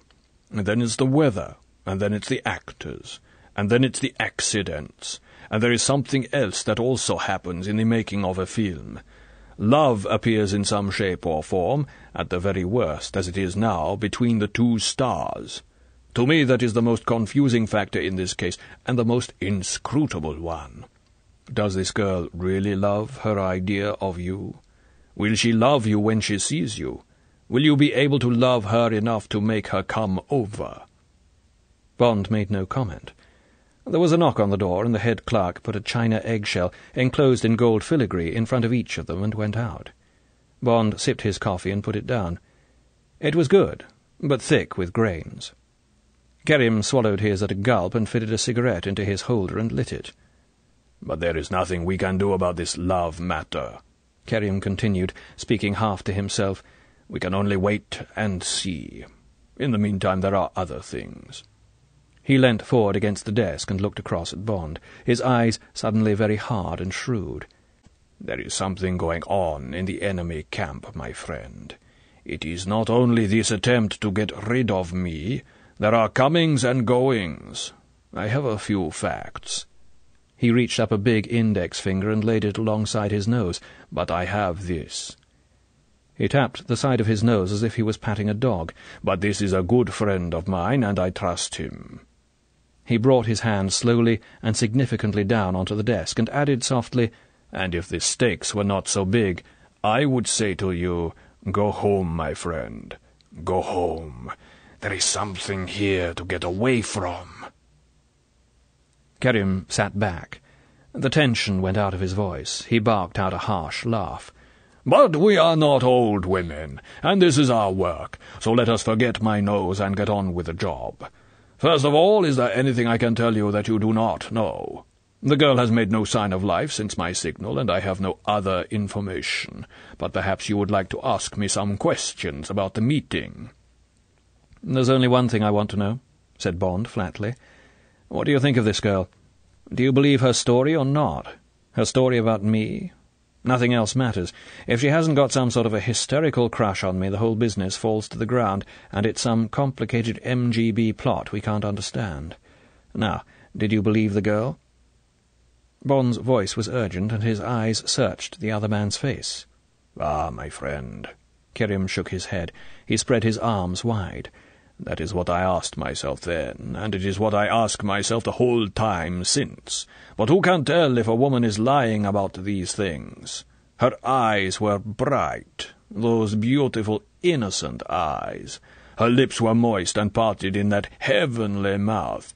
Her voice was urgent and frightened at what she was doing and saying. Her knuckles were white on the guard-rail of the ship. But what was in her heart?" Kerim raised his hands. "God alone knows." He brought his hands down resignedly. He placed them flat on the desk and looked straight at Bond. "There is only one way of telling if a woman really loves you, and even that way can only be read by an expert." "Yes," said Bond dubiously. "I know what you mean. In bed." Chapter 15. Background to a Spy. Coffee came again, and then more coffee, and the big room grew thick with cigarette smoke as the two men took each shred of evidence, dissected it, and put it aside. At the end of an hour they were back where they had started. It was up to Bond to solve the problem of this girl, and if he was satisfied with her story, get her and the machine out of the country. Kerim undertook to look after the administrative problems. As a first step, he picked up the telephone and spoke to his travel agent, and reserved 2 seats on every outgoing plane for the next week, by BEA, Air France, SAS, and Turk Air. "And now you must have a passport," he said. "One will be sufficient. She can travel as your wife. One of my men will take your photograph, and he will find a photograph of some girl who looks more or less like her. As a matter of fact, an early picture of Garbo would serve. There is a certain resemblance. He can get one from the newspaper files. I will speak to the Consul General. He's an excellent fellow who likes my little cloak-and-dagger plots. The passport will be ready by this evening. What name would you like to have?" "Take one out of a hat." "Somerset. My mother came from there. David Somerset. Profession, company director. That means nothing. And the girl, let us say Caroline. She looks like a Caroline. A couple of clean-limbed young English people with a taste for travel. Finance control form? Leave that to me. It will show £80 in travellers' cheques, let's say, and a receipt from the bank to show you changed 50 while you were in Turkey. Customs? They never look at anything. Only too glad if somebody has bought something in the country. You will declare some Turkish delight, presents for your friends in London. If you have to get out quickly, leave your hotel bill and luggage to me. They know me well enough at the palace. Anything else? I can't think of anything. Kerim looked at his watch. 12 o'clock. Just time for the car to take you back to your hotel. There might be a message. And have a good look at your things to see if anyone has been inquisitive. He rang the bell and fired instructions at the head clerk, who stood with his sharp eyes on Kerim's and his lean head straining forward like a whippet's. Kerim led Bond to the door. There came again the warm, powerful hand-clasp. "The car will bring you to lunch," he said. "A little place in the Spice Bazaar." His eyes looked happily into Bond's.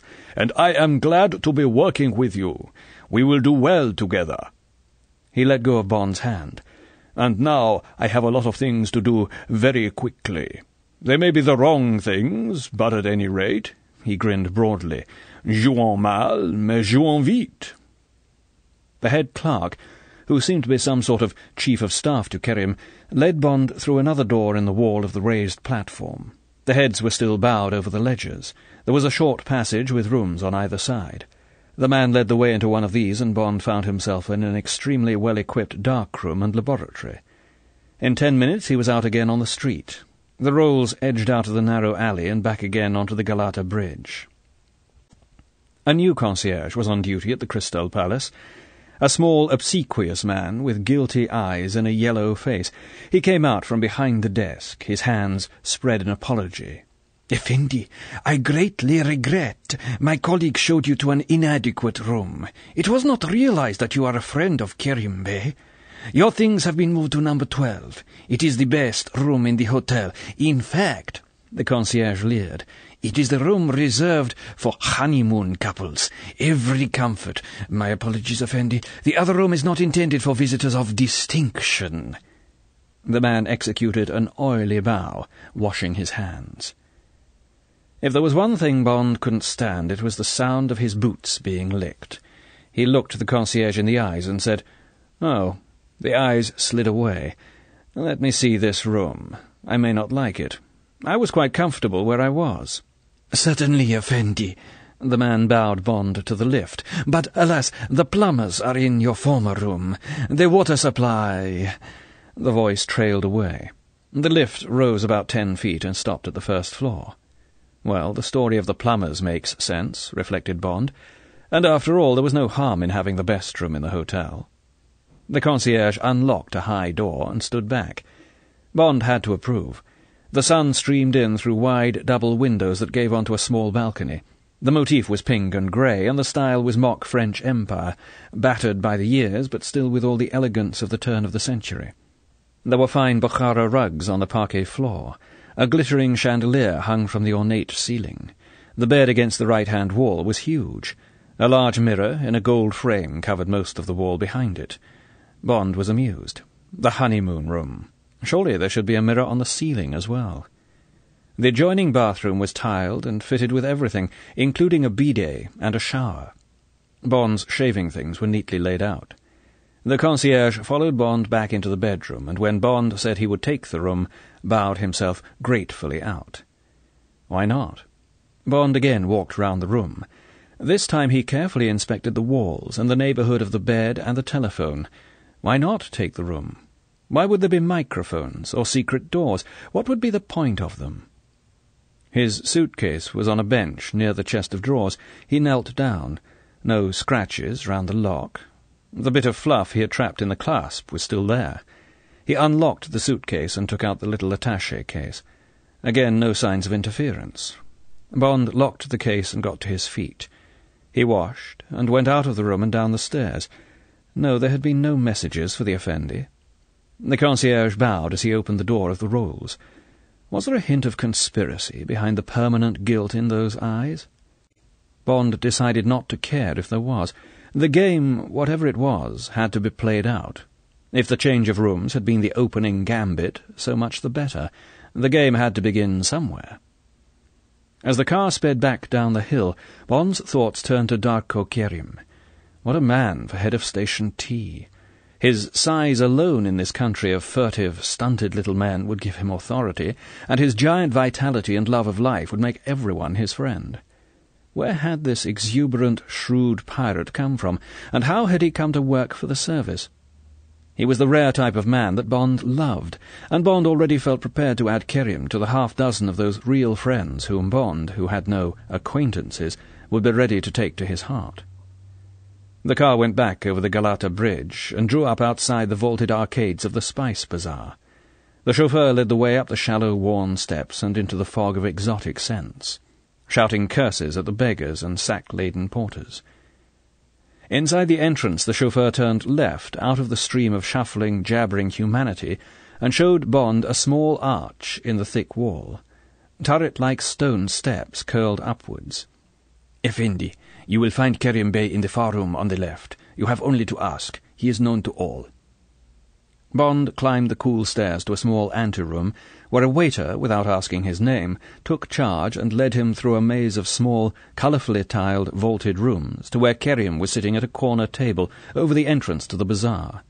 Kerim greeted him boisterously, waving a glass of milky liquid in which ice twinkled. "Here you are, my friend. Now at once some raki. You must be exhausted after your sightseeing." He fired orders at the waiter. Bond sat down in a comfortable armed chair and took the small tumbler the waiter offered him. He lifted it towards Kerim and tasted it. It was identical with ouzo. He drank it down. At once the waiter refilled his glass. "And now to order lunch. They eat nothing but offal cooked in rancid olive oil in Turkey. At least the offal at the Misi Kasarsi is the best." The grinning waiter made suggestions. "He says the doner kebab is very good today. I don't believe him, but it can be. It is very young lamb broiled over charcoal with savoury rice, lots of onions in it. Or is there anything you prefer? A pilaf, or some of those damned stuffed peppers they eat here? All right, then. And you must start with a few sardines, grilled en papillote. They are just edible." Kerim harangued the waiter. He sat back, smiling at Bond. "That is the only way to treat these damned people. They love to be cursed and kicked. It is all they understand. It is in the blood. All this pretense of democracy is killing them. They want some sultans and wars and rape and fun. Poor brutes, in their striped suits and bowler hats. They are miserable. You've only got to look at them. However, to hell with them all. Any news?" Bond shook his head. He told Kerim about the change of room and the untouched suitcase. Kerim downed a glass of raki and wiped his mouth on the back of his hand. He echoed the thought Bond had had. "Well, the game must begin sometime. I have made certain small moves. Now we can only wait and see. We will make a little foray into enemy territory after lunch. I think it will interest you. Oh, we shan't be seen. We shall move in the shadows, underground." Kerim laughed delightedly at his cleverness. "And now let us talk about other things. How do you like Turkey? No, I don't want to know. What else?" They were interrupted by the arrival of their first course. Bond's sardines en papillote tasted like any other fried sardines. Kerim set about a large plate of what appeared to be strips of raw fish. He saw Bond's look of interest. "Raw fish," he said. "After this I shall have raw meat and lettuce, and then I shall have a bowl of yogurt. I am not a faddist, but I once trained to be a professional strong man. It is a good profession in Turkey. The public loves them, and my trainer insisted that I should eat only raw food. I got the habit. It is good for me, but—" He waved his fork. "I do not pretend it is good for everyone. I don't care the hell what other people eat so long as they enjoy it. I can't stand sad eaters and sad drinkers." "Why did you decide not to be a strong man? How did you get into this racket?" Kerim forked up a strip of fish and tore at it with his teeth. He drank down half a tumbler of raki. He lit a cigarette and sat back in his chair. "Well," he said with a sour grin, "we might as well talk about me as about anything else. And you must be wondering, how did this big crazy man get into the service? I will tell you, but briefly, because it is a long story. You will stop me if you get bored, all right?" "Fine." Bond lit a diplomat. He leant forward on his elbows. "I come from Trebizond." Kerim watched his cigarette smoke curl upwards. "We were a huge family with many mothers. My father was the sort of man women can't resist. All women want to be swept off their feet. In their dreams they long to be slung over a man's shoulder and taken into a cave and raped. That was his way with them. My father was a great fisherman, and his fame was spread all over the Black Sea. He went after the swordfish. They are difficult to catch and hard to fight, and he would always outdo all others after these fish. Women like their men to be heroes. He was a kind of hero in a corner of Turkey where it is a tradition for the men to be tough. He was a big, romantic sort of fellow. So he could have any woman he wanted. He wanted them all, and sometimes killed other men to get them. Naturally, he had many children. We all lived on top of each other in a great, rambling old ruin of a house that our aunts made habitable. The aunts really amounted to a harem. One of them was an English governess from Istanbul. My father had seen watching a circus. He took a fancy to her, and she to him, and that evening he put her on board his fishing boat and sailed up the Bosphorus and back to Trebizond. I don't think she ever regretted it. I think she forgot all the world except him. She died just after the war. She was 60. The child before me had been by an Italian girl, and the girl had called him Bianco. He was fair. I was dark. I got to be called Darko. There were 15 of us children, and we had a wonderful childhood. Our aunts fought often, and so did we. It was like a gypsy encampment. It was held together by my father, who thrashed us, women or children, when we were a nuisance. But he was good to us when we were peaceful and obedient. You cannot understand such a family? The way you describe it, I can. Anyway, so it was. I grew up to be nearly as big a man as my father, but better educated. My mother saw to that. My father only taught us to be clean, and to go to the lavatory once a day, and never to feel shame about anything in this world. My mother also taught me a regard for England, but that is by the way. By the time I was 20, I had a boat of my own, and I was making money. But I was wild. I left the big house and went to live in 2 small rooms on the waterfront. I wanted to have my women where my mother would not know. There was a stroke of bad luck. I had a little Bessarabian hellcat. I had won her in a fight with some gypsies here in the hills behind Istanbul. They came after me, but I got her on board the boat. I had to knock her unconscious first. She was still trying to kill me when we got back to Trebizond, so I got her to my place and took away all her clothes and kept her chained naked under the table. When I ate, I used to throw scraps to her under the table like a dog. She had to learn who was master.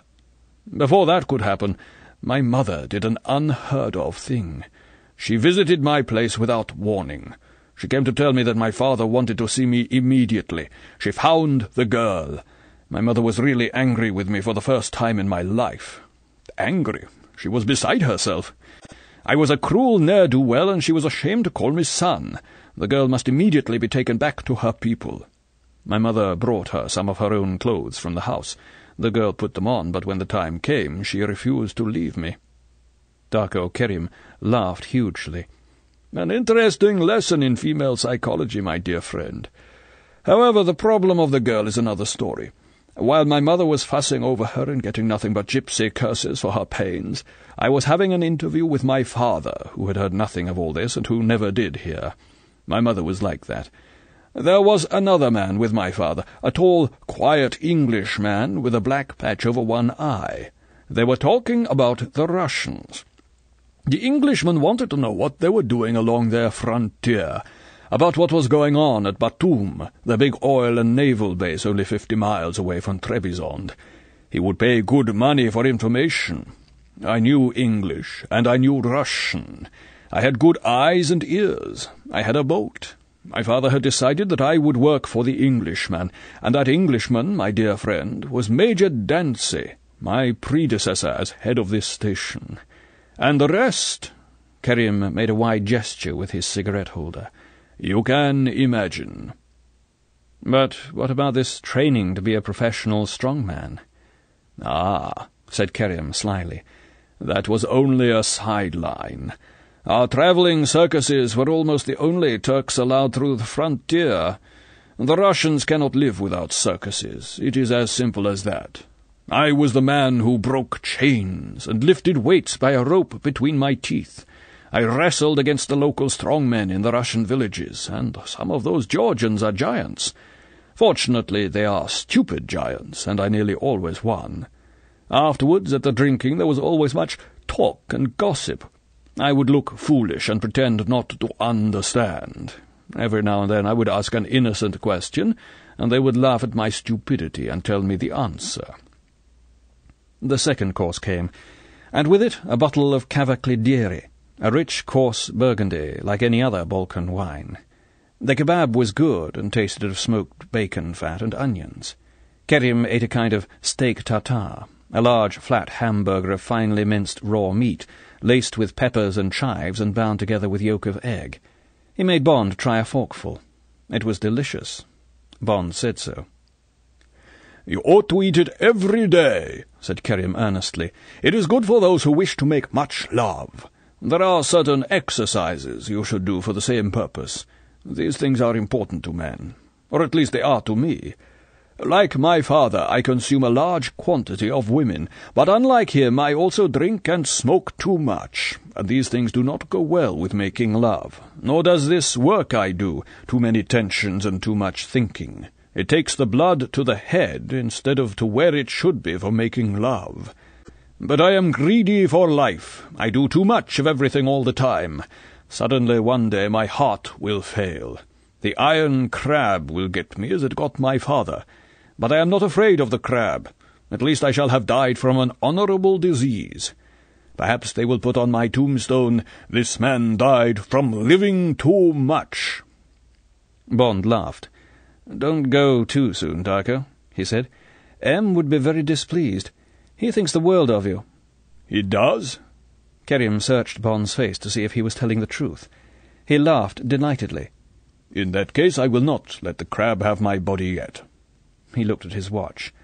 "Come, James," he said. "It is good that you remind me of my duty. We will have coffee in the office. There is not much time to waste. Every day at 2:30 the Russians have their council of war. Today you and I will do them the honour of being present at their deliberations." Chapter 16. The Tunnel of Rats. Back in the cool office, while they waited for the inevitable coffee, Kerim opened a cupboard in the wall and pulled out sets of engineers' blue overalls. Kerim stripped to his shorts and dressed himself in one of the suits, and pulled on a pair of rubber boots. Bond picked out a suit and a pair of boots that more or less fitted him and put them on. With the coffee, the head clerk brought in 2 powerful flashlights, which he put on the desk. When the clerk had left the room, Kerim said, "He is one of my sons, the eldest one. The others in there are all my children. The chauffeur and the watchman are uncles of mine. Common blood is the best security, and this spice business is good cover for us all. M set me up in it. He spoke to friends of his in the city of London. I am now the leading spice merchant in Turkey. I have long ago repaid M the money that was lent me. My children are shareholders in the business. They have a good life. When there is secret work to be done, and I need help, I choose the child who will be most suitable. They all have training in different secret things. They are clever and brave. Some have already killed for me. They would all die for me. And for M, I have taught them he is just below God." Kerim made a deprecating wave. "But that is just to tell you that you are in good hands." "I hadn't imagined anything different." "Ha!" said Kerim non-committally. He picked up the torches and handed one to Bond. "And now to work." Kerim walked over to the wide glass-fronted bookcase and put his hand behind it. There was a click, and the bookcase rolled silently and easily along the wall to the left. Behind it was a small door, flush with the wall. Kerim pressed one side of the door, and it swung inwards to reveal a dark tunnel with stone steps leading straight down. A dank smell mixed with faint zoo stench came out into the room. "You go first," said Kerim. "Go down the steps to the bottom and wait. I must fix the door." Bond switched on his torch and stepped through the opening and went carefully down the stairs. The light of the torch showed fresh masonry, and 20 feet below a glimmer of water. When Bond got to the bottom, he found that the glimmer was a small stream running down a central gutter in the floor of an ancient stone-walled tunnel that sloped steeply up to the right. To the left, the tunnel went on downwards and would, he guessed, come out below the surface of the Golden Horn. Out of range of Bond's light, there was a steady, quiet scuttling sound, and in the blackness hundreds of pinpoints of red light flickered and moved. It was the same uphill and downhill. 20 yards away on either side, 1,000 rats were looking at Bond. They were sniffing at his scent. Bond imagined the whiskers lifting slightly from their teeth. He had a quick moment of wondering what action they would take if his torch went out. Kerim was suddenly beside him. "It is a long climb, a quarter of an hour. I hope you love animals." Kerim's laugh boomed hugely away up the tunnel. The rats scuffled and stirred. "Unfortunately, there is not much choice. Rats and bats, squadrons of them, divisions, a whole air force and army, and we have to drive them in front of us. Towards the end of the climb it becomes quite congested. Let's get started. The air is good. It is dry underfoot on both sides of the stream, but in winter the floods come, and then we have to use frogmen suits. Keep your torch on my feet. If a bat gets in your hair, brush him off. It will not be often. Their radar is very good." They set off up the steep slope. The smell of the rats and of the droppings of bats was thick, a mixture of monkey house and chicken battery. It occurred to Bond that it would be days before he got rid of it. Clusters of bats hung like bunches of withered grapes from the roof, and when, from time to time, either Kerim's head or Bond's brushed against them, they exploded, twittering into the darkness. Ahead of them, as they climbed, there was the forest of squeaking, scuffling red pinpoints that grew denser on either sides of the central gutter. Occasionally Kerim flashed his torch forward, and the light shone on a grey field sown with glittering teeth and glinting whiskers. When this happened, an extra frenzy seized the rats, and those nearest jumped on the backs of the others to get away. All the while, fighting, tumbling grey bodies came sweeping down the central gutter, and as the pressure of the mass higher up the tunnel grew heavier, the frothing rear rank came closer. The two men kept their torches levelled like guns on the rear ranks until, after a good quarter of an hour's climb, they reached their destination.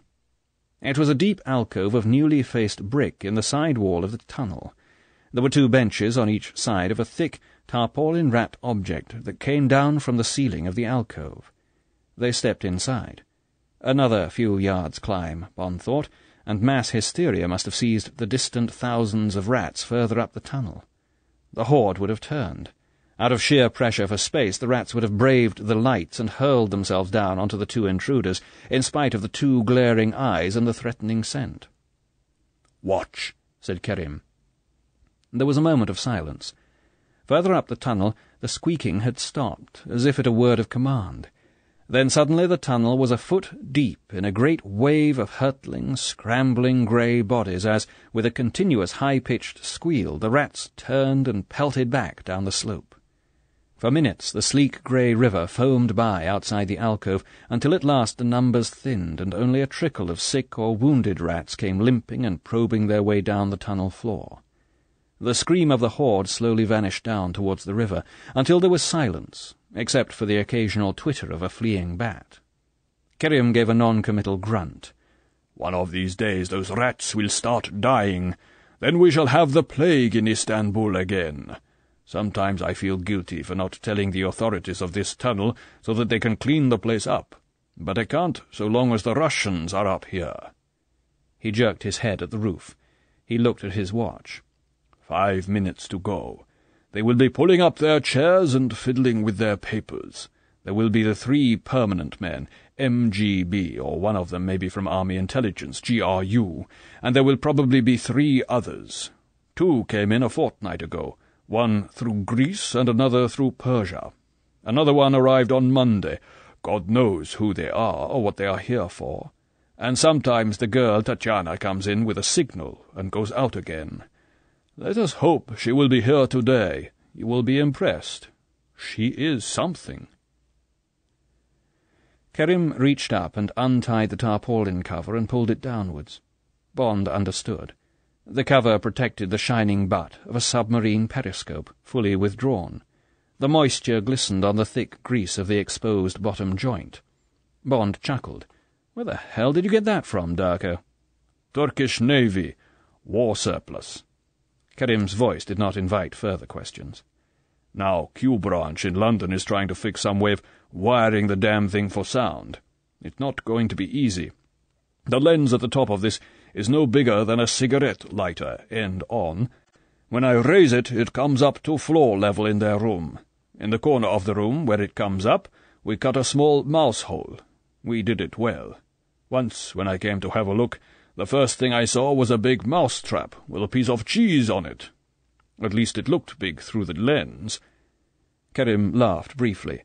"But there's not much room to fit a sensitive pickup alongside the lens, and there's no hope of getting in again to do any more fiddling about with their architecture. The only way I managed to install this thing was to get my friends in the Public Works Ministry to turn the Russians out for a few days. The story was that the trams going up the hill were shaking the foundations of the houses. There had to be a survey. It cost me a few £100 for the right pockets. The Public Works inspected 6 houses on either side of this one and declared the place safe. By that time I and the family had finished our construction work. The Russians were suspicious as hell. I gather they went over the place with a tooth comb when they got back, looking for microphones and bombs and so on. But we can't work that trick twice. Unless Q branch can think up something very clever, I shall have to be content with keeping an eye on them. One of these days they'll give away something useful. They'll be interrogating someone we're interested in, or something of that sort." Alongside the matrix of the periscope in the roof of the alcove, there was a pendulous blister of metal twice the size of a football. "What's that?" said Bond. "Bottom half of a bomb. A big bomb. If anything happens to me, or if war breaks out with Russia, that bomb will be set off by radio control from my office. It is sad." Kerim didn't look sad. "But I fear that many innocent people will get killed besides the Russians.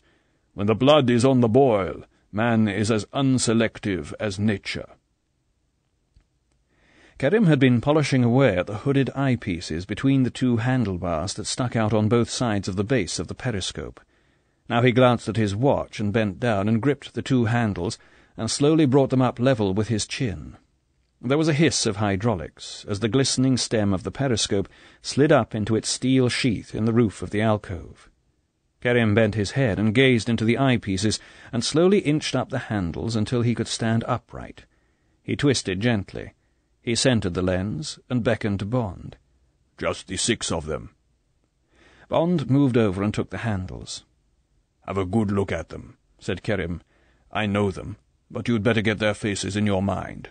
Head of the table is their resident director. On his left are his 2 staff. Opposite them are the 3 new ones. The latest, who looks quite an important chap, is on the director's right. Tell me if they do anything except talk." Bond's first impulse was to tell Kerim not to make so much noise. It was as if he was in the room with the Russians, as if he was sitting in a chair in the corner, a secretary, perhaps, taking shorthand of the conference. The wide, all-round lens, designed for spotting aircraft as well as surface ships, gave him a curious picture, a mouse's-eye view of a forest of legs below the foredge of the table, and various aspects of the heads belonging to the legs. The director and his 2 colleagues were clear, serious, dull Russian faces whose characteristics Bond filed away. There was the studious, professorial face of the director, thick spectacles, lantern jaw, big forehead, and thin hair brushed back. On his left was a square wooden face with deep clefts on either side of the nose, fair hair en brosse, and a nick out of the left ear. The third member of the permanent staff had a shifty Armenian face, with clever, bright almond eyes. He was talking now. His face wore a falsely humble look. Gold glinted in his mouth. Bond could see less of the three visitors. Their backs were half towards him, and only the profile of the nearest, and presumably most junior, showed clearly. This man's skin also was dark. He, too, would be from one of the southern republics. The jaw was badly shaved, and the eye in profile was bovine and dull under a thick black brow. The nose was fleshy and porous. The upper lip was long over a sullen mouth, and the beginning of a double chin.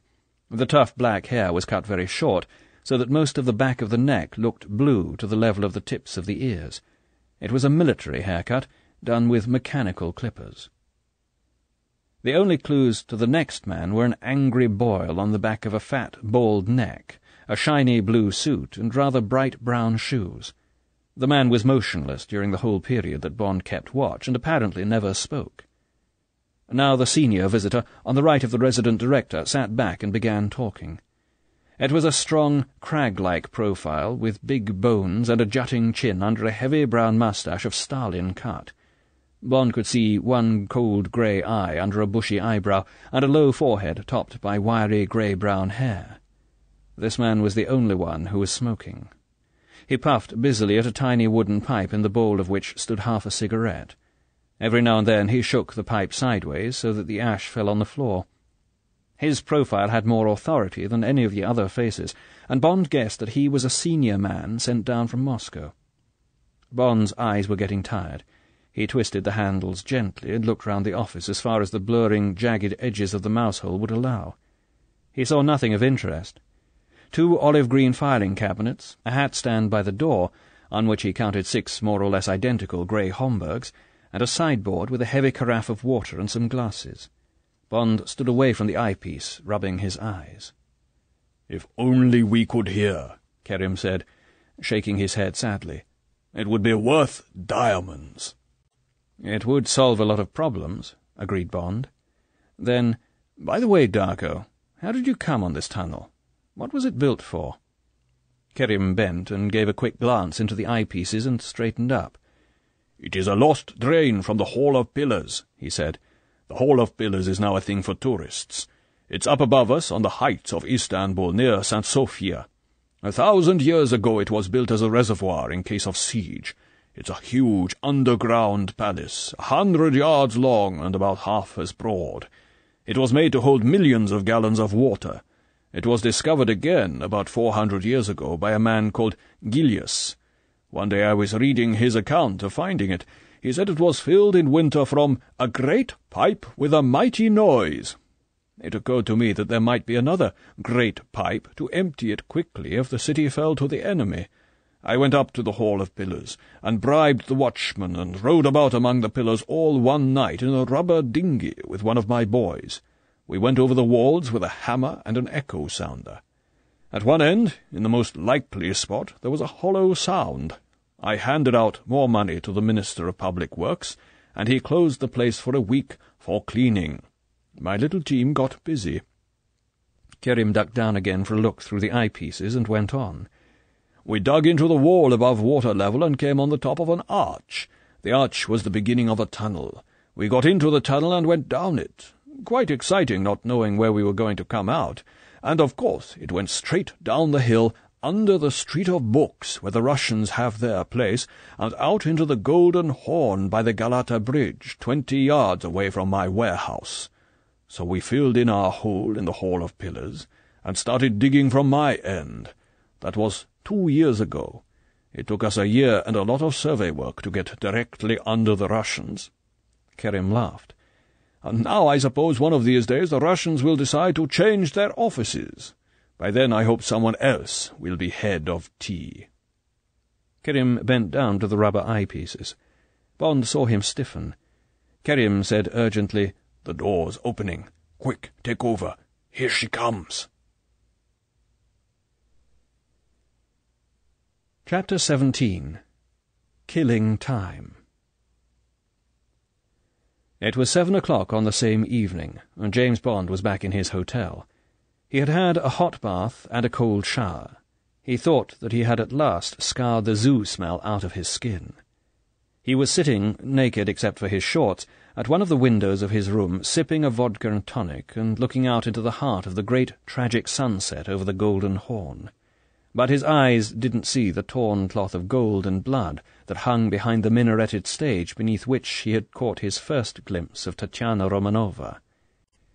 He was thinking of the tall, beautiful girl with the dancer's long gait who had walked through the drab door with a piece of paper in her hand. She had stood beside her chief and handed him the paper. All the men had looked up at her. She had blushed and looked down. What had that expression on the men's faces meant? It was more than just the way some men look at a beautiful girl. They had shown curiosity. That was reasonable. They wanted to know what was in the signal, why they were being disturbed, but what else? There had been slyness and contempt, the way people stare at prostitutes. It had been an odd, enigmatic scene. This was part of a highly disciplined paramilitary organization. These were serving officers, each of whom would be wary of the others, and this girl was just one of the staff, with a corporal's rank, who was now going through a normal routine. Why had they all unguardedly looked at her with this inquisitive contempt, almost as if she was a spy who had been caught and was going to be executed? Did they suspect her? Had she given herself away? But that seemed less likely as the scene played itself out. The resident director read the signal, and the other men's eyes turned away from the girl and onto him. He said something, presumably repeating the text of the signal, and the men looked glumly back at him as if the matter did not interest them. Then the resident director looked up at the girl, and the other eyes followed his. He said something with a friendly, inquiring expression. The girl shook her head and answered briefly. The other men now only looked interested. The director said one word with a question mark on the end. The girl blushed deeply and nodded, holding his eyes obediently. The other men smiled encouragement, slyly perhaps, but with approval. No suspicion there, no condemnation. The scene ended with a few sentences from the director, to which the girl seemed to say the equivalent of "yes, sir," and turned and walked out of the room. When she had gone, the director said something with an expression of irony on his face, and the men laughed heartily, and the sly expression was back on their faces, as if what he had said had been obscene. Then they went back to their work. Ever since, on their way back down the tunnel, and later in Kerim's office while they discussed what Bond had seen, Bond had racked his brains for a solution to this maddening bit of dumb crambo, and now, looking without focus at the dying sun, he was still mystified. Bond finished his drink and lit another cigarette. He put the problem away and turned his mind to the girl. Tatiana Romanova. Romanov. Well, she certainly looked like a Russian princess, or the traditional idea of one. The tall, fine-boned body that moved so gracefully and stood so well. The thick sweep of hair down to the shoulders, and the quiet authority of the profile. The wonderful Garbo-esque face with its curiously shy serenity. The contrast between the level innocence of the big, deep blue eyes and the passionate promise of a wide mouth. And the way she had blushed, and the way the long eyelashes had come down over the lowered eyes. Had that been the prudery of a virgin? Bond thought not. There was the confidence of having been loved in the proud breasts, and the insolently lilting behind, the assertion of a body that knows what it can be for. On what Bond had seen, could he believe that she was the sort of girl to fall in love with a photograph and a file? How could one tell? Such a girl would have a deeply romantic nature. There were dreams in the eyes and in the mouth. At that age, 24, the Soviet machine would not yet have ground the sentiment out of her. The Romanov blood might well have given her a yearning for men other than the type of modern Russian officer she would meet. Stern, cold, mechanical, basically hysterical, and, because of their party education, infernally dull. It could be true. There was nothing to disprove her story in her looks. Bond wanted it to be true. The telephone rang. It was Kerim. "Nothing new?" "No." "Then I will pick you up at 8. "I'll be ready." Bond laid down the receiver and slowly started to put on his clothes. Kerim had been firm about the evening. Bond had wanted to stay in his hotel room and wait for the first contact to be made, a note, a telephone call, whatever it might be, but Kerim had said no. The girl had been adamant that she would choose her own time and place. It would be wrong for Bond to seem a slave to her convenience. "This is bad psychology, my friend," Kerim had insisted. "No girl likes a man to run when she whistles. She would despise you if you made yourself too available. From your face and your dossier, she would expect you to behave with indifference, even with insolence. She would want that. She wishes to court you, to buy a kiss," Kerim had winked, "from that cruel mouth. It is with an image she has fallen in love. Behave like that image. Act the part." Bond had shrugged his shoulders. "All right, Darko, I dare say you're right. What do you suggest?" "Live the life you would normally.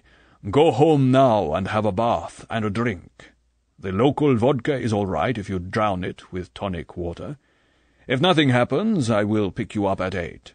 We will have dinner at the place of a gypsy friend of mine, a man called Vavra. He is head of a tribe. I must anyway see him tonight. He is one of my best sources.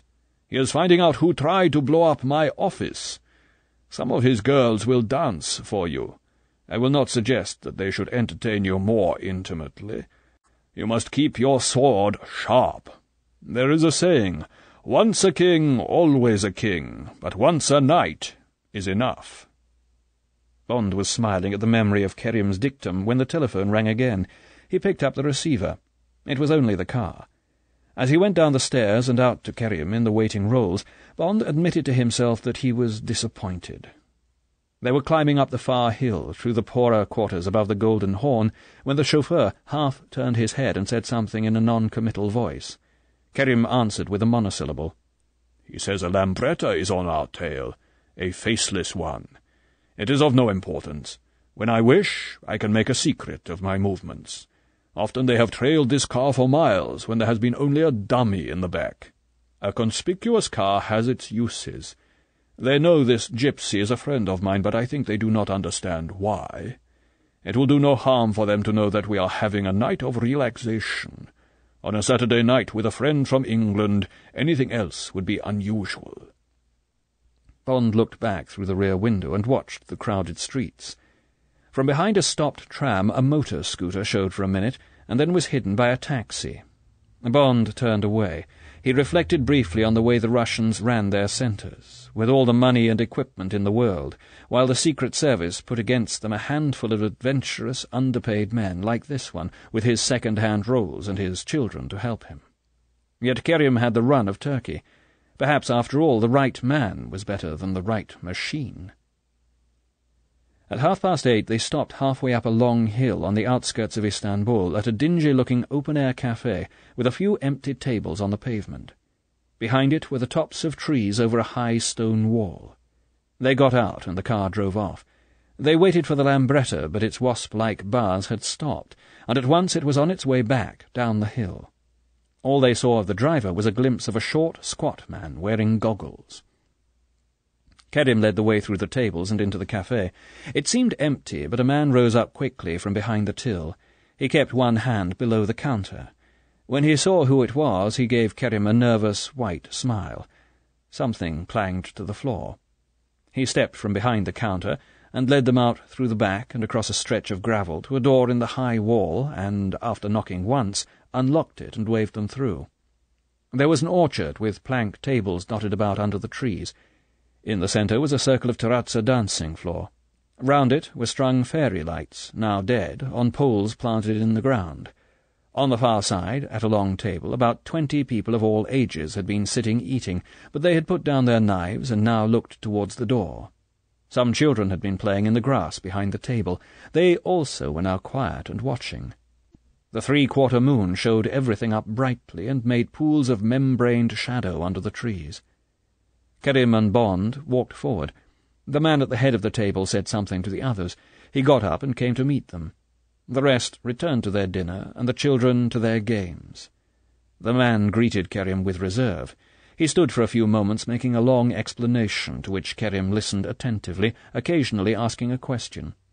The gypsy was an imposing theatrical figure in Macedonian dress, white shirt with full sleeves, baggy trousers, and laced soft leather top-boots. His hair was a tangle of black snakes. A large, downward-drooping black moustache almost hid the full red lips. The eyes were fierce and cruel on either side of a syphilitic nose. The moon glinted on the sharp line of the jaw and the high cheekbones. His right hand, which had a gold ring on the thumb, rested on the hilt of a short, curved dagger in a leather scabbard tipped with filigree silver. The gypsy finished talking. Kerim said a few words, forceful and apparently complimentary, about Bond, at the same time stretching his hand out in Bond's direction, as if he was a compere in a nightclub commending a new turn. The gypsy stepped up to Bond and scrutinized him. He bowed abruptly. Bond followed suit. The gypsy said a few words through a sardonic smile. Kerim laughed and turned to Bond. "He says if you are ever out of work, you should come to him. He will give you a job, taming his women and killing for him. That is a great compliment to a gajo, a foreigner. You should say something in reply." "Tell him that I can't imagine he needs any help in these matters." Kerim translated. The gypsy politely bared his teeth. He said something and walked back to the table, clapping his hands sharply. 2 women got up and came towards him. He spoke to them curtly, and they went back to the table and picked up a large earthenware dish and disappeared among the trees. Kerim took Bond's arm and led him to one side. "We have come on a bad night," he said. "The restaurant is closed. There are family troubles here which have to be solved, drastically and in private. But I am an old friend, and we are invited to share their supper. It will be disgusting, but I have sent for Raki. Then we may watch, but on condition that we do not interfere.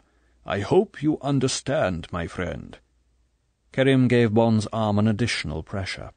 "Whatever you see, you must not move or comment. A court has just been held, and justice is to be done, their kind of justice. It is an affair of love and jealousy. 2 girls of the tribe are in love with one of his sons. There is a lot of death in the air. They both threaten to kill the other to get him." This book is continued on Disc 5. From Russia with Love, by Ian Fleming, continued. Disc 5. Kerim gave Bond's arm an additional pressure. "Whatever you see, you must not move or comment. A court has just been held, and justice is to be done, their kind of justice. It is an affair of love and jealousy. 2 girls of the tribe are in love with one of his sons. There is a lot of death in the air. They both threaten to kill the other to get him. If he chooses one, the unsuccessful one has sworn to kill him and the girl. It is an impasse. There is much argument in the tribe, so the son has been sent up into the hills, and the 2 girls are to fight it out here tonight, to the death. The son has agreed to take the winner. The women are locked up in separate caravans. It will not be for the squeamish, but it will be a remarkable affair. It is a great privilege that we may be present. You understand? We are gajos. You will forget your sense of the proprieties. You will not interfere. They would kill you and possibly me if you did." "Darko," said Bond, "I have a French friend, a man called Mathis, who is head of the 2e. He once said to me, 'J'aime les sensations fortes.' I am like him. I will not disgrace you. Men fighting women is one thing. Women fighting women is another. But what about the bomb? The bomb that blew up your office. What did he say about that?" "It was the leader of the Faceless Ones. He put it there himself. They came down the Golden Horn in a boat, and he climbed up a ladder and fixed it to the wall. It was bad luck he didn't get me. The operation was well thought out. The man is a gangster, a Bulgarian refugee called Krilenchu. I shall have a reckoning with him. God knows why they suddenly want to kill me, but I cannot allow such annoyances. I may decide to take action later tonight. I know where he lives. In case Vavra knew the answer, I told my chauffeur to come back with the necessary equipment." A fiercely attractive young girl in a thick, old-fashioned black frock with strings of gold coins round her neck and about 10 thin gold bracelets on each wrist came over from the table and swept a low, jingling curtsy in front of Kerim. She said something, and Kerim replied. "We are bidden to the table," said Kerim. "I hope you are good at eating with your fingers.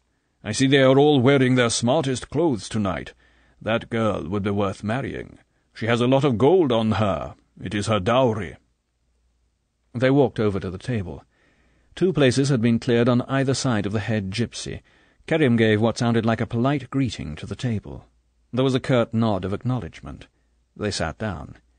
In front of each of them was a large plate of some sort of ragout smelling strongly of garlic, a bottle of raki, a pitcher of water, and a cheap tumbler. More bottles of raki, untouched, were on the table. When Kerim reached for his and poured himself half a tumblerful, everyone followed suit. Kerim added some water and raised his glass. Bond did the same. Kerim made a short and vehement speech, and all raised their glasses and drank. The atmosphere became easier. An old woman next to Bond passed him a long loaf of bread and said something. Bond smiled and said, "Thank you." He broke off a piece and handed the loaf to Kerim, who was picking among his ragout with thumb and forefinger. Kerim took the loaf with one hand, and at the same time, with the other, he put a large piece of meat in his mouth and began to eat. Bond was about to do the same when Kerim said sharply and quietly, "With the right hand, James. The left hand is used for only one purpose among these people." Bond halted his left hand in mid-air and moved it on to grasp the nearest raki bottle. He poured himself another half-tumblerful and started to eat with his right hand. The ragout was delicious, but steaming hot. Bond winced each time he dipped his fingers into it. Everyone watched them eat, and from time to time the old woman dipped her fingers into Bond's stew and chose a piece for him. When they had scoured their plates, a silver bowl of water in which rose-leaves floated, and a clean linen cloth were put between Bond and Kerim. Bond washed his fingers and his greasy chin and turned to his host and dutifully made a short speech of thanks, which Kerim translated. The table murmured its appreciation. The head gypsy bowed towards Bond and said, according to Kerim, that he hated all Gajos except Bond, whom he was proud to call his friend. Then he clapped his hands sharply, and everybody got up from the table and began pulling the benches away and arranging them round the dance-floor. Kerim came round the table to Bond. They walked off together. "How do you feel? They've gone to get the 2 girls." Bond nodded. He was enjoying the evening. The scene was beautiful and thrilling, the white moon blazing down on the ring of figures now settling on the benches, the glint of gold or jewellery as somebody shifted his position, the glaring pool of terrazza, and all around the quiet, sentinel trees standing guard in their black skirts of shadow. Kerim led Bond to a bench where the chief gypsy sat alone. They took their places on his right. A black cat with green eyes walked slowly across the terrazza and joined a group of children who were sitting quietly as if someone was about to come onto the dance-floor and teach them a lesson. It sat down and began licking its chest. Beyond the high wall a horse neighed. 2 of the gypsies looked over their shoulders towards the sound as if they were reading the cry of the horse. From the road came the silvery spray of a bicycle bell as someone sped down the hill. The crouching silence was broken by the clang of a bolt being drawn. The door in the wall crashed back, and 2 girls, spitting and fighting like angry cats, hurtled through and across the grass and into the ring. Chapter 18. Strong Sensations. The head gypsy's voice cracked out. The girls separated reluctantly and stood facing him. The gypsy began to speak in a tone of harsh denunciation. Kerim put his hand up to his mouth and whispered behind it. "Vavra is telling them that this is a great tribe of gypsies, and they have brought dissension among it. He says there is no room for hatred among themselves, only against those outside. The hatred they have created must be purged, so that the tribe can live peacefully again. They are to fight. If the loser is not killed, she will be banished forever. That will be the same as death. These people wither and die outside the tribe. They cannot live in our world. It is like wild beasts forced to live in a cage." While Kerim spoke, Bond examined the 2 beautiful, taut, sullen animals in the centre of the ring. They were both gypsy dark, with coarse black hair to their shoulders, and they were both dressed in the collection of rags you associate with shantytown Negroes, tattered brown shifts that were mostly darns and patches. One was bigger boned than the other, and obviously stronger, but she looked sullen and slow-eyed, and might not be quick on her feet. She was handsome in a rather leonine way, and there was a slow red glare in her heavy-lidded eyes as she stood and listened impatiently to the head of the tribe. She ought to win, thought Bond. She is half an inch taller, and she is stronger. Where this girl was a lioness, the other was a panther, lithe and quick, and with cunning, sharp eyes that were not on the speaker but sliding sideways, measuring inches, and the hands at her sides were curled into claws. The muscles of her fine legs looked hard as a man's. The breasts were small, and unlike the big breasts of the other girl, hardly swelled the rags of her shift. She looks a dangerous little bitch of a girl, thought Bond. She will certainly get in the first blow. She will be too quick for the other. At once he was proved wrong. As Vavra spoke his last word, the big girl, who, Kerim whispered, was called Zora, kicked hard sideways, without taking aim, and caught the other girl square in the stomach, and as the smaller girl staggered, followed up with a swinging blow of the fist to the side of the head that knocked her sprawling onto the stone floor. "Oh, Vida!" lamented a woman in the crowd. She needn't have worried. Even Bond could see that Vida was shamming as she lay on the ground, apparently winded. He could see her eyes glinting under her bent arm as Zora's foot came flashing at her ribs. Vida's hands flicked out together. They grasped the ankle, and her head struck into the instep like a snake's. Zora gave a scream of pain and wrenched furiously at her trapped foot. It was too late. The other girl was up on one knee, and then standing erect, the foot still in her hands. She heaved upwards, and Zora's other foot left the ground, and she crashed full length. The thud of the big girl's fall shook the ground. For a moment she lay still. With an animal snarl, Vida dived on top of her, clawing and tearing. My God, what a hell-cat, thought Bond. Beside him, Kerim's breath hissed tensely through his teeth. But the big girl protected herself with her elbows and knees, and at last she managed to kick Vida off. She staggered to her feet and backed away, her lips bared from her teeth, and the shift hanging in tatters from her splendid body. At once she went into the attack again, her arms groping forward for a hold, and, as the smaller girl leapt aside, Zora's hand caught the neck of her shift and split it down to the hem. But immediately Vida twisted in close under the reaching arms, and her fists and knees thudded into the attacker's body. This infighting was a mistake.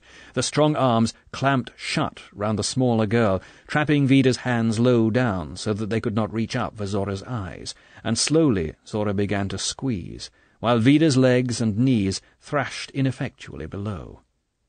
Bond thought that now the big girl must win. All Zora had to do was to fall on the other girl. Vida's head would crack down on the stone, and then Zora could do as she liked. But all of a sudden it was the big girl who began to scream. Bond saw that Vida's head was buried deep in the other's breasts. Her teeth were at work. Zora's arms let go as she reached for Vida's hair to pull the head back and away from her, but now Vida's hands were free, and they were scrabbling at the big girl's body.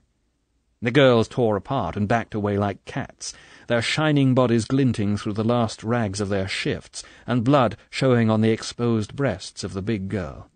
They circled warily, both glad to have escaped, and as they circled, they tore off the last of their rags and threw them into the audience.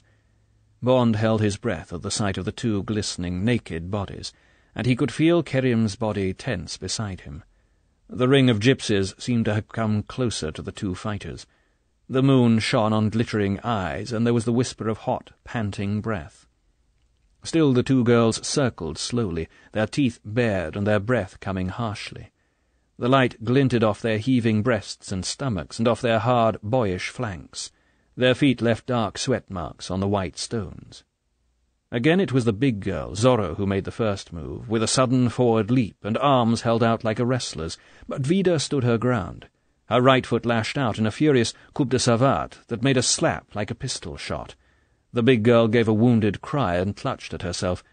At once Vida's other foot kicked up to the stomach, and she threw herself in after it. There was a low growl from the crowd as Zora went down on her knees. Her hands went up to protect her face, but it was too late. The smaller girl was astride her, and her hands grasped Zora's wrists as she bore down on her with all her weight and bent her to the ground, her bared white teeth reaching towards the offered neck. Boom! The explosion cracked the tension like a nut. A flash of flame lit the darkness behind the dance floor, and a chunk of masonry sang past Bond's ear. Suddenly the orchard was full of running men. The head gypsy was slinking forward across the stone with his curved dagger held out in front of him. Kerim was going after him, a gun in his hand.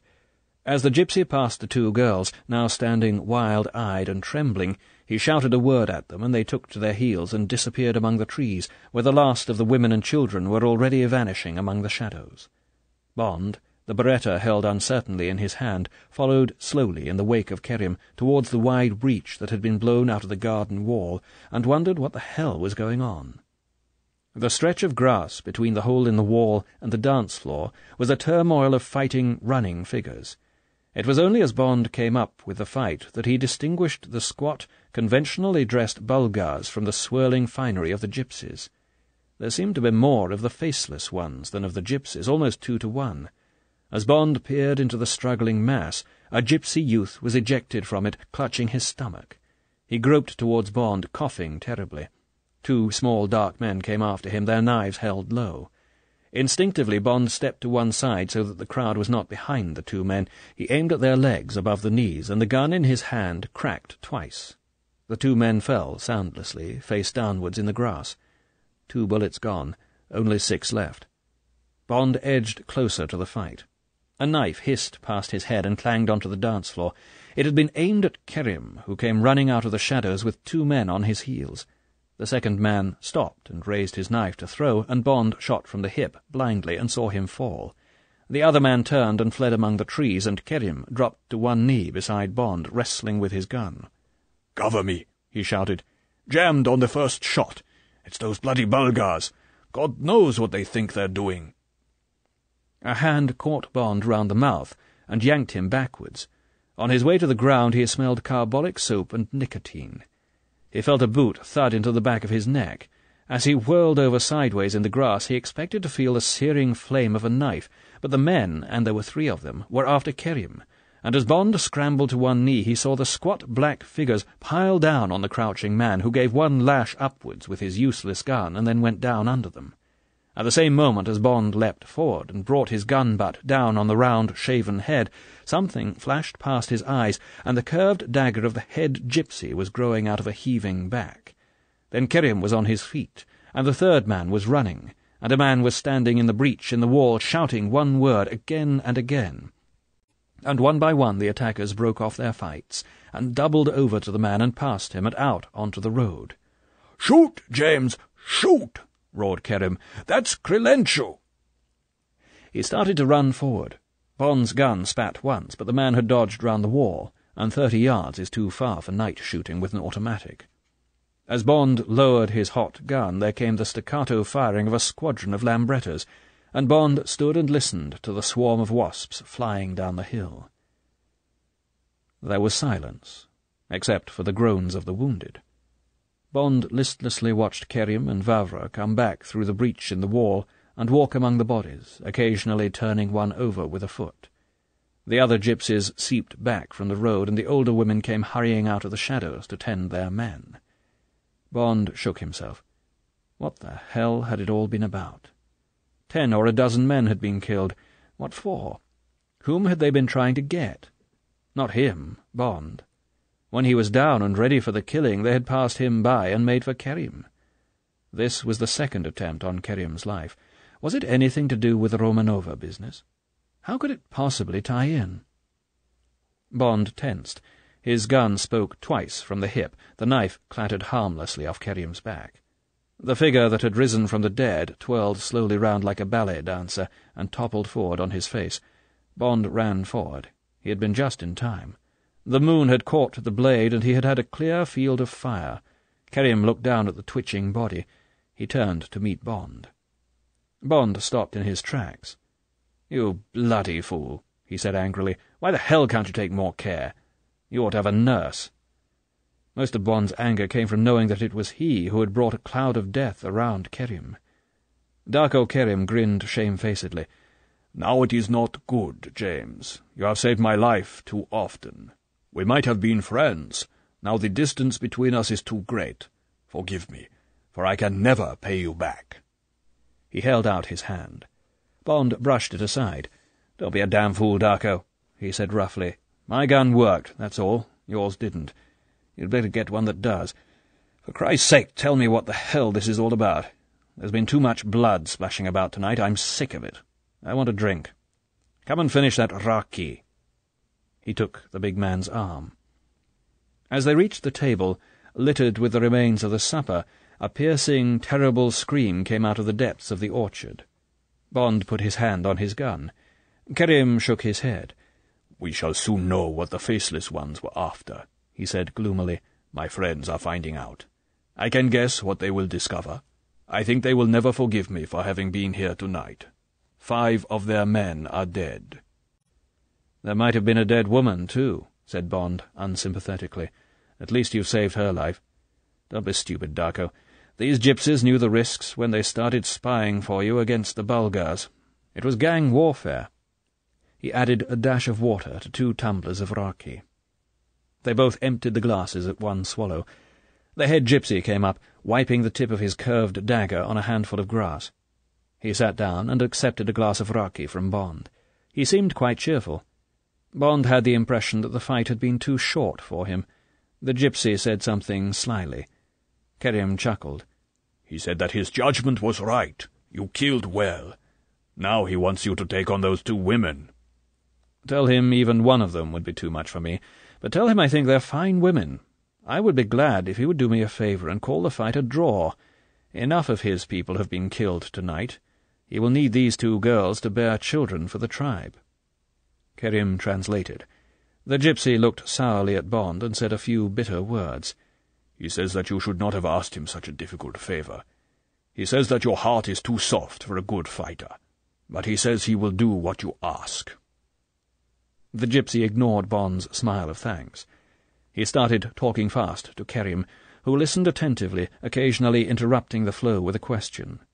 Krelenchu's name was often mentioned. Kerim talked back. There was deep contrition in his voice, and he refused to allow himself to be stopped by protests from the other. There came a last reference to Krelenchu. Kerim turned to Bond. "My friend," he said dryly, "it is a curious affair. It seems the Bulgars were ordered to kill Vavra and as many of his men as possible. That is a simple matter. They knew the gypsy had been working for me. Perhaps rather drastic. But in killing, the Russians have not much finesse. They like mass death. Vavra was a main target. I was another. The declaration of war against me personally I can also understand, but it seems that you were not to be harmed. You were exactly described, so that there should be no mistake. That is odd.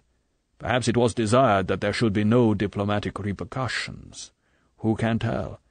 The attack was well planned. They came to the top of the hill by a roundabout route, and freewheeled down so that we should hear nothing.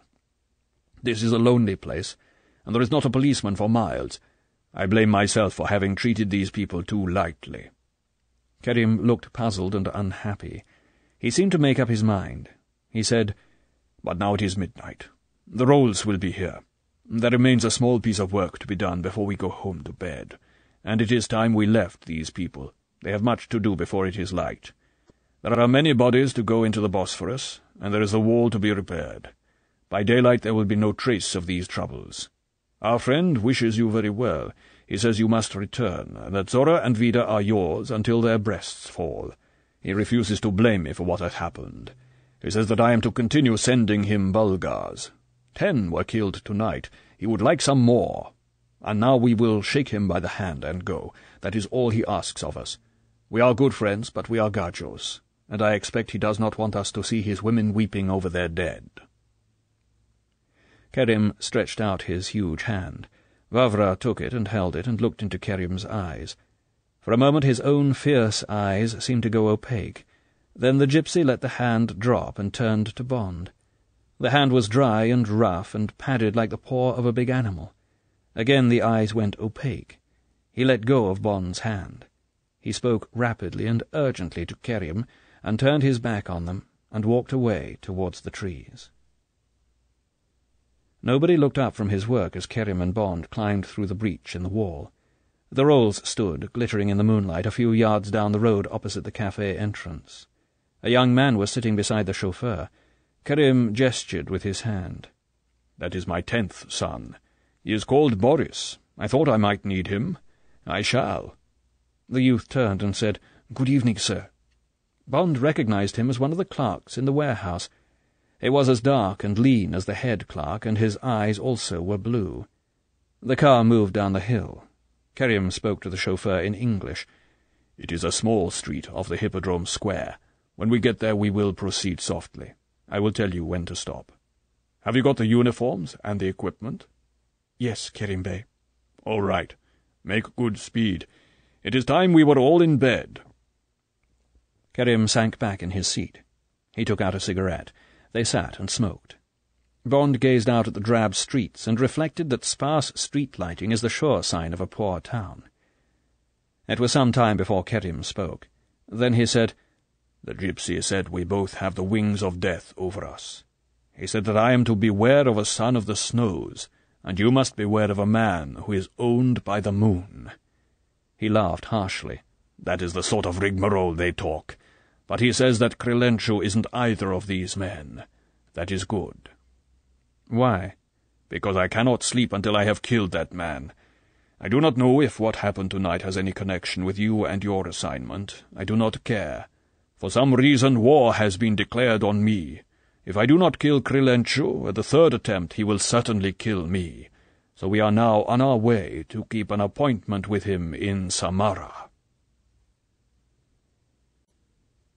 Chapter 19. The Mouth of Marilyn Monroe. The car sped through the deserted streets, past shadowy mosques, from which dazzling minarets lanced up towards the three-quarter moon, under the ruined aqueduct, and across the Ataturk Boulevard, and north of the barred entrances to the Grand Bazaar. At the column of Constantine, the car turned right, through mean, twisting streets that smelled of garbage, and finally debouched into a long ornamental square in which 3 stone columns fired themselves like a battery of space rockets into the spangled sky. "Slow," said Kerim softly. They crept round the square, under the shadow of the lime trees. Down a street on the east side, the lighthouse below the Seraglio Palace gave them a great yellow wink. "Stop." The car pulled up in the darkness, under the limes. Kerim reached for the door-handle. "We shan't be long, James. You sit up front in the driver's seat, and if a policeman comes along, just say, 'Benbe Kerimin or Tagiyem.' Can you remember that? It means, 'I am Kerim Bey's partner.' They'll leave you alone." Bond snorted. "Thanks very much, but you'll be surprised to hear I'm coming with you. You're bound to get into trouble without me. Anyway, I'm damned if I'm going to sit here trying to bluff policemen. The worst of learning one good phrase is that it sounds as if one knew the language. The policeman will come back with a barrage of Turkish, and when I can't answer, he'll smell a rat. Don't argue, Darko." "Well, don't blame me if you don't like this." Kerim's voice was embarrassed. "It's going to be a straight killing in cold blood. In my country, you let sleeping dogs lie, but when they wake up and bite you, you shoot them. You don't offer them a duel, all right?" "Whatever you say," said Bond. "I've got 1 bullet left, in case you miss." "In case you miss?" "Come on, then," said Kerim reluctantly. "We've got quite a walk. The other 2 will be going another way." Kerim took a long walking stick from the chauffeur, and a leather case. He slung them over his shoulder, and they started off down the street into the yellow wink of the lighthouse. Their footsteps echoed hollowly back at them from the iron-shuttered shop frontages. There was not a soul in sight, not a cat, and Bond was glad he was not walking alone down this long street towards the distant, baleful eye. From the first, Istanbul had given him the impression of a town where, with the night, horror creeps out of the stones. It seemed to him a town the centuries had so drenched in blood and violence that, when daylight went out, the ghosts of its dead were its only population. His instinct told him, as it has told other travellers, that Istanbul was a town he would be glad to get out of alive. They came to a narrow, stinking alley that dived steeply down the hill to their right. Kerim turned into it and started gingerly down its cobbled surface. "Watch your feet," he said softly. "Garbage is a polite word for what my charming people throw into their streets." The moon shone whitely down the moist river of cobbles. Bond kept his mouth shut and breathed through his nose. He put his feet down, one after the other, flat-footedly, and with his knees bent, as if he was walking down a snow slope. He thought of his bed in the hotel, and of the comfortable cushions of the car under the sweetly-smelling lime trees, and he wondered how many more kinds of dreadful stench he was going to run into during his present assignment. They stopped at the bottom of the alley. Kerim turned to him with a broad white grin. He pointed upwards at a towering block of black shadow. "Mosque of Sultan Ahmed. Famous Byzantine frescoes. Sorry I haven't got time to show you more of the beauties of my country." Without waiting for Bond's reply, he cut off to the right and along a dusty boulevard lined with cheap shops that sloped down towards the distant glint that was the Sea of Marmara. For 10 minutes they walked in silence. Then Kerim slowed and beckoned Bond into the shadows. "This will be a simple operation," he said softly. "Krilenchu lives down there, beside the railway line." He gestured vaguely towards a cluster of red and green lights at the end of the boulevard. "He hides out in a shack behind a bill hoarding. There is a front door to the shack. Also a trap door to the street through the hoarding. He thinks no one knows of this. My 2 men will go in at the front door. He will slip out through the hoarding. Then I shoot him. All right?" "If you say so."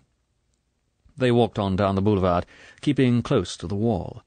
After 10 minutes they came in sight of the 20-foot-high hoarding that formed a facing wall to the T intersection at the bottom of the street.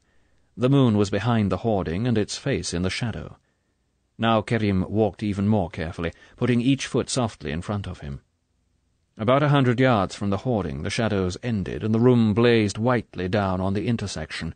Kerim stopped in the last dark doorway and stationed Bond in front of him, up against his chest. "Now we must wait," he whispered. Bond heard Kerim fiddling behind him. There came a soft plop as the lid of the leather case came off. A thin, heavy steel tube about 2 feet long, with a bulge at each end, was pressed into Bond's hand. "Sniper scope. German model," whispered Kerim. "Infrared lens. Sees in the dark. Have a look at that big film advertisement over there. That face, just below the nose. You'll see the outline of a trap door, in direct line down from the signal box." Bond rested his forearm against the door jamb and raised the tube to his right eye. He focused it on the patch of black shadow opposite. Slowly the black dissolved into grey. The outline of a huge woman's face and some lettering appeared. Now Bond could read the lettering. It read, "Niagara, Marilyn Monroe v. Joseph Cotton," and underneath the cartoon feature, "Bonzo Footballu." Bond inched the glass down the vast pile of Marilyn Monroe's hair, and the cliff of forehead, and down the 2 feet of nose to the cavernous nostrils. A faint square showed in the poster. It ran from below the nose into the great alluring curve of the lips. It was about 3 feet deep. From it there would be a longish drop to the ground. Behind Bond there sounded a series of soft clicks. Kerim held forward his walking-stick.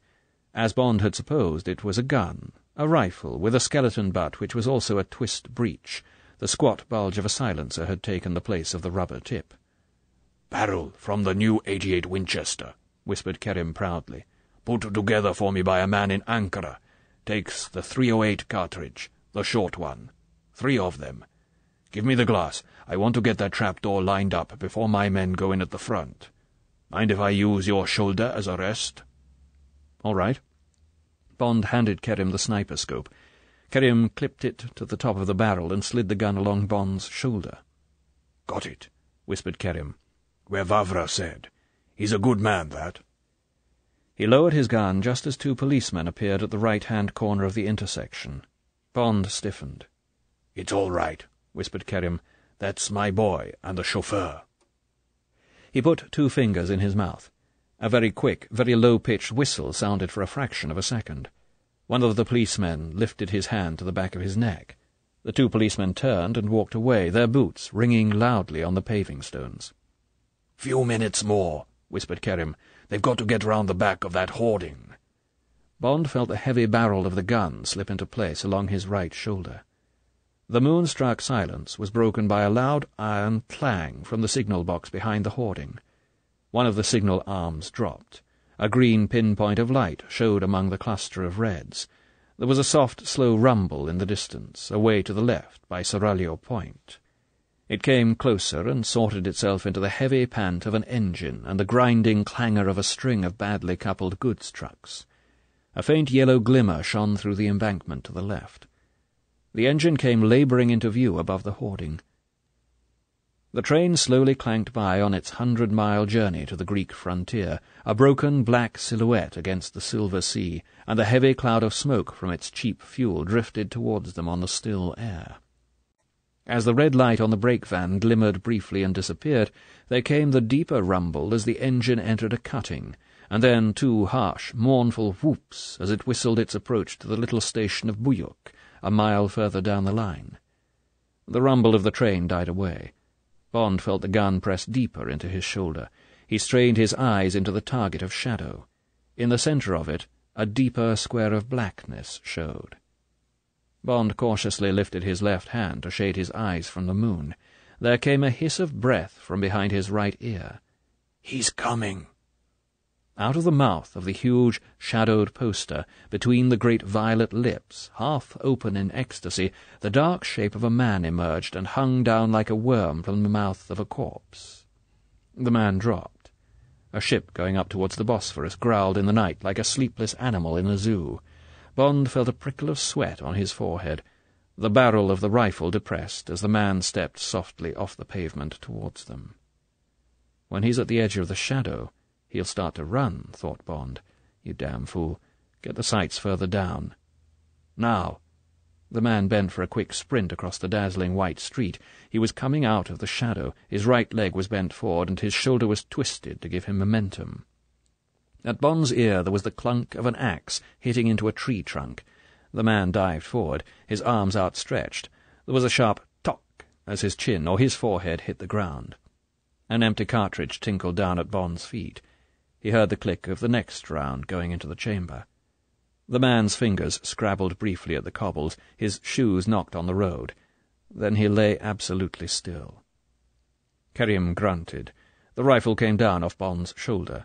Bond listened to the noises of Kerim folding up the gun and putting away the sniper scope in its leather case. Bond looked away from the sprawling figure in the road, the figure of the man who had been, but was no more. He had a moment of resentment against the life that made him witness these things. The resentment was not against Kerim. Kerim had twice been this man's target. In a way it had been a long duel in which the man had fired twice to Kerim's once. But Kerim was the cleverer, cooler man, and the luckier, and that had been that. But Bond had never killed in cold blood, and he hadn't liked watching and helping someone else do it. Kerim silently took his arm. They walked slowly away from the scene and back the way they had come. Kerim seemed to sense Bond's thoughts. "Life is full of death, my friend," he said philosophically, "and sometimes one is made the instrument of death. I do not regret killing that man, nor would I regret killing any of those Russians we saw in that office today. They are hard people. With them, what you don't get from strength you won't get from mercy. They are all the same, the Russians. I wish your government would realize it and be strong with them. Just an occasional little lesson in manners like I have taught them tonight." In power politics one doesn't often have the chance of being as quick and neat as you were tonight, Darko.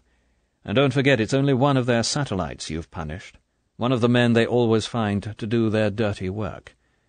"Mark you," said Bond, "I quite agree about the Russians. They simply don't understand the carrot. Only the stick has any effect. Basically they're masochists. They love the knout. That's why they were so happy under Stalin. He gave it them. I'm not sure how they're going to react to the scraps of carrot they're being fed by Khrushchev and co. As for England, the trouble today is that carrots for all are the fashion, at home and abroad. We don't show teeth any more. Only gums." Kerim laughed harshly, but made no comment. They were climbing back up the stinking alley, and there was no breath for talk. They rested at the top, and then walked slowly towards the trees of the Hippodrome Square. "So you forgive me for today?" It was odd to hear the longing for reassurance in the big man's usually boisterous voice. "Forgive you? For what? Don't be ridiculous." There was affection in Bond's voice. "You've got a job to do, and you're doing it.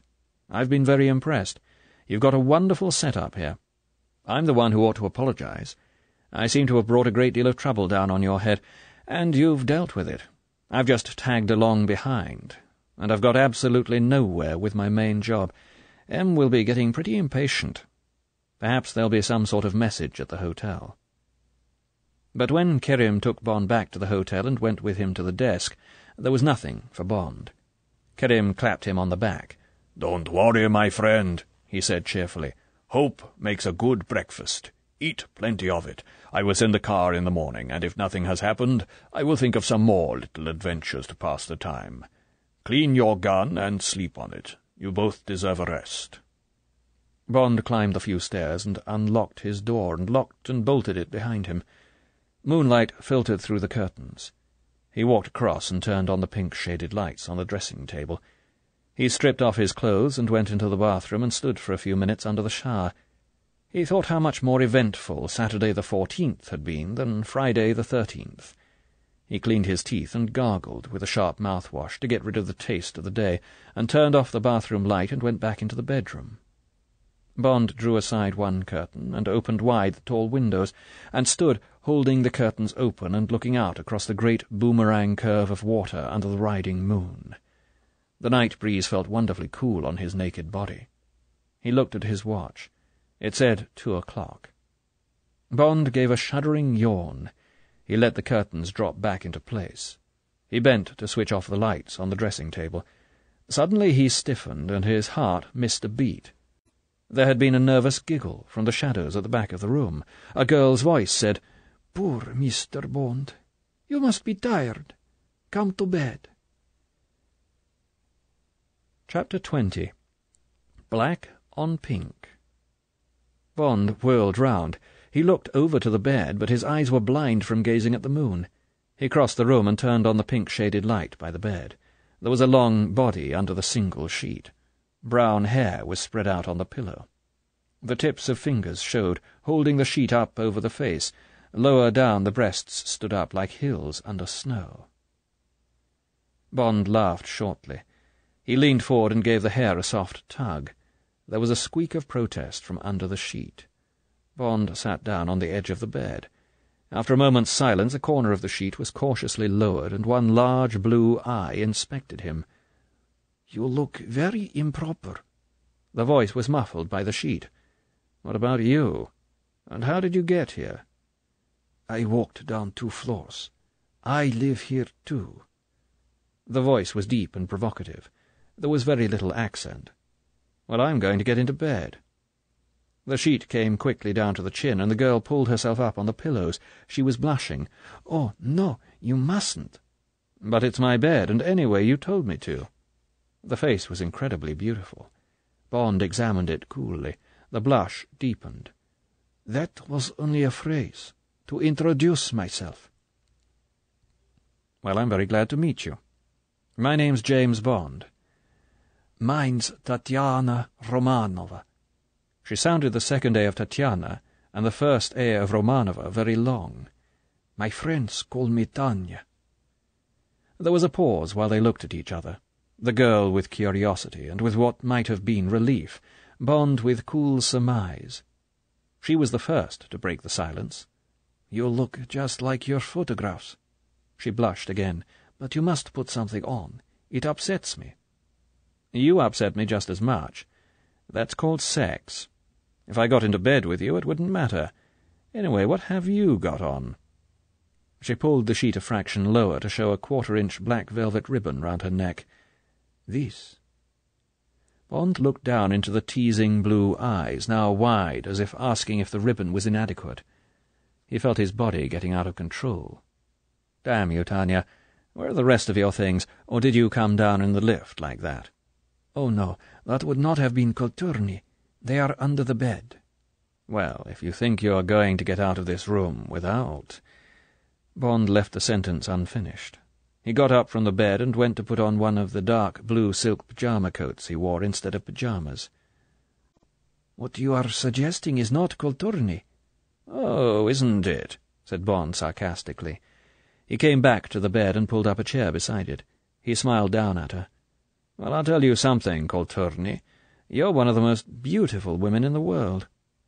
The girl blushed again. She looked at him seriously. "Are you speaking the truth? I think my mouth is too big. Am I as beautiful as Western girls? I was once told I look like Greta Garbo. Is that so?" "More beautiful," said Bond. "There is more light in your face. And your mouth isn't too big. It's just the right size. For me, anyway." "What is that? Light in the face? What do you mean?" Bond meant that she didn't look to him like a Russian spy. She seemed to show none of the reserve of a spy, none of the coldness, none of the calculation. She gave the impression of warmth of heart and gaiety. These things shone out through the eyes. He searched for a non-committal phrase. "There is a lot of gaiety and fun in your eyes," he said lamely. Tatiana looked serious. "That is curious," she said. "There is not much fun and gaiety in Russia. No one speaks of these things. I have never been told that before." Gaiety, she thought, after the last 2 months. How could she be looking gay? And yet, yes, there was a lightness in her heart. Was she a loose woman by nature, or was it something to do with this man she had never seen before? Relief about him after the agony of thinking about what she had to do. It was certainly much easier than she had expected. He made it easy, made it fun, with a spice of danger. He was terribly handsome, and he looked very clean. Would he forgive her when they got to London and she told him that she had been sent to seduce him, even the night on which she must do it, and the number of the room? Surely he wouldn't mind very much. It was doing him no harm. It was only a way for her to get to England and make those reports. Gaiety and fun in her eyes. Well, why not? It was possible. There was a wonderful sense of freedom being alone with a man like this, and knowing that she would not be punished for it. It was really terribly exciting. "You are very handsome," she said. She searched for a comparison that would give him pleasure. "You are like an American film star." She was startled by his reaction. For God's sake, that's the worst insult you can pay a man. She hurried to make good her mistake. How curious that the compliment didn't please him. Didn't everyone in the West want to look like a film star? "I was lying," she said. "I wanted to give you pleasure. In fact, you are like my favorite hero. He's in a book by a Russian called Lermontov. I will tell you about him one day." One day? Bond thought it was time to get down to business. "Now listen, Tanya." He tried not to look at the beautiful face on the pillow. He fixed his eyes on the point of her chin.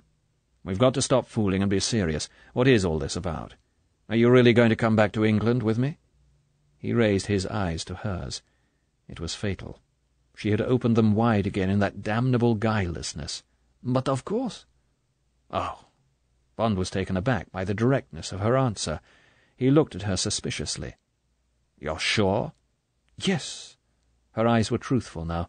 She had stopped flirting. "You're not afraid?" He saw a shadow cross her eyes, but it was not what he thought. She had remembered that she had a part to play. She was to be frightened of what she was doing, terrified. It had sounded so easy, this acting, but now it was difficult. How odd! She decided to compromise. "Yes, I am afraid, but not so much now. You will protect me. I thought you would." "Well, yes, of course I will." Bond thought of her relatives in Russia. He quickly put the thought out of his mind. What was he doing? Trying to dissuade her from coming? He closed his mind to the consequences he imagined for her. "There's nothing to worry about. I'll look after you." And now for the question he had been shirking. He felt a ridiculous embarrassment. The girl wasn't in the least what he had expected. It was spoiling everything to ask the question. It had to be done. "What about the machine?" Yes, it was as if he had cuffed her across the face. Pain showed in her eyes, and the edge of tears. She pulled the sheet over her mouth and spoke from behind it. Her eyes above the sheet were cold. "So that's what you want." "Now listen." Bond put nonchalance in his voice. "This machine's got nothing to do with you and me. But my people in London want it." He remembered security. He added blandly, "It's not all that important. They know all about the machine, and they think it's a wonderful Russian invention. They just want one to copy, like your people copy foreign cameras and things. God, how lame it sounded. Now you're lying. A big tear rolled out of one wide blue eye and down the soft cheek and onto the pillow. She pulled the sheet up over her eyes. Bond reached out and put his hand on her arm under the sheet. The arm flinched angrily away. "Damn the bloody machine," he said impatiently. "But for God's sake, Tanya, you must know that I've got a job to do. Just say one way or the other and we'll forget about it. There are lots more things to talk about. They've got to arrange our journey and so on. Of course my people want it, or they wouldn't have sent me out to bring you home with it." Tatiana dabbed her eyes with the sheet. Brusquely she pulled the sheet down to her shoulders again. She knew that she had been forgetting her job. It had just been that. Oh, well. If only he had said the machine didn't matter to him so long as she would come. But that was too much to hope for. He was right, he had a job to do, so had she. She looked up at him calmly. "I will bring it, have no fear, but do not let us mention it again. And now, listen." She sat up straighter on the pillows. "We must go tonight." She remembered her lesson. "It is the only chance. This evening I am on night duty from 6 o'clock. I shall be alone in the office, and I will take the Spectre." Bond's eyes narrowed. His mind raced as he thought of the problems that would have to be faced. Where to hide her? How to get her out to the first plane after the loss had been discovered? It was going to be a risky business. They would stop at nothing to get her and the Spectre back. Roadblock on the way to the airport, bomb in the plane, anything. "That's wonderful, Tanya." Bond's voice was casual. "We'll keep you hidden, and then we'll take the first plane tomorrow morning." "Don't be foolish." Tatiana had been warned that here would be some difficult lines in her part.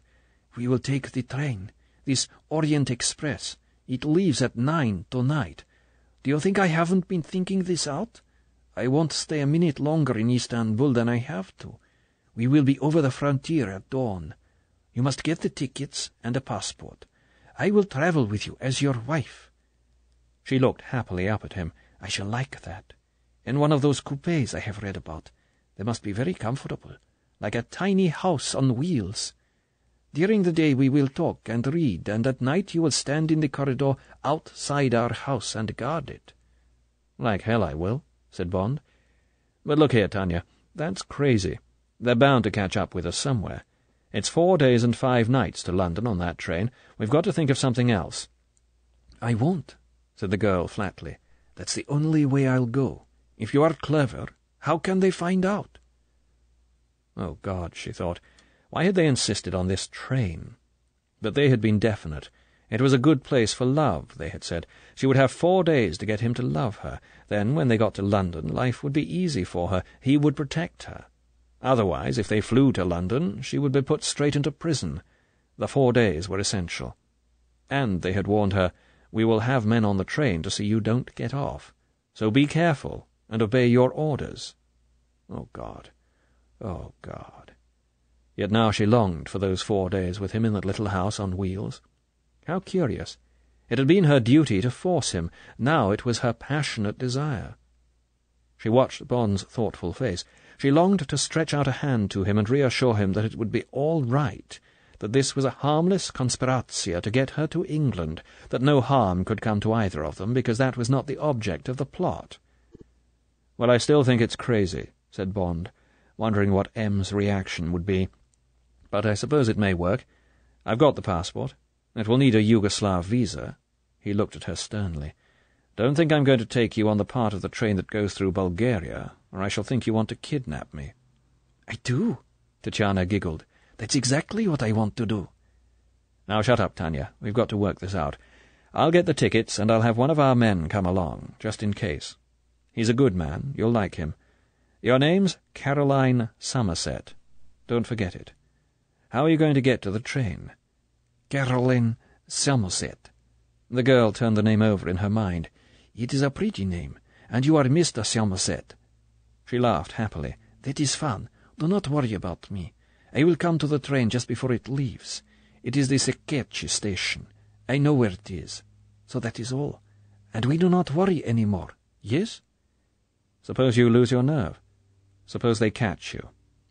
Suddenly Bond was worried at the girl's confidence. How could she be so certain? A sharp tingle of suspicion ran down his spine. "Before I saw you, I was frightened. Now I am not." Tatiana tried to tell herself that this was the truth. Somehow it nearly was. "Now I shall not lose my nerve, as you call it, and they cannot catch me. I shall leave my things in the hotel and take my usual bag to the office. I cannot leave my fur coat behind. I love it too dearly. But today is Sunday, and that will be an excuse to come to the office in it. Tonight, at 8:30, I shall walk out and take a taxi to the station. And now you must stop looking so worried." Impulsively, because she had to, she stretched out a hand towards him. "Say that you are pleased." Bond moved to the edge of the bed. He took her hand and looked down into her eyes. God, he thought, I hope it's all right. I hope this crazy plan will work. Is this wonderful girl a cheat? Is she true? Is she real? The eyes told him nothing except that the girl was happy, and that she wanted him to love her, and that she was surprised at what was happening to her. Tatiana's other hand came up and round his neck and pulled him fiercely down to her. At first the mouth trembled under his, and then, as passion took her, the mouth yielded into a kiss without end. Bond lifted his legs onto the bed. While his mouth went on kissing her, his hand went to her left breast and held it, feeling the peak hard with desire under his fingers. His hand strayed on down across her flat stomach. Her legs shifted languidly. She moaned softly, and her mouth slid away from his. Below the closed eyes, the long lashes quivered like hummingbirds' wings. Bond reached up and took the edge of the sheet and pulled it right down and threw it off the end of the huge bed. She was wearing nothing but the black ribbon round her neck, and black silk stockings rolled above her knees. Her arms groped up for him. Above them, and unknown to both of them, behind the gold-framed false mirror on the wall over the bed, the two photographers from Smersh sat close together in the cramped cabinet de voyeur, as, before them, so many friends of the proprietor had sat on a honeymoon night in the stateroom of the Crystal Palace. And the viewfinders gazed coldly down on the passionate arabesques the two bodies formed and broke and formed again, and the clockwork mechanism of the cine-cameras whirred softly on and on as the breath rasped out of the open mouths of the two men, and the sweat of excitement trickled down their bulging faces into their cheap collars. Chapter 21. Orient Express. The great trains are going out all over Europe, one by one, but still 3 times a week the Orient Express thunders superbly over the 1,400 miles of glittering steel track between Istanbul and Paris. Under the arc lights, the long chassied German locomotive panted quietly with the laboured breath of a dragon dying of asthma. Each heavy breath seemed certain to be the last. Then came another. Wisps of steam rose from the couplings between the carriages and died quickly in the warm August air. The Orient Express was the only live train in the ugly, cheaply architectured borough that is Istanbul's main station. The trains on the other lines were engineless and unattended, waiting for tomorrow. Only track number 3 and its platform throbbed with the tragic poetry of departure. The heavy bronze cipher on the side of the dark blue coach said, Compagnie Internationale des Wagons-Lits et de Grands Express Européens. Above the cipher, fitted into metal slots, was a flat iron sign that announced, in black capitals on white, Orient Express, and underneath, in 3 lines, Istanbul, Thessalonica, Belgrade, Venezia, Milan, Lausanne, Paris. James Bond gazed vaguely at one of the most romantic signs in the world. For the 10th time he looked at his watch. 8:51. His eyes went back to the sign. All the towns were spelled in the language of the country except Milan. Why not Milano? Bond took out his handkerchief and wiped his face. Where the hell was the girl? Had she been caught? Had she had second thoughts? Had he been too rough with her last night, or rather this morning, in the great bed? 8:55. The quiet pant of the engine had stopped. There came an echoing whoosh as the automatic safety valve let off the excess steam. 100 yards away, through the milling crowd, Bond watched the station master raise a hand to the engine driver and fireman and start walking slowly back down the train, banging the doors of the third-class carriages up front. Passengers, mostly peasants going back into Greece after a weekend with their relatives in Turkey, hung out of the windows and jabbered at the grinning crowd below. Beyond, where the faded arc lights stopped, and the dark blue night and the stars showed through the crescent mouth of the station, Bond saw a red pinpoint turn to green. The station-master came nearer. The brown, uniformed wagon-lit attendant tapped Bond on the arm. "En voiture, s'il vous plaît." The two rich-looking Turks kissed their mistresses. They were too pretty to be wives, and with a barrage of laughing injunctions stepped onto the little iron pedestal and up the 2 tall steps into the carriage. There were no other wagon-lit travellers on the platform. The conductor, with an impatient glance at the tall Englishman, picked up the iron pedestal and climbed with it into the train. The station-master strode purposefully by. 2 more compartments, the first and second-class carriages, and then, when he reached the guard's van, he would lift the dirty green flag. There was no hurrying figure coming up the platform from the guichet. High up above the guichet, near the ceiling of the station, the minute hand of the big illuminated clock jumped forward an inch and said 9. A window banged down above Bond's head. Bond looked up. His immediate reaction was that the black veil was too wide-meshed. The intention to disguise the luxurious mouth and the excited blue eyes was amateurish. Quick! The train had begun to move. Bond reached for the passing handrail and swung up onto the step. The attendant was still holding open the door. Bond stepped unhurriedly through. "Madame was late," said the attendant. "She came along the corridor. She must have entered by the last carriage." Bond went down the carpeted corridor to the centre coupé. A black 7 stood above a black 8 on the white metal lozenge. The door was ajar. Bond walked in and shut it behind him. The girl had taken off her veil and her black straw hat. She was sitting in the corner by the window. A long, sleek sable coat was thrown open to show a natural-coloured shantung dress with a pleated skirt, honey-coloured nylons, and a black crocodile belt and shoes.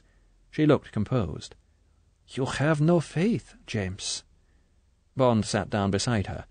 "Tanya," he said, "if there was a bit more room, I'd put you across my knee and spank you. You nearly gave me heart failure. What happened?" "Nothing," said Tatiana innocently. "What could happen? I said I would be here, and I am here. You have no faith. Since I am sure you are more interested in my dowry than in me, it is up there." Bond looked casually up. 2 small cases were on the rack beside his suitcase. He took her hand. He said, "Thank God you're safe." Something in his eyes, perhaps the flash of guilt as he admitted to himself that he had been more interested in the girl than the machine, reassured her. She kept his hand in hers and sank contentedly back into her corner. The train screeched slowly round Seraglio Point. The lighthouse lit up the roofs of the dreary shacks along the railway line. With his free hand, Bond took out a cigarette and lit it. He reflected that they would soon be passing the back of the great billboard where Krelenchu had lived, until less than 24 hours ago. Bond saw again the scene in every detail. The white crossroads, the 2 men in the shadows, the doomed man slipping out through the purple lips. The girl watched his face with tenderness. What was this man thinking?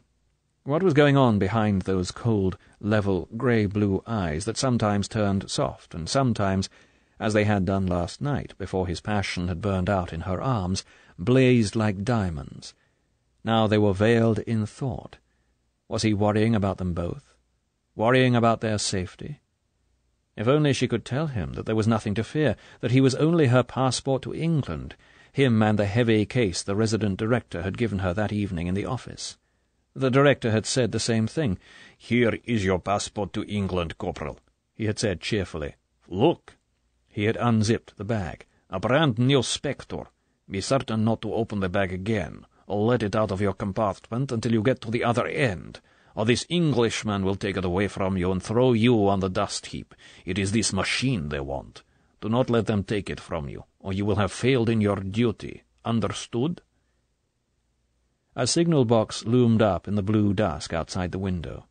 Tatiana watched Bond get up and pull down the window and crane out into the darkness. His body was close to her. She moved her knee so that it touched him. How extraordinary, this passionate tenderness that had filled her ever since she had seen him last night, standing naked at the window, his arms up to hold the curtains back, his profile under the tousled black hair intent and pale in the moonlight. And then the extraordinary fusing of their eyes and their bodies. The flame that had suddenly lit between them, between the two secret agents, thrown together from enemy camps a whole world apart, each involved in his own plot against the country of the other, antagonists by profession, yet turned, and by the orders of their governments, into lovers. Tatiana stretched out a hand and caught hold of the edge of the coat and tugged at it. Bond pulled up the window and turned. He smiled down at her. He read her eyes. He bent and put his hands on the fur over her breasts and kissed her hard on the lips. Tatiana leant back, dragging him with her. There came a soft double knock on the door. Bond stood up. He pulled out his handkerchief and brusquely scrubbed the rouge off his lips. "That'll be my friend, Kerim," he said. "I must talk to him. I will tell the conductor to make up the beds. Stay here while he does it. I won't be long. I shall be outside the door." He leant forward and touched her hand and looked at her wide eyes and at her rueful, half-open lips. "We shall have all the night to ourselves. First I must see that you are safe." He unlocked the door and slipped out. Darko Kerim's huge bulk was blocking the corridor. He was leaning on the brass guardrail, smoking and gazing moodily out towards the Sea of Marmara that receded as the long train snaked away from the coast and turned inland and northwards. Bond leaned on the rail beside him. Kerim looked into the reflection of Bond's face in the dark window. He said softly, "The news is not good. There are 3 of them on the train." "Ah." An electric tingle ran up Bond's spine. "It's the 3 strangers we saw in that room. Obviously they're on to you and the girl." Kerim glanced sharply sideways. "That makes her a double, or doesn't it?" Bond's mind was cool. So the girl had been bait. And yet... No, damn it, she couldn't be acting. It wasn't possible. The cipher machine? Perhaps, after all, it wasn't in that bag. "Wait a minute," he said. He turned and knocked softly on the door. He heard her unlock it and slip the chain. He went in and shut the door. She looked surprised. She had thought it was the conductor come to make up the beds. She smiled radiantly. "You have finished?" "Sit down, Tatiana. I've got to talk to you." Now she saw the coldness in his face, and her smile went out. She sat down obediently with her hands in her lap. Bond stood over her. Was there guilt in her face, or fear? No, only surprise, and a coolness to match his own expression. "Now listen, Tatiana." Bond's voice was deadly. "Something's come up. I must look into that bag and see if the machine is there." She said indifferently, "Take it down and look." She examined the hands in her lap. So now it was going to come, what the director had said. They were going to take the machine and throw her aside, perhaps have her put off the train. Oh, God, this man was going to do that to her. Bond reached up and hauled down the heavy case and put it on the seat. He tore the zip sideways and looked in. Yes, a grey japanned metal case with 3 rows of squat keys, rather like a typewriter. He held the bag open towards her. "Is that a Spectre?" She glanced casually into the gaping bag. "Yes." Bond zipped the bag shut and put it back on the rack. He sat down beside the girl. "There are 3 MGB men on the train. We know they are the ones who arrived at your centre on Monday. What are they doing here, Tatiana?" Bond's voice was soft. He watched her, searched her with all his senses. She looked up. There were tears in her eyes. Were they the tears of a child found out? But there was no trace of guilt in her face. She only looked terrified of something. She reached out a hand and then drew it back. "You aren't going to throw me off the train, now you've got the machine?" "Of course not," Bond said impatiently. "Don't be idiotic. But we must know what these men are doing. What's it all about? Did you know they were going to be on the train?" He tried to read some clue in her expression. He could only see a great relief. And what else? A look of calculation? Of reserve? Yes, she was hiding something. But what? Tatiana seemed to make up her mind. Brusquely she wiped the back of her hand across her eyes. She reached forward and put the hand on his knee. The streak of tears showed on the back of the hand. She looked into Bond's eyes, forcing him to believe her. "James," she said, "I did not know these men were on the train.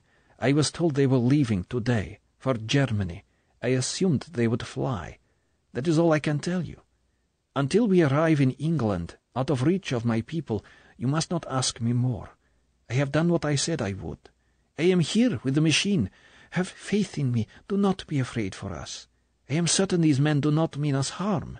Absolutely certain. Have faith." Was she so certain, wondered Tatiana? Had the Kleb woman told her all the truth? But she also must have faith in the orders she had been given. These men must be the guards to see that she didn't get off the train. They could mean no harm. Later, when they got to London, this man would hide her away out of reach of Smersh, and she would tell him everything he wanted to know. She had already decided this in the back of her mind. But God knew what would happen if she betrayed them now. They would somehow get her, and him. She knew it. There were no secrets from these people, and they would have no mercy. So long as she played out her role, all would be well. Tatiana watched Bond's face for a sign that he believed her. Bond shrugged his shoulders. He stood up. "I don't know what to think, Tatiana," he said. "You are keeping something from me, but I think it's something you don't know is important. And I believe you think we are safe. We may be. It may be a coincidence that these men are on the train. I must talk to Kerim and decide what to do. Don't worry. We will look after you. But now we must be very careful." Bond looked round the compartment. He tried the communicating door with the next coupé. It was locked. He decided to wedge it when the conductor had gone. He would do the same for the door into the passage. And he would have to stay awake. So much for the honeymoon on wheels. Bond smiled grimly to himself and rang for the conductor. Tatiana was looking anxiously up at him. "Don't worry, Tanya," he said again. "Don't worry about anything. Go to bed when the man has gone. Don't open the door unless you know it's me. I will sit up tonight and watch. Perhaps tomorrow it will be easier. I will make a plan with Kerim. He is a good man." The conductor knocked. Bond let him in and went out into the corridor. Kerim was still there, gazing out. The train had picked up speed and was hurtling through the night, its harsh, melancholy whistle echoing back at them from the walls of a deep cutting against the sides of which the lighted carriage windows flickered and danced. Kerim didn't move, but his eyes in the mirror of the window were watchful. Bond told him of the conversation.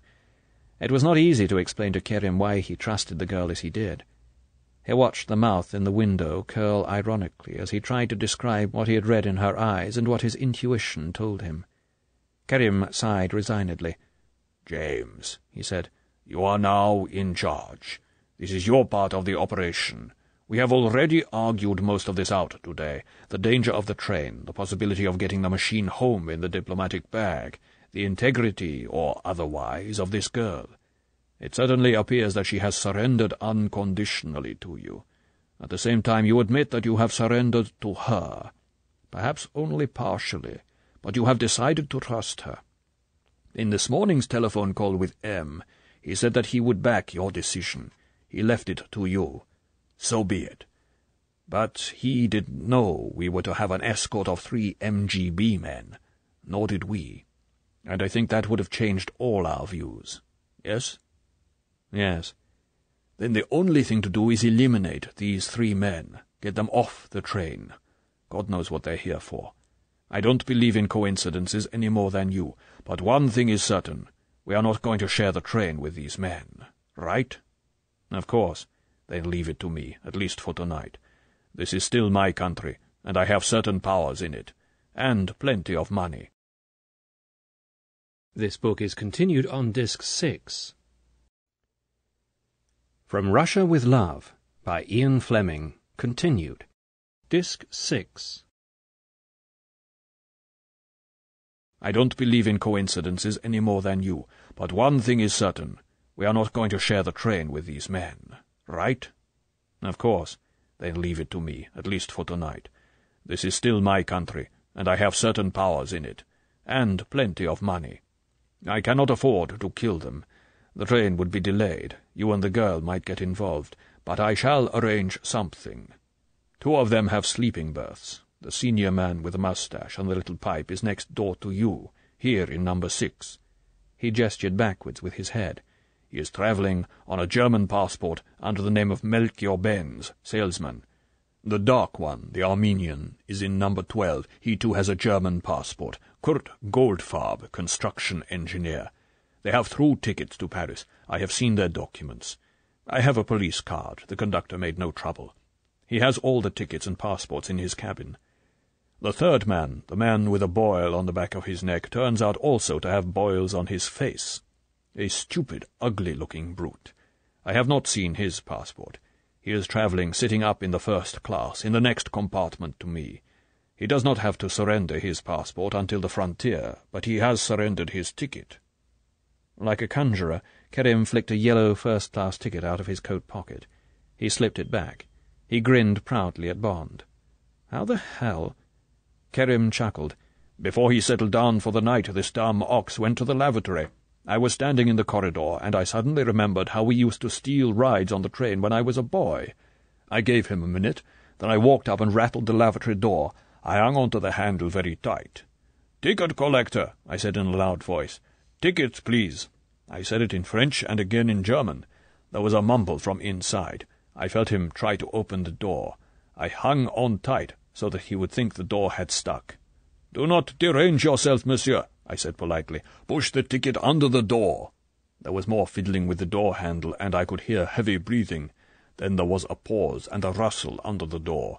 There was the ticket. I said, "Merci, monsieur," very politely. I picked up the ticket and stepped across the coupling into the next carriage. Kerim airily waved a hand. The stupid oaf will be sleeping peacefully by now. He will think that his ticket will be given back to him at the frontier.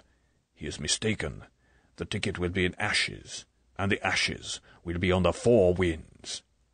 Kerim gestured towards the darkness outside. I will see that the man is put off the train, however much money he has got. He will be told that the circumstances must be investigated, his statements corroborated with the ticket agency. He will be allowed to proceed on a later train. Bond smiled at the picture of Kerim playing his private school trick. "You're a card, Darko. What about the other 2? Darko Kerim shrugged his massive shoulders. "Something will occur to me," he said confidently. "The way to catch Russians is to make them look foolish, embarrass them, laugh at them. They can't stand it. We will somehow make these men sweat. Then we will leave it to the MGB to punish them for failing in their duty. Doubtless they will be shot by their own people." While they were talking, the conductor had come out of number 7. Kerim turned to Bond and put a hand on his shoulder. "Have no fear, James," he said cheerfully. "We will defeat these people. Go to your girl. We will meet again in the morning. We shall not sleep much tonight, but that cannot be helped. Every day is different. Perhaps we shall sleep tomorrow." Bond watched the big man move off easily down the swaying corridor. He noticed that, despite the movement of the train, Kerim's shoulders never touched the walls of the corridor. Bond felt a wave of affection for the tough, cheerful, professional spy. Kerim disappeared into the conductor's cabin. Bond turned and knocked softly on the door of number 7. Chapter 22. Out of Turkey. The train howled on through the night. Bond sat and watched the hurrying moonlit landscape and concentrated on keeping awake. Everything conspired to make him sleep, the hasty metal gallop of the wheels, the hypnotic swoop of the silver telegraph wires, the occasional melancholy, reassuring moan of the steam whistle clearing their way, the drowsy metallic clatter of the couplings at each end of the corridor, the lullaby creak of the woodwork in the little room. Even the deep violet glimmer of the night-light above the door seemed to say, "I will watch for you. Nothing can happen while I am burning. Close your eyes and sleep. Sleep." The girl's head was warm and heavy on his lap. There was so obviously just room for him to slip under the single sheet and fit close up against her, the front of his thighs against the backs of hers, his head in the spread curtain of her hair on the pillow. Bond screwed up his eyes and opened them again. He cautiously lifted his wrist. 4 o'clock. Only 1 more hour to the Turkish frontier. Perhaps he would be able to sleep during the day. He would give her the gun and wedge the doors again, and she could watch. He looked down at the beautiful sleeping profile. How innocent she looked, this girl from the Russian Secret Service, the lashes fringing the soft swell of the cheek, the lips parted and unaware, the long strand of hair that had strayed untidily across her forehead, and that he wanted to brush back neatly to join the rest, the steady, slow throb of the pulse in the offered neck. He felt a surge of tenderness, and the impulse to gather her up in his arms and strain her tight against him. He wanted her to wake, from a dream perhaps, so that he could kiss her and tell her that everything was all right, and see her settle happily back to sleep. The girl had insisted on sleeping like this. "I won't go to sleep unless you hold me," she had said. "I must know you're there all the time. It would be terrible to wake up and not be touching you. Please, James. Please, Dushka." Bond had taken off his coat and tie and had arranged himself in the corner, with his feet up on his suitcase and the Beretta under the pillow within reach of his hand. She had made no comment about the gun. She had taken off all her clothes, except the black ribbon round her throat, and had pretended not to be provocative as she scrambled impudically into bed and wriggled herself into a comfortable position. She had held up her arms to him. Bond had pulled her head back by her hair and had kissed her once, long and cruelly. Then he had told her to go to sleep and had leant back and waited icily for his body to leave him alone. Grumbling sleepily, she had settled herself with one arm flung across his thighs. At first she had held him tightly, but her arm had gradually relaxed, and then she was asleep. Brusquely, Bond closed his mind to the thought of her and focused on the journey ahead. Soon they would be out of Turkey, but would Greece be any easier? No love lost between Greece and England. And Yugoslavia, whose side was Tito on? Probably both. Whatever the orders of the 3 MGB men, either they already knew Bond and Tatiana were on the train, or they would soon find out. He and the girl couldn't sit for 4 days in this coupé with the blinds drawn. Their presence would be reported back to Istanbul, telephoned from some station, and by the morning the loss of the Spectre would have been discovered. Then what? A hasty démarche through the Russian embassy in Athens or Belgrade? Have the girl taken off the train as a thief? Or was that all too simple? And if it was more complicated, if all this was part of some mysterious plot, some tortuous Russian conspiracy, should he dodge it? Should he and the girl leave the train at a wayside station, on the wrong side of the track, and hire a car and somehow get a plane to London? Outside, the luminous dawn had begun to edge the racing trees and rocks with blue. Bond looked at his watch. 5 o'clock. They would soon be at Uzunkopru. What was going on down the train behind him? What had Kerim achieved? Bond sat back, relaxed. After all, there was a simple, common-sense answer to his problem. If, between them, they could quickly get rid of the 3 MGB agents, they would stick to the train and to their original plan. If not, Bond would get the girl and the machine off the train, somewhere in Greece, and take another route home. But if the odds improved, Bond was for going on. He and Kerim were resourceful men. Kerim had an agent in Belgrade who was going to meet the train. There was always the embassy. Bond's mind raced on, adding up the pros, dismissing the cons. Behind his reasoning, Bond calmly admitted to himself that he had an insane desire to play the game out and see what it was all about. He wanted to take these people on and solve the mystery, and, if it was some sort of a plot, defeat it. M had left him in charge. He had the girl and the machine under his hand. Why panic? What was there to panic about? It would be mad to run away and perhaps only escape one trap in order to fall into another one. The train gave a long whistle and began to slacken speed. Now for the first round. If Kerim failed, if the 3 men stayed on the train... Some goods trucks, led by a straining engine, filed by. The silhouette of sheds showed briefly. With a jolt and a screech of couplings, the Orient Express took the points and swerved away from the through line. 4 sets of rails with grass growing between them showed outside the window and the empty length of the down platform. A cock crowed. The express slowed to walking speed, and finally, with a sigh of hydraulic brakes and a noisy whoosh of let-off steam, ground to a stop. The girl stirred in her sleep. Bond softly shifted her head onto the pillow and got up and slipped out of the door. It was a typical Balkan wayside station, a facade of dour buildings in over-pointed stone, a dusty expanse of platform, not raised, but level with the ground so that there was a long step down from the train, some chickens pecking about, and a few drab officials standing idly, unshaven, not even trying to look important. Up towards the cheap half of the train, a chattering horde of peasants with bundles and wicker baskets waited for the customs and passport control so that they could clamber aboard and join the swarm inside. Across the platform from Bond was a closed door with a sign over it which said Police. Through the dirty window beside the door, Bond thought he caught a glimpse of the head and shoulders of Kerim. "Passport? Douane?" A plainclothes man and 2 policemen in dark green uniform, with pistol holsters at their black belts, entered the corridor. The wagon-lit conductor preceded them, knocking on the doors. At the door of number 12, the conductor made an indignant speech in Turkish, holding out the stack of tickets and passports and fanning through them as if they were a pack of cards. When he had finished, the plainclothes man, beckoning forward the 2 policemen, knocked smartly on the door, and when it was opened, stepped inside. The 2 policemen stood guard behind him. Bond edged down the corridor. He could hear a jumble of bad German. One voice was cold, the other was frightened and hot. The passport and ticket of Herr Kurt Goldfarb were missing. Had Herr Goldfarb removed them from the conductor's cabin? Certainly not. Had Herr Goldfarb in truth ever surrendered his papers to the conductor? Naturally. Then the matter was unfortunate. An inquiry would have to be held. No doubt the German legation in Istanbul would put the matter right. Bond smiled at this suggestion. Meanwhile, it was regretted that Herr Goldfarb could not continue his journey. No doubt he would be able to proceed tomorrow.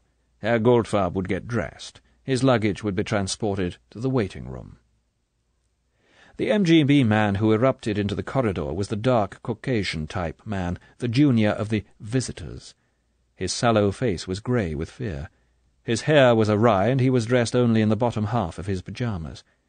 But there was nothing comical about his desperate flurry down the corridor. He brushed past Bond. At the door of number 6 he paused and pulled himself together. He knocked with tense control. The door opened on the chain, and Bond glimpsed a thick nose and part of a moustache. The chain was slipped, and Goldfarb went in. There was silence, during which the plain-clothes man dealt with the papers of 2 elderly French women in numbers 9 and 10, and then with Bond's. The officer barely glanced at Bond's passport. He snapped it shut and handed it to the conductor. "You are travelling with Kerim Bey?" he asked in French. His eyes were remote. "Yes." "Merci, monsieur. Bon voyage." The man saluted. He turned and rapped sharply on the door of number 6. The door opened, and he went in. 5 minutes later the door was flung back. The plain-clothes man, now erect with authority, beckoned forward the policemen. He spoke to them harshly in Turkish. He turned back to the coupé. "Consider yourself under arrest, mein Herr. Attempted bribery of officials is a grave crime in Turkey." There was an angry clamour in Goldfarb's bad German. It was cut short by one hard sentence in Russian. A different Goldfarb.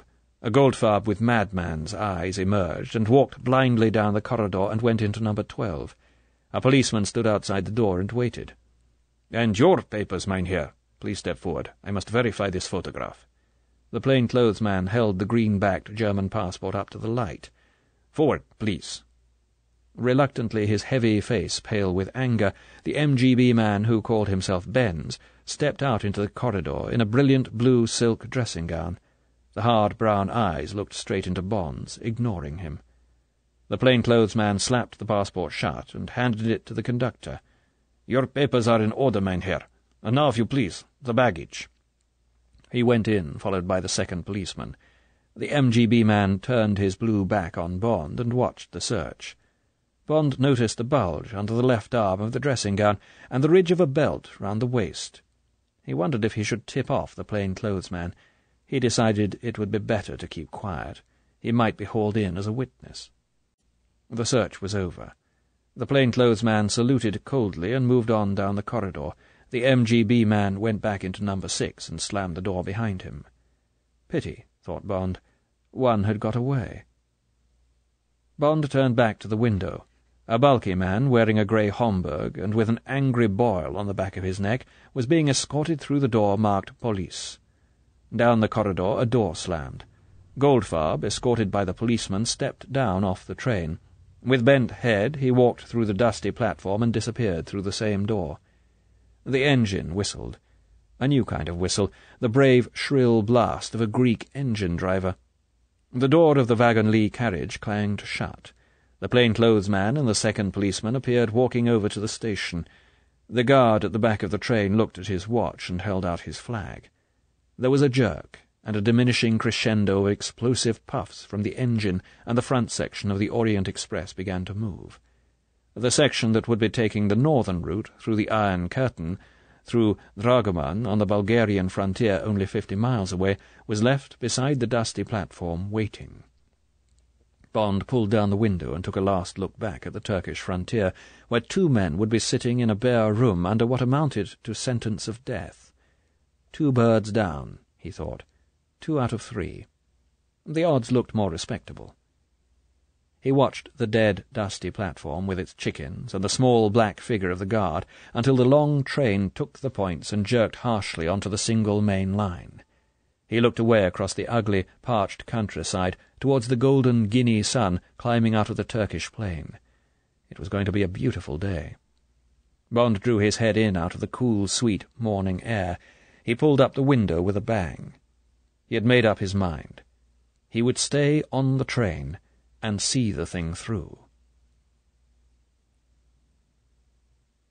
Chapter 23. Out of Greece. Hot coffee from the meagre little buffet at Pythian. There would be no restaurant car until midday.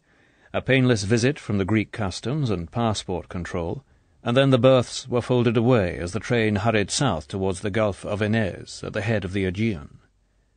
Outside there was extra light and colour. The air was drier.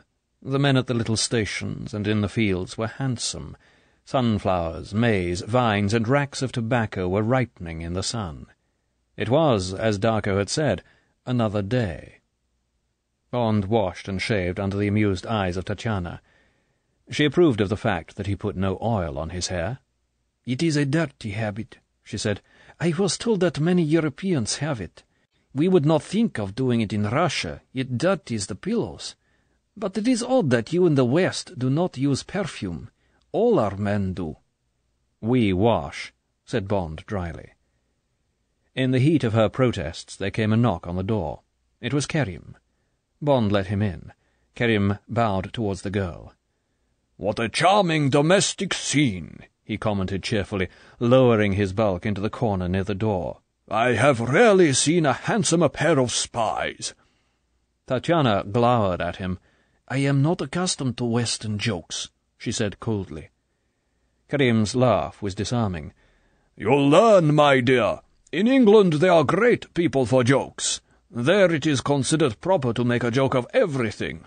I also have learned to make jokes. They grease the wheels. I have been laughing a lot this morning.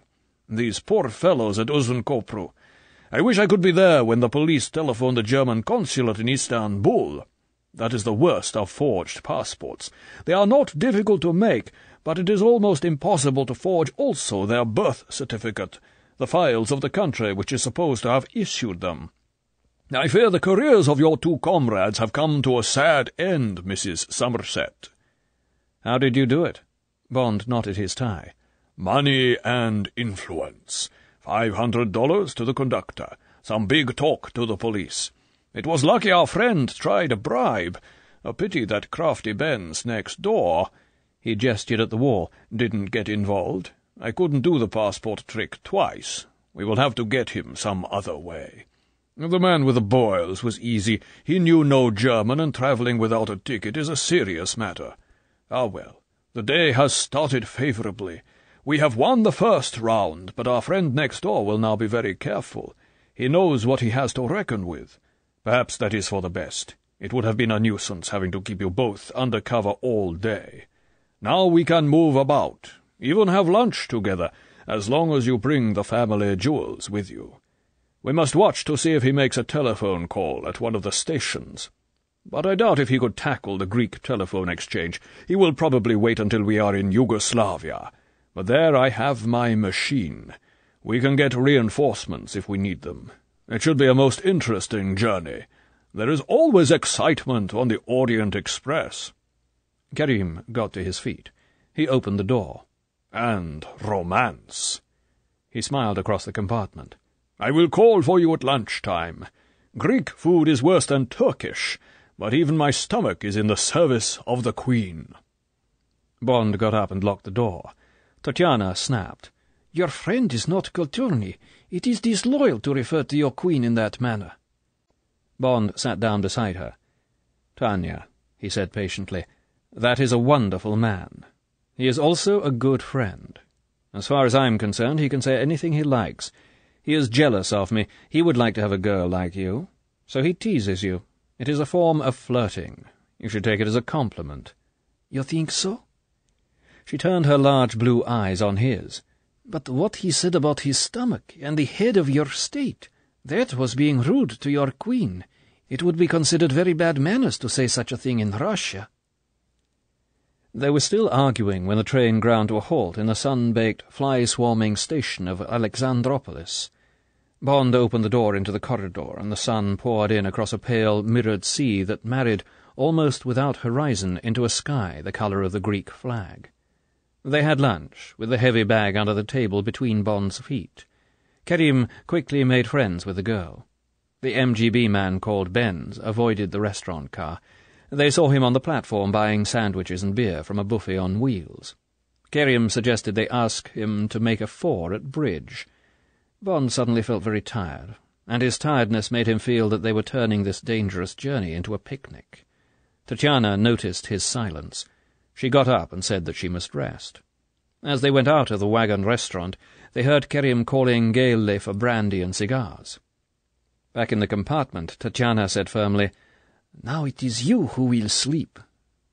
She drew down the blind and shut out the hard afternoon light and the endless baked fields of maize and tobacco and wilting sunflowers. The compartment became a dark green underground cavern. Bond wedged the doors and gave her his gun and stretched out with his head in her lap, and was immediately asleep. The long train snaked along the north of Greece, below the foothills of the Rhodope Mountains. Xanthi came, and Drama, and Sarai, and then they were in the Macedonian highlands, and the line swerved due south towards Salonika. It was dusk when Bond awoke in the soft cradle of her lap. At once, as if she had been waiting for the moment, Tatiana took his face between her hands and looked down into his eyes and said urgently, "Dushka, how long shall we have this for?" "For long?" Bond's thoughts were still luxurious with sleep. "But for how long?" Bond gazed up into the beautiful, worried eyes. He cleared the sleep out of his mind. It was impossible to see beyond the next 3 days on the train, beyond their arrival in London. One had to face the fact that this girl was an enemy agent. His feelings would be of no interest to the interrogators from his service and from the ministries.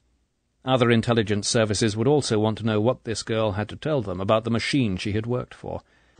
Probably at Dover she would be taken away to the Cage, that well-centred private house near Guildford, where she would be put in a comfortable but oh-so-well-wired room, and the efficient men in plain clothes would come one by one and sit and talk with her, and the recorder would spin in the room below, and the records would be transcribed and sifted for their grains of new fact, and, of course, for the contradictions they would trap her into. Perhaps they would introduce a stool-pigeon, a nice Russian girl who would commiserate with Tatiana over her treatment and suggest ways of escape, of turning double, of getting harmless information back to her parents. This might go on for weeks or months. Meanwhile, Bond would be tactfully kept away from her, unless the interrogators thought he could extract further secrets by using their feelings for each other. Then what? The changed name, the offer of a new life in Canada, the £1,000 a year she would be given from the secret funds? And where would he be when she came out of it all? perhaps the other side of the world. Or if he was still in London, how much of her feeling for him would have survived the grinding of the interrogation machine? How much would she hate or despise the English after going through all this? And, for the matter of that, how much would have survived of his own hot flame? "Dushka," repeated Tatiana impatiently. "How long?" "As long as possible. It will depend on us. Many people will interfere. We shall be separated. It will not always be like this in a little room. In a few days we shall have to step out into the world. It will not be easy. It would be foolish to tell you anything else." Tatiana's face cleared. She smiled down at him. "You are right. I will not ask any more foolish questions. But we must waste no more of these days." She shifted his head and got up and lay down beside him. An hour later, when Bond was standing in the corridor, Darko Kerim was suddenly beside him. He examined Bond's face.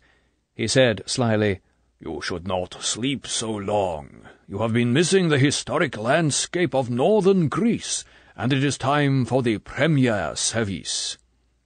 "All you think about is food," said Bond. He gestured back with his head. "What about our friend?" "He has not stirred. The conductor has been watching for me. That man will end up the richest conductor in the Wagenly Company. $500 for Goldfarb's papers, and now $100 a day retainer until the end of the journey." Kerim chuckled. "I have told him he may even get a medal for his services to Turkey. He believes we are after a smuggling gang. They're always using this train for running Turkish opium to Paris. He is not surprised, only pleased that he is being paid so well.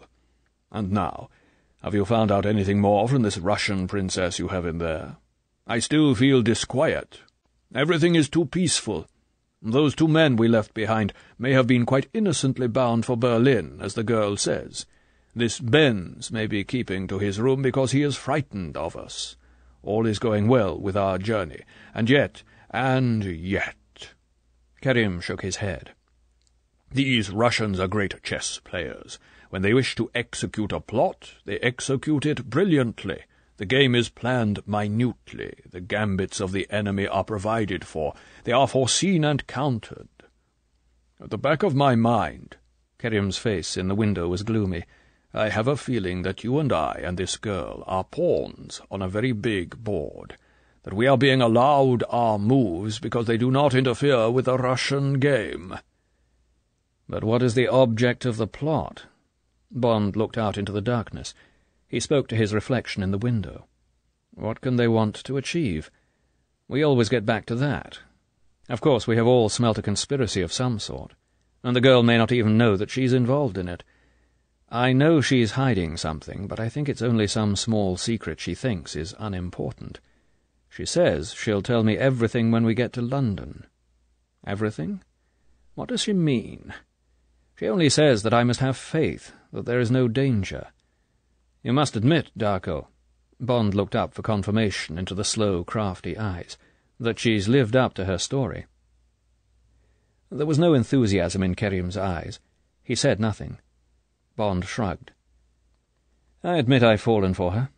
But I'm not a fool, Darko. I've been watching for any clue, anything that would help. You know one can tell a lot when certain barriers are down. Well, they are down, and I know she's telling the truth, at any rate 90% of it, and I know she thinks the rest doesn't matter. If she's cheating, she's also being cheated herself. On your chess analogy, that is possible. But you still get back to the question of what it's all in aid of." Bond's voice hardened. "And if you want to know, all I ask is to go on with the game until we find out." Kerim smiled at the obstinate look on Bond's face. He laughed abruptly. "If it was me, my friend, I would slip off the train at Salonika, with the machine, and, if you like, with the girl also, though that is not so important. I would take a hired car to Athens and get on the next plane for London. But I was not brought up to be a sport." Kerim put irony into the words. "This is not a game to me, it is business. For you it is different. You are a gambler. M also is a gambler. He obviously is, or he would not have given you a free hand. He also wants to know the answer to this riddle. So be it. But I like to play safe, to make certain, to leave as little as possible to chance. You think the odds look right, that they are in your favour?" Darko Kerim turned and faced Bond. His voice became insistent. "Listen, my friend." He put a huge hand on Bond's shoulder. "This is a billiard table, an easy, flat, green billiard table, and you have hit your white ball, and it is travelling easily and quietly towards the red. The pocket is alongside.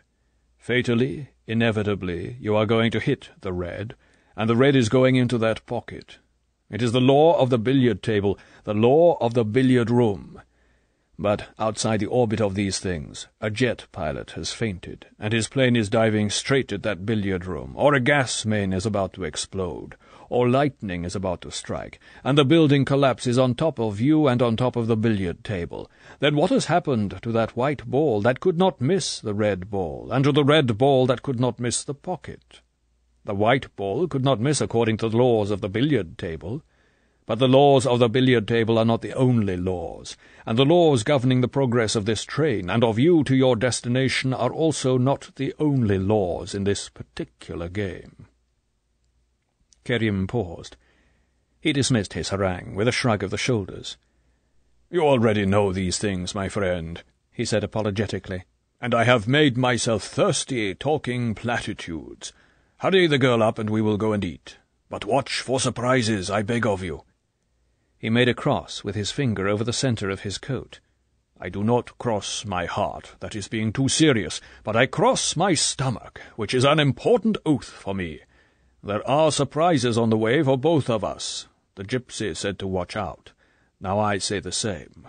We can play the game on the billiard table, but we must both be on guard against the world outside the billiard room. My nose," he tapped it, "tells me so." Kerim's stomach made an indignant noise like a forgotten telephone receiver with an angry caller on the other end. "There," he said solicitously, "what did I say? We must go and eat." They finished their dinner as the train pulled into the hideous modern junction of Thessaloniki. With Bond carrying the heavy little bag, they went back down the train and parted for the night. "We shall soon be disturbed again," warned Kerim. "There is the frontier at 1 o'clock. The Greeks will be no trouble, but those Yugoslavs like waking up anyone who is travelling soft. If they annoy you, send for me.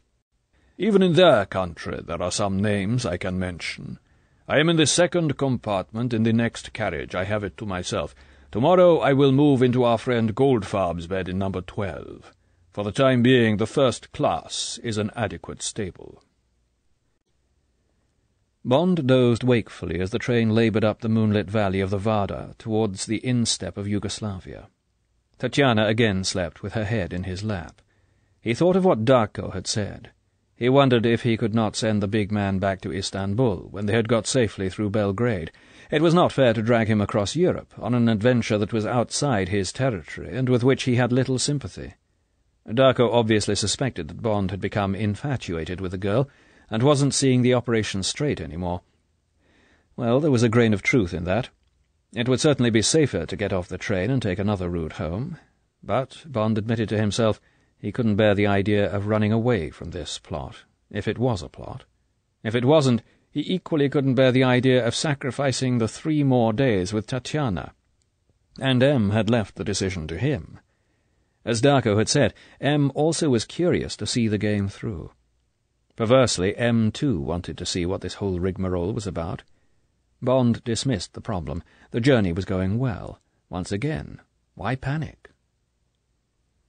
10 minutes after they had arrived at the Greek frontier station of Idomeni, there was a hasty knocking on the door. It woke the girl. Bond slipped from under her head. He put his ear to the door. "Yes?" "Le conducteur, monsieur. There has been an accident. Your friend, Kerim Bey." "Wait," said Bond fiercely. He fitted the beretta into its holster and put on his coat. He tore open the door. "What is it?" The conductor's face was yellow under the corridor light. "Come." He ran down the corridor towards the first class. Officials were clustered round the open door of the second compartment. They were standing, staring. The conductor made a path for Bond. Bond reached the door and looked in. The hair stirred softly on his head. Along the right-hand seat were two bodies. They were frozen in a ghastly death struggle that might have been posed for a film. Underneath was Kerim, his knees up in a last effort to rise. The taped hilt of a dagger protruded from his neck near the jugular vein. His head was thrust back, and the empty, bloodshot eyes stared up at the night. The mouth was contorted into a snarl. A thin trickle of blood ran down the chin. Half on top of him sprawled the heavy body of the MGB man called Benz, locked there by Kerim's left arm round his neck. Bond could see a corner of the Stalin moustache and the side of a blackened face. Kerim's right arm lay across the man's back, almost casually. The hand ended in a closed fist and the knob of a knife hilt, and there was a wide stain on the coat under the hand. Bond listened to his imagination. It was like watching a film. The sleeping Darko, the man slipping quietly through the door, the 2 steps forward and the swift stroke at the jugular, then the last violent spasm of the dying man as he flung up an arm and clutched his murderer to him and plunged the knife down towards the 5th rib. This wonderful man, who had carried the sun with him, now he was extinguished, totally dead. Bond turned brusquely and walked out of sight of the man who had died for him. He began, carefully, non-committally, to answer questions. Chapter 24. Out of Danger. The Orient Express steamed slowly into Belgrade at 3 o'clock in the afternoon, half an hour late. There would be an 8 hours' delay while the other section of the train came in through the Iron Curtain from Bulgaria. Bond looked out at the crowds and waited for the knock on the door that would be Kerim's man. Tatiana sat huddled in her sable coat beside the door, watching Bond, wondering if he would come back to her. She had seen it all from the window, the long wicker baskets being brought out to the train, the flash of the police photographer's bulbs, the gesticulating chef de train trying to hurry up the formalities, and the tall figure of James Bond, straight and hard and cold as a butcher's knife, coming and going. Bond had come back and had sat looking at her. He had asked sharp, brutal questions. She had fought desperately back, sticking coldly to her story, knowing that now, if she told him everything, told him, for instance, that Smash was involved, she would certainly lose him forever. Now she sat and was afraid of the web in which she was caught, afraid of what might have been behind the lies she had been told in Moscow, above all afraid that she might lose this man, who had suddenly become the light in her life. There was a knock on the door. Bond got up and opened it. A tough, cheerful, india-rubbery man with Kerim's blue eyes and a mop of tangled fair hair above a brown face exploded into the compartment. "Stefan Trempo at your service." The big smile embraced them both. "They call me Tempo. Where is the chef?" "Sit down," said Bond. He thought to himself, "I know it. This is another of Darko's sons." The man looked sharply at them both. He sat down carefully between them. His face was extinguished. Now the bright eyes stared at Bond with a terrible intensity in which there was fear and suspicion. His right hand slipped casually into the pocket of his coat. When Bond had finished, the man stood up. He didn't ask any questions. He said, "Thank you, sir. Will you come, please? We will go to my apartment. There is much to be done." He walked into the corridor and stood with his back to them, looking out across the rails. When the girl came out, he walked down the corridor without looking back. Bond followed the girl, carrying the heavy bag and his little attaché case. They walked down the platform and into the station square. It had started to drizzle. The scene, with its sprinkling of battered taxis and vista of dull modern buildings, was depressing.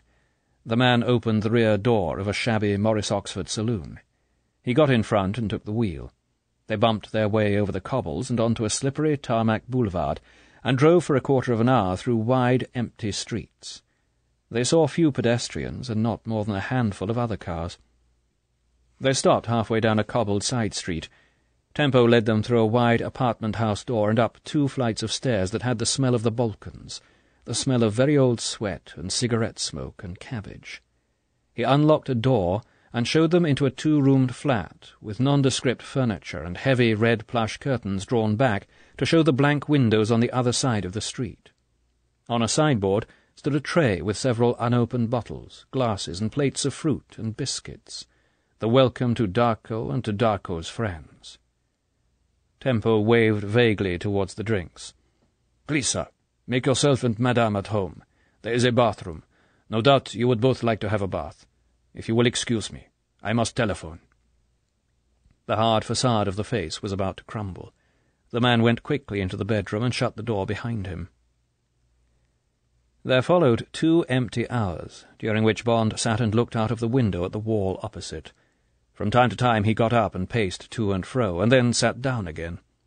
For the first hour, Tatiana sat and pretended to look through a pile of magazines. Then she abruptly went into the bathroom, and Bond vaguely heard water gushing into the bath. At about 6 o'clock, Tempo came out of the bedroom. He told Bond that he was going out. "There is food in the kitchen. I will return at 9 and take you to the train. Please, treat my flat as your own." Without waiting for Bond's reply, he walked out and softly shut the door. Bond heard his foot on the stairs and the click of the front door and the self-starter of the Morris. Bond went into the bedroom and sat on the bed and picked up the telephone and talked in German to the long-distance exchange. Half an hour later there was the quiet voice of M. Bond spoke as a travelling salesman would speak to the managing director of Universal Export. He said that his partner had gone very sick. Were there any fresh instructions? "Very sick?" "Yes, sir, very." "How about the other firm?" "There were 3 with us, sir. One of them caught the same thing. The other 2 didn't feel well on the way out of Turkey. They left us at Uzun-Kopru. That's the frontier." "So the other firm's packed up?" Bond could see M's face as he sifted the information. He wondered if the fan was slowly revolving in the ceiling, if M had a pipe in his hand, if the Chief of Staff was listening on the other wire. "What are your ideas? Would you and your wife like to take another way home?" "I'd rather you decided, sir. My wife's all right. The sample's in good condition. I don't see why it should deteriorate. I'm still keen to finish the trip. Otherwise it'll remain virgin territory. We shan't know what the possibilities are." "Would you like one of our other salesmen to give you a hand?" "It shouldn't be necessary, sir. Just as you feel." "I'll think about it. So you really want to see this sales campaign through?" Bond could see M's eyes glittering with the same perverse curiosity, the same rage to know as he himself felt. "Yes, sir. Now that I'm halfway, it seems a pity not to cover the whole route." "All right, then. I'll think about giving you another salesman to lend a hand." There was a pause on the end of the line. "Nothing else on your mind?" "No, sir." "Goodbye, then." "Goodbye, sir." Bond put down the receiver. He sat and looked at it. He suddenly wished he had agreed with M's suggestion to give him reinforcements, just in case. He got up from the bed. At least they would soon be out of these damn Balkans and down into Italy, then Switzerland, France, among friendly people, away from the furtive lands. And the girl? What about her? Could he blame her for the death of Kerim? Bond went into the next room and stood again by the window, looking out, wondering, going back over everything, every expression and every gesture she had made since he had first heard her voice on that night in the Crystal Palace. No, he knew he couldn't put the blame on her. If she was an agent, she was an unconscious agent. There wasn't a girl of her age in the world who could have played this role, if it was a role she was playing, without betraying herself. And he liked her, and he had faith in his instincts. Besides, with the death of Kerim, had not the plot, whatever it was, played itself out? One day he would find out what the plot had been. For the moment he was certain Tatiana was not a conscious part of it. His mind made up, Bond walked over to the bathroom door and knocked. She came out, and he took her in his arms and held her to him and kissed her. She clung to him. They stood and felt the animal warmth come back between them, feeling it push back the cold memory of Kerim's death. Tatiana broke away. She looked up at Bond's face. She reached up and brushed the black comma of hair away from his forehead.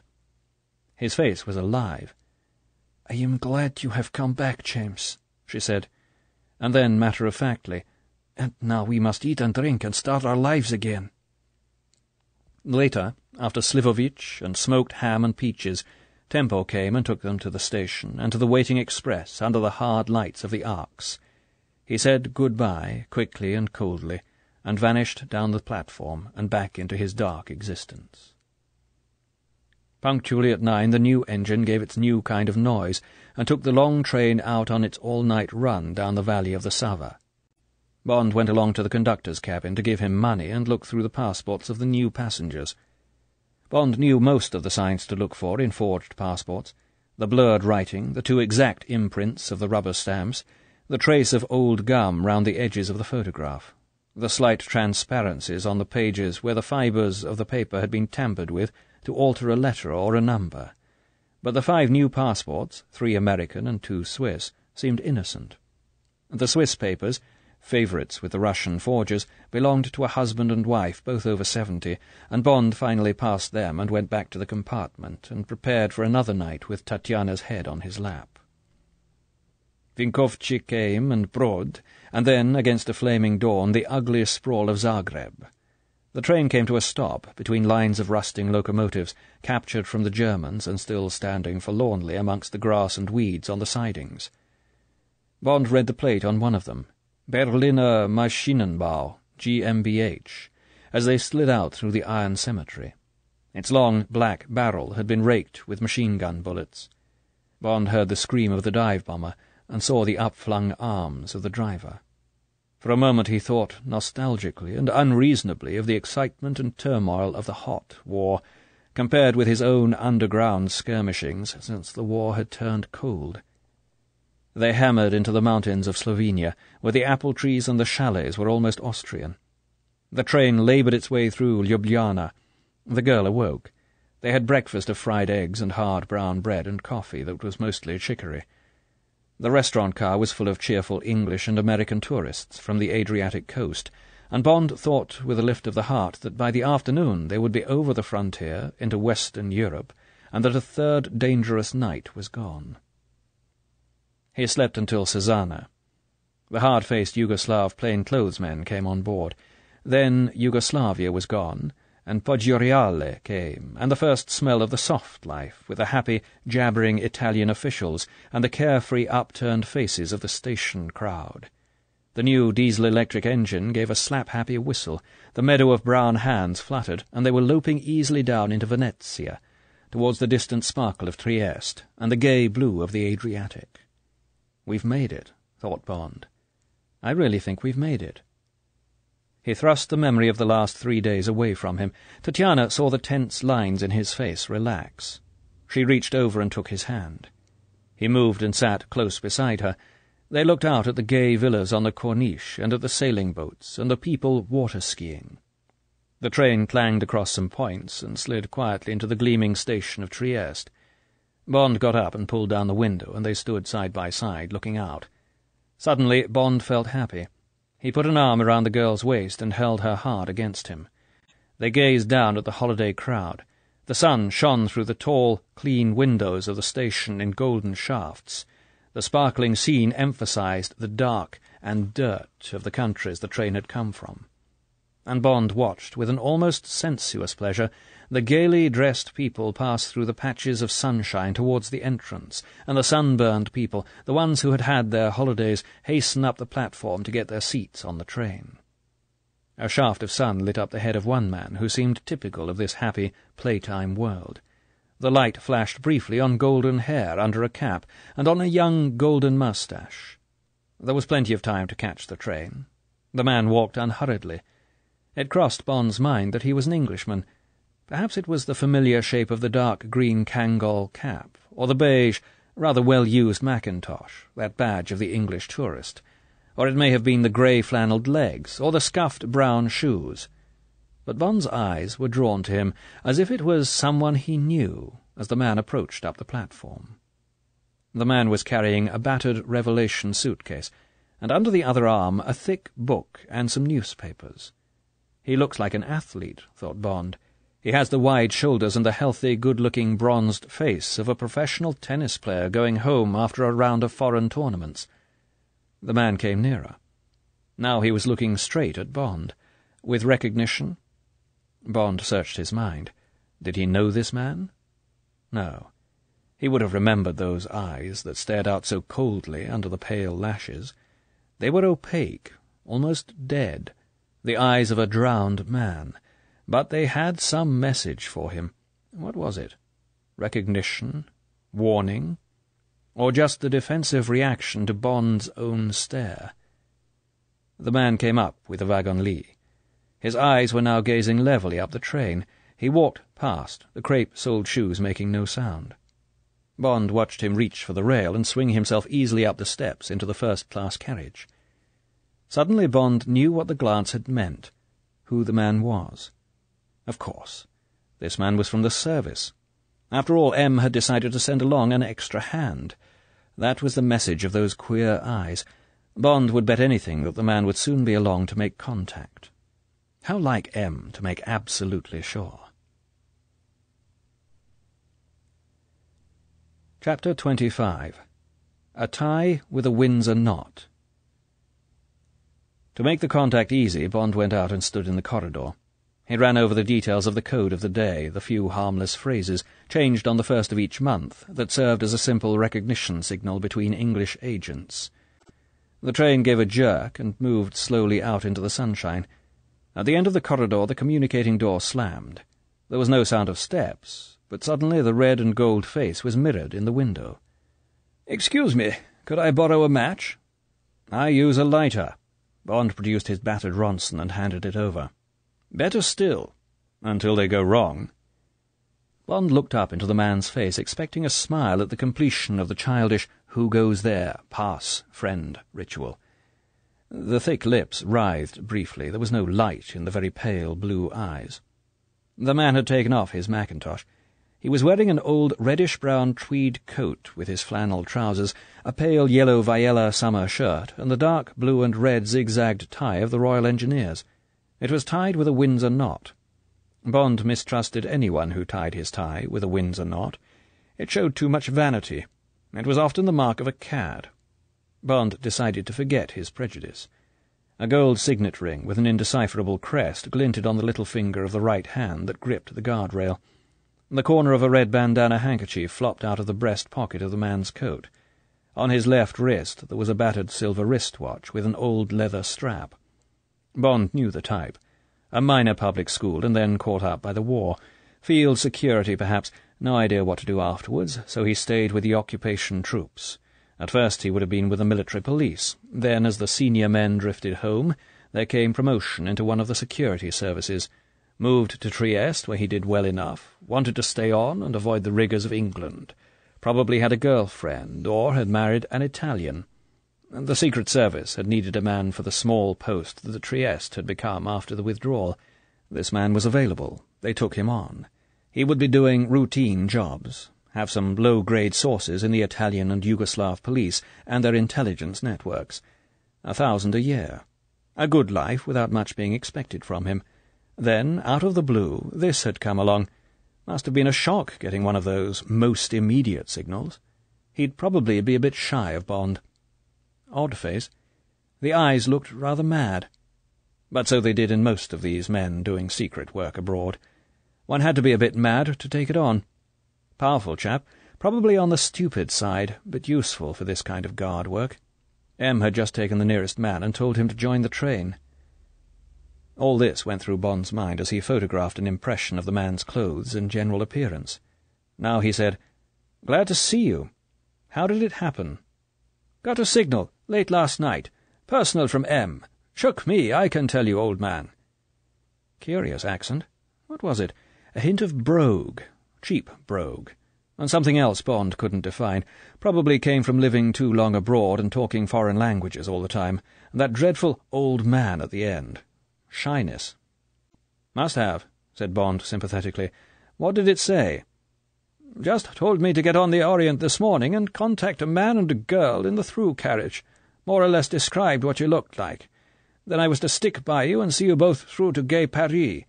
That's all, old man." Was there defensiveness in the voice? Bond glanced sideways. The pale eyes swivelled to meet his.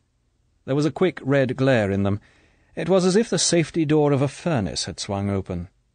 The blaze died. The door to the inside of the man was banged shut. Now the eyes were opaque again.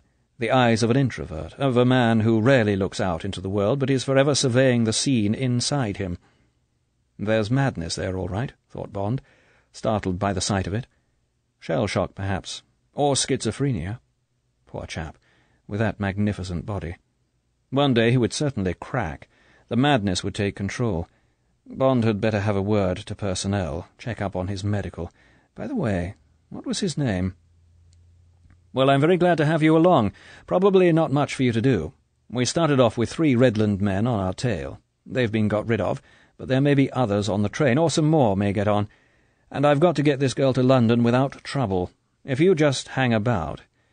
Tonight we'd better stay together and share watches. It's the last night, and I don't want to take any chances. By the way, my name's James Bond, travelling as David Somerset, and that's Caroline Somerset in there." The man fished in his inside pocket and produced a battered note-case which seemed to contain plenty of money. He extracted a visiting card and handed it to Bond. It said, "Captain Norman Nash," and in the left-hand bottom corner, "Royal Automobile Club." As Bond put the card in his pocket, he slipped his finger across it. It was engraved. "Thanks," he said. "Well, Nash, come and meet Mrs. Somerset. No reason why we shouldn't travel more or less together?" He smiled encouragingly. Again the red glare quickly extinguished. The lips writhed under the young golden moustache. "Delighted, old man." Bond turned to the door and knocked softly and spoke his name. The door opened. Bond beckoned Nash in and shut the door behind him. The girl looked surprised. "This is Captain Nash, Norman Nash. He's been told to keep an eye on us." "How do you do?"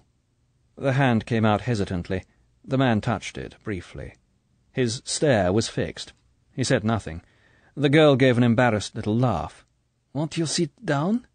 Thank you." Nash sat stiffly on the edge of the banquette. He seemed to remember something one did when one had nothing to say. He groped in the side pocket of his coat and produced a packet of Players. "Will you have a cigarette?" He prized open the top with a fairly clean thumbnail, stripped down the silver paper, and pushed out the cigarettes. The girl took one. Nash's other hand flashed forward a lighter with the obsequious speed of a motor salesman. Nash looked up. Bond was standing, leaning against the door, and wondering how to help this clumsy, embarrassed man. Nash held out the cigarettes and the lighter as if he was offering glass beads to a native chief. "What about you, old man?"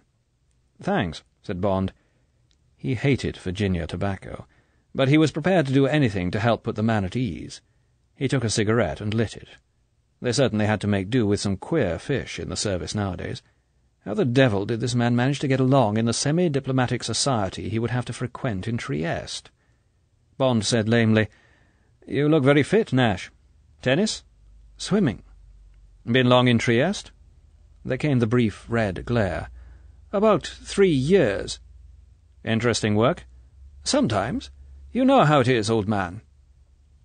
Bond wondered how he could stop Nash calling him old man. He couldn't think of a way. Silence fell. Nash obviously felt it was his turn again. He fished in his pocket and produced a newspaper cutting. It was the front page of the Corriere della Sera. He handed it to Bond. "Seen this, old man?" The eyes blazed and died.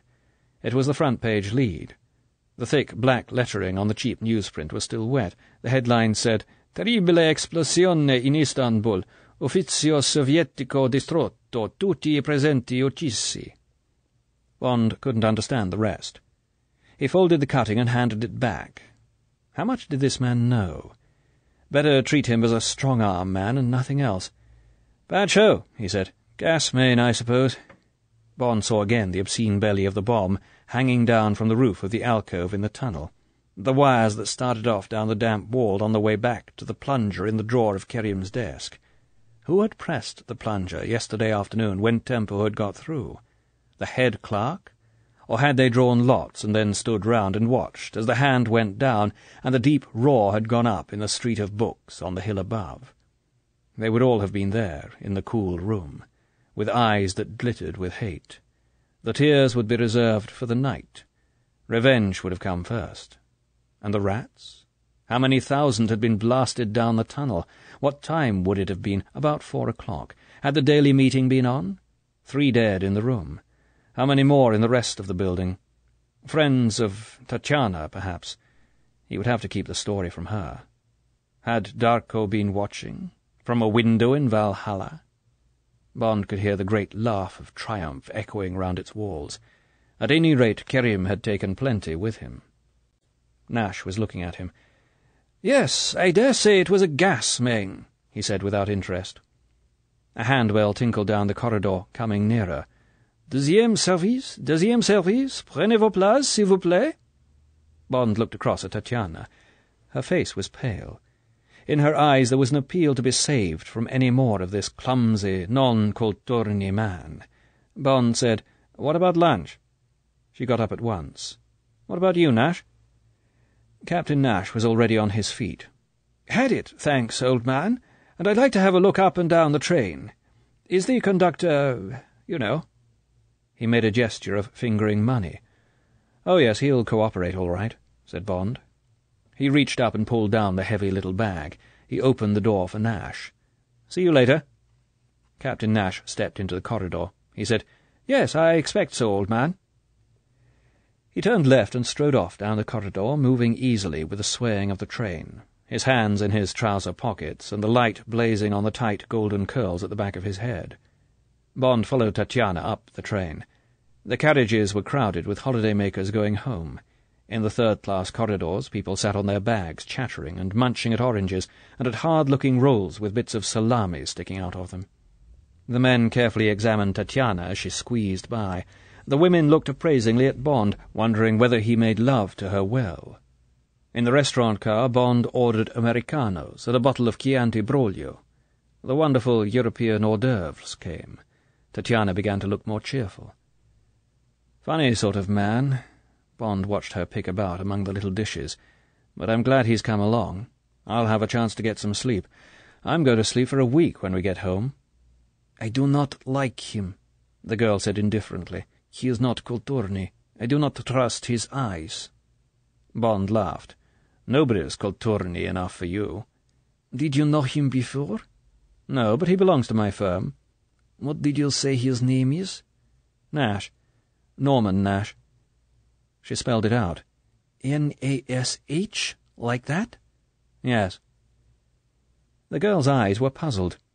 "I suppose you know what that means in Russian. Nash means ours. In our services a man is Nash when he is one of our men. He is Zvoy when he is one of theirs, when he belongs to the enemy. And this man calls himself Nash. That is not pleasant." Bond laughed. "Really, Tanya, you do think of extraordinary reasons for not liking people. Nash is quite a common English name. He's perfectly harmless. At any rate, he's tough enough what we want him for." Tatiana made a face. She went on with her lunch. Some tagliatelle verdi came, and the wine, and then a delicious escalope. "Oh, it is so good," she said. "Since I came out of Russia I am all stomach." Her eyes widened. "You won't let me get too fat, James. You won't let me get so fat that I am no use for making love. You will have to be careful, or I shall just eat all day long and sleep. You will beat me if I eat too much?" "Certainly I will beat you." Tatiana wrinkled her nose. He felt the soft caress of her ankles. The wide eyes looked at him hard. The lashes came down demurely. "Please pay," she said. "I feel sleepy." The train was pulling into Mestre. There was the beginning of the canals. A cargo gondola full of vegetables was moving slowly along a straight sheet of water into the town. "But we shall be coming into Venice in a minute," protested Bond. "Don't you want to see it?" "It will be just another station, and I can see Venice another day. Now I want you to love me, please, James." Tatiana leaned forward. She put a hand over his. "Give me what I want. There is so little time."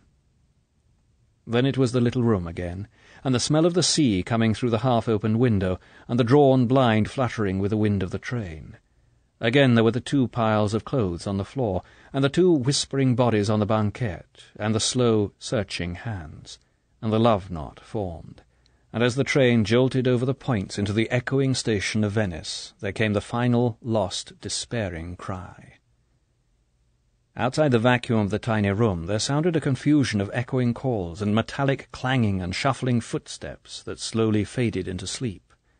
Padua came, and Vicenza, and a fabulous sunset over Verona flickered gold and red through the cracks of the blind. Again the little bell came tinkling down the corridor. They woke. Bond dressed and went into the corridor and leant against the guardrail. He looked out at the fading pink light over the Lombardy plain and thought of Tatiana and of the future.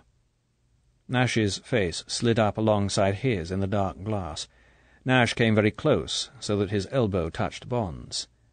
"I think I've spotted one of the Oppo, old man," he said softly. Bond was not surprised. He had assumed that if it came, it would come tonight. Almost indifferently, he said, "Who is he?" "Don't know what his real name is, but he's been through Trieste once or twice. Something to do with Albania. Maybe the resident director there. Now he's on an American passport. Wilbur Frank. Calls himself a banker. In number 9, right next to you. I don't think I could be wrong about him, old man." Bond glanced at the eyes in the big brown face. Again the furnace door was ajar. The red glare shone out and was extinguished.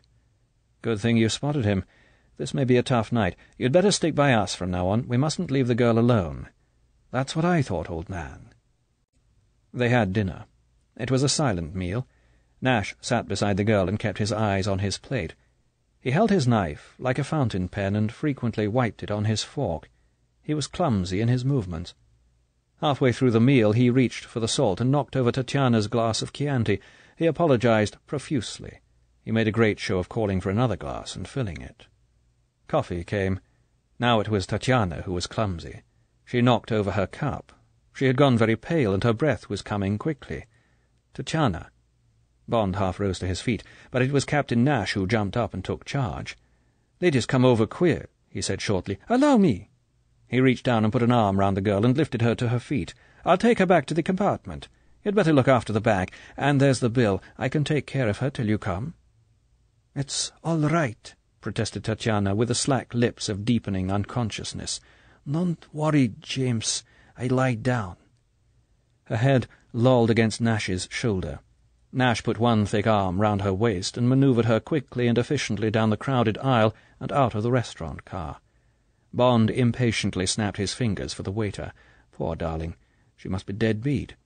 Why hadn't he thought of the strain she was going through? He cursed himself for his selfishness. Thank heavens for Nash. Efficient sort of chap for all his uncouthness. Bond paid the bill. He took up the heavy little bag and walked as quickly as he could down the crowded train. He tapped softly on the door of number 7. Nash opened the door. He came out with his finger on his lips. He closed the door behind him. "Through a bit of a faint," he said. "She's all right now. The beds were made up. She's gone to sleep in the top one. Been a bit much for the girl, I expect, old man." Bond nodded briefly. He went into the compartment. A hand hung palely down from under the sable coat. Bond stood on the bottom bunk and gently tucked the hand under the corner of the coat. The hand felt very cold. The girl made no sound. Bond stepped softly down. Better let her sleep. He went into the corridor. Nash looked at him with empty eyes. "Well, I suppose we'd better settle in for the night. I've got my book." He held it up. "War and Peace. Been trying to plough through it for years. You take the first sleep, old man. You look pretty flaked out yourself. I'll wake you up when I can't keep my eyes open any longer." He gestured with his head at the door of number 9. "Hasn't shown yet. Don't suppose he will if he's up to any monkey tricks." He paused. "By the way, you got a gun, old man?" "Yes. Why, haven't you?" Nash looked apologetic. "Afraid not. Got a Luger at home, but it's too bulky for this sort of job." "Ah, well," said Bond reluctantly. "You'd better take mine. Come on in." They went in, and Bond shut the door. He took out the Beretta and handed it over. 8 shots, he said softly. "Semi-automatic. It's on safe." Nash took the gun and weighed it professionally in his hand. He clicked the safe on and off. Bond hated someone else touching his gun. He felt naked without it. He said gruffly, "Bit on the light side, but it'll kill if you put the bullets in the right places." Nash nodded. He sat down near the window at the end of the bottom bunk. "I'll take this end," he whispered. "Good field of fire." He put his book down on his lap and settled himself. Bond took off his coat and tie and laid them on the bunk beside him. He leant back against the pillows and propped his feet on the bag with the Spectre that stood on the floor beside his attaché case. He picked up his Ambler and found his place and tried to read. After a few pages he found that his concentration was going. He was too tired. He laid the book down on his lap and closed his eyes. Could he afford to sleep? Was there any other precaution they could take? The wedges. Bond felt for them in the pocket of his coat. He slipped off the bunk and knelt and forced them hard under the 2 doors. Then he settled himself again and switched off the reading light behind his head. The violet eye of the night-light shone softly down. "Thanks, old man," said Captain Nash softly. The train gave a moan and crashed into a tunnel. Chapter 26. The Killing Bottle. The light nudge at his ankle woke Bond. He didn't move. His senses came to life like an animal's. Nothing had changed. There were the noises of the train, the soft iron stride, pounding out the kilometres, the quiet creak of the woodwork, a tinkle from the cupboard over the wash-basin where a tooth-glass was loose in its holder. What had woken him? The spectral eye of the night-light cast its deep velvet sheen over the little room. No sound came from the upper bunk. By the window, Captain Nash sat in his place, his book open on his lap, a flicker of moonlight from the edge of the blind showing white on the double page. He was looking fixedly at Bond. Bond registered the intentness of the violet eyes. The black lips parted. There was a glint of teeth. "Sorry to disturb you, old man. I feel in the mood for a talk." What was there new in the voice? Bond put his feet softly down to the floor. He sat up straighter. Danger, like a third man, was standing in the room. "Fine," said Bond easily. What had there been in those few words that had set his spine tingling? Was it the note of authority in Nash's voice? The idea came to Bond that Nash might have gone mad. Perhaps it was madness in the room, and not danger that Bond could smell. His instincts about this man had been right. It would be a question of somehow getting rid of him at the next station. Where had they got to? When would the frontier come? This book is continued on Disc 7. From Russia with Love, by Ian Fleming, concluded. Disc 7. "Fine," said Bond easily. What had there been in those few words that had set his spine tingling? Was it the note of authority in Nash's voice? The idea came to Bond that Nash might have gone mad.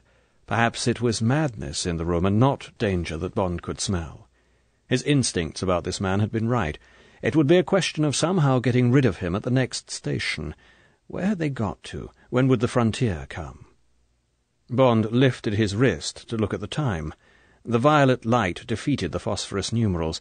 Bond tilted the face towards the strip of moonlight from the window. From the direction of Nash there came a sharp click. Bond felt a violent blow on his wrist. Splinters of glass hit him in the face. His arm was flung back against the door. He wondered if his wrist had been broken. He let his arm hang and flexed his fingers. They all moved. The book was still open on Nash's lap, but now a thin wisp of smoke was coming out of the hole at the top of its spine, and there was a faint smell of fireworks in the room. The saliva dried in Bond's mouth as if he had swallowed alum. So there had been a trap all along, and the trap had closed. Captain Nash had been sent to him by Moscow, not by M, and the MGB agent in No. 9, the man with an American passport, was a myth, and Bond had given Nash his gun.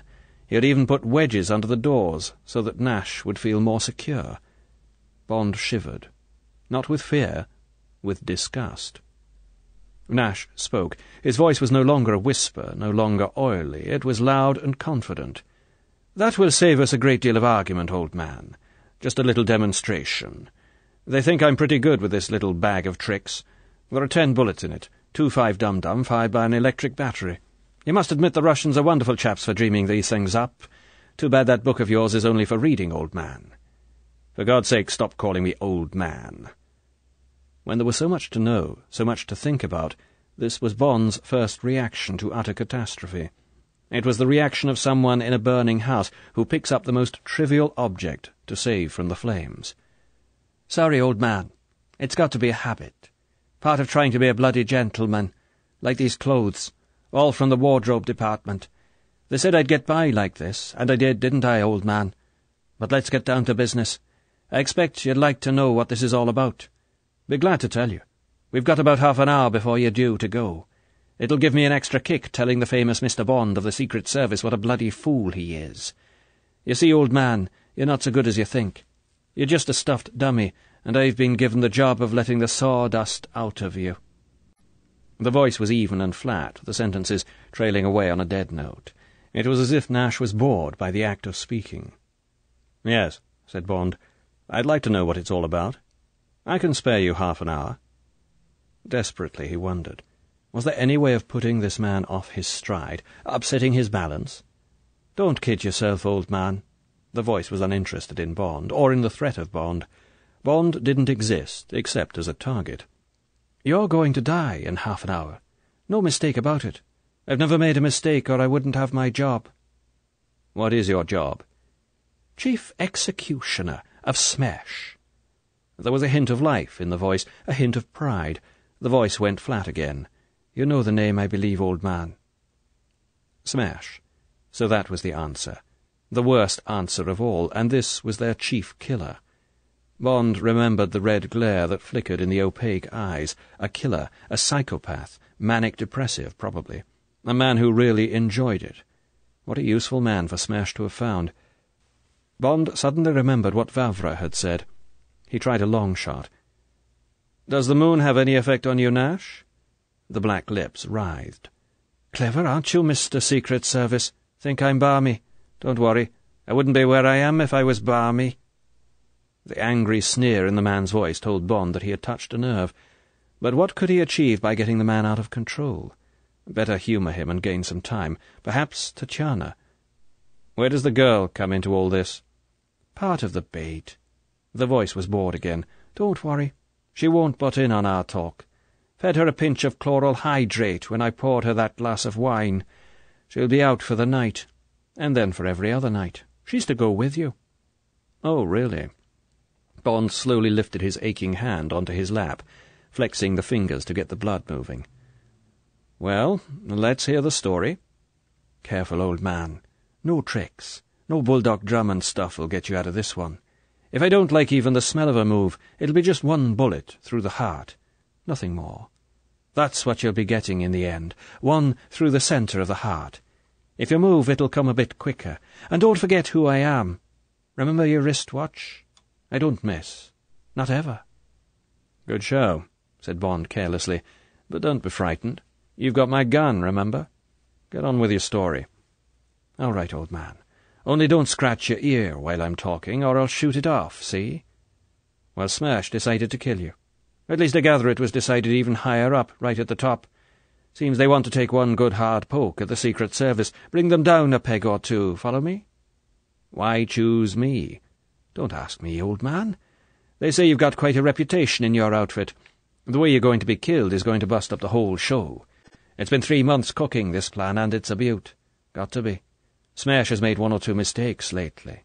That Koklov business, for one. Remember the explosive cigarette case and all that? Gave the job to the wrong man.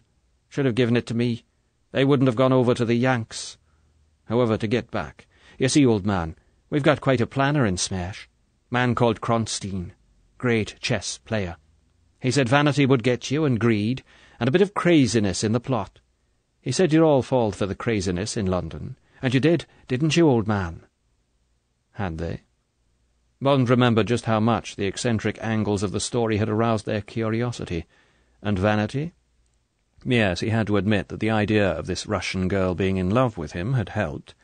And there had been the Spectre. That had decided the whole thing, playing greed for it. He said noncommittally, "We were interested." Then came the operation. Our head of operations is quite a character. I'd say she's killed more people than anyone in the world, or arranged for them to be killed. Yes, it's a woman. Name of Klebb. Rosa Klebb. Real swine of a woman, but she certainly knows all the tricks.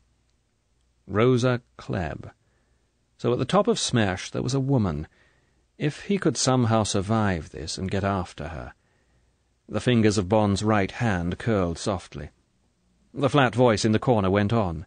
"Well, she found this Romanova girl. Trained her for the job. By the way, how was she in bed? Pretty good?" No. Bond didn't believe it. That first night must have been staged. But afterwards? No, afterwards had been real. He took the opportunity to shrug his shoulders. It was an exaggerated shrug, to get the man accustomed to movement. Oh well, not interested in that sort of thing myself. But they got some nice pictures of you two. Nash tapped his coat pocket. Whole reel of 16mm. That's going into her handbag. It'll look fine in the papers. Nash laughed, a harsh, metallic laugh. They'll have to cut some of the juiciest bits, of course. The change of rooms at the hotel, the honeymoon suite, the big mirror behind the bed, how well it all fitted. Bond felt his hands wet with perspiration. He wiped them down his trousers.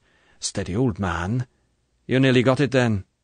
I told you not to move, remember? Bond put his hands back on the book in his lap. How much could he develop these small movements? How far could he go? Get on with the story, he said. Did the girl know these pictures were being taken? Did she know Smash was involved in all this? Nash snorted. Of course she didn't know about the pictures. Rosa didn't trust her a yard. Too emotional. But I don't know much about that side. We all worked in compartments. I'd never seen her until today. I only know what I picked up. Yes, of course the girl knew she was working for Smash. She was told she had to get to London and do a bit of spying there. The silly idiot, thought Bond. Why the hell hadn't she told him that Smash was involved? She must have been frightened even to speak the name. Thought he would have her locked up or something. She had always said she would tell him everything when she got to England, that he must have faith and not be afraid. Faith, when she hadn't the foggiest idea herself what was going on. Oh well, poor child. She had been as fooled as he had been, but any hint would have been enough. He would have saved the life of Kerim, for instance. And what about hers and his own? Then this Turk of yours had to be got rid of. I gather that took a bit of doing. Tough not. I suppose it was his gang that blew up our centre in Istanbul yesterday afternoon. That's going to create a bit of a panic. Too bad. Doesn't worry me, old man. My end of the job's going to be easy. Nash took a quick glance at his wristwatch. In about 20 minutes we go into the Simplon tunnel. That's where they want it done. More drama for the papers. 1 bullet for you. As we go into the tunnel. Just one in the heart. The noise of the tunnel will help in case you're a noisy dyer. A rattle and so forth. Then 1 in the back of the neck for her, with your gun. And out of the window she goes. Then 1 more for you, with your gun. With your fingers wrapped round it, of course. Plenty of powder on your shirt. Suicide. That's what it'll look like at first. But there'll be 2 bullets in your heart. That'll come out later. More mystery. Search the Simplon again. Who was the man with the fair hair? They'll find the film in her bag, and in your pocket there'll be a long love letter from her to you. A bit threatening. It's a good one. Smash wrote it. It says that she'll give the film to the newspapers unless you marry her, that you promised to marry her if she stole the Spectre. Nash paused and added in parenthesis, as a matter of fact, old man, the Spectre's booby-trapped. When your cipher experts start fiddling with it, it's going to blow them all to glory. Not a bad dividend on the side. Nash chuckled dully. And then the letter says that all she's got to offer you is the machine and her body, and all about her body, and what you did with it. Hot stuff, that part, right? So what's the story in the papers? The left-wing ones, that will be tipped off to meet the train? Old man, the story's got everything. Orient Express, beautiful Russian spy murdered in Simplon Tunnel, filthy pictures, secret cipher machine, handsome British spy with career ruined murders her and commits suicide. Sex, spies, luxury train, Mr. and Mrs. Somerset. Old man, it'll run for months. Talk of the Cocklow case. This'll knock spots off it. And what a poke in the eye for the famous intelligence service. Their best man, the famous James Bond. What a shambles. Then bang goes the cipher machine. What's your chief going to think of you? What's the public going to think? And the government? And the Americans? Talk about security. No more atom secrets from the Yanks. Nash paused and let it all sink in. With a touch of pride, he said, Old man, this is going to be the story of the century. Yes, thought Bond, yes. He was certainly right about that. The French papers would give it such a send-off, there'd be no stopping it. They wouldn't mind how far they went with the pictures or anything else. There wasn't a press in the world that wouldn't pick it up. And the Spectre, would M's people or the deuxième have the sense to guess it was booby-trapped? How many of the best cryptographers in the West would go up with it? God, he must get out of this jam. But how? The top of Nash's War and Peace yawned at him. Let's see. There would be the roar as the train went into the tunnel, then at once the muffled click and the bullet. Bond's eyes stared into the violet gloom, measuring the depth of the shadow in his corner under the roof of the top bunk, remembering exactly where his attaché case stood on the floor, guessing what Nash would do after he had fired. Bond said, "You took a bit of a gamble on my letting you team up at Trieste. How did you know the code of the month?" Nash said patiently, "You don't seem to get the picture, old man. Smash is good. Really good. There's nothing better. We know your code of the month for every year. If anyone in your show noticed these things, notice the pattern of them like my show does, and you'd realize that every January you lose one of your small chaps somewhere, maybe Tokyo, maybe Timbuktu. Smash just picks one and takes him. Then they screw the code for the year out of him. Anything else he knows, of course, but it's the code they're after. Then it's passed round the centres. Simple as falling off a log, old man." Bond dug his nails into the palms of his hands. "As for picking you up at Trieste, old man, I didn't. Rode down with you, in the front of the train. Got out as we stopped and walked back up the platform. You see, old man, we were waiting for you in Belgrade. Knew you'd call your chief, or the embassy or someone. Been listening in on that Yugoslav's telephone for weeks. Pity we didn't understand the code word he shot through to Istanbul. Might have stopped the firework display, or anyway saved our chaps. But the main target was you, old man, and we certainly had you sewn up all right. You were in the killing bottle from the minute you got off that plane in Turkey. It was only a question of when to stuff the cork in." Nash took another quick glance at his watch. He looked up. His grinning teeth glistened violet. "Pretty soon now, old man. It's just cork hour, -15. Bond thought, we knew Smash was good, but we never knew they were as good as this.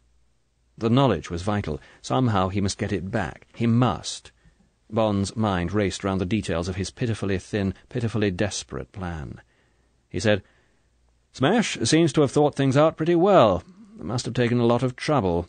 There's only one thing." Bond let his voice hang in the air. "What's that, old man?" Nash, thinking of his report, was alert. The train began to slow down. Domodossola, the Italian frontier. What about customs? But Bond remembered there were no formalities for the through carriages until they got to France, to the frontier, Valiobe. Even then, not for the sleeping cars. These expresses cut straight through Switzerland. It was only people who got out at Brieg or Lausanne who had to go through customs in the stations. "Well, come on, old man." Nash sounded hooked. "Not without a cigarette." "Okay, go ahead. But if there's a move I don't like, you'll be dead." Bond slipped his right hand into his hip pocket. He drew out his broad gun-metal cigarette case, opened it, took out a cigarette, took his lighter out of his trouser pocket, lit the cigarette and put the lighter back. He left the cigarette case on his lap, beside the book. He put his left hand casually over the book and the cigarette case, as if to prevent them slipping off his lap. He puffed away at his cigarette. If only it had been a trick one. Magnesium flare, or anything he could throw in the man's face. If only his service went in for those explosive toys. But at least he had achieved his objective and hadn't been shot in the process. That was a start. "You see," Bond described an airy circle with his cigarette to distract Nash's attention. His left hand slipped the flat cigarette case between the pages of his book. "You see, it looks all right, but what about you? What are you going to do after we come out of the Simplon? The conductor knows you're mixed up with us. They'll be after you in a flash." "Oh, that." Nash's voice was bored again.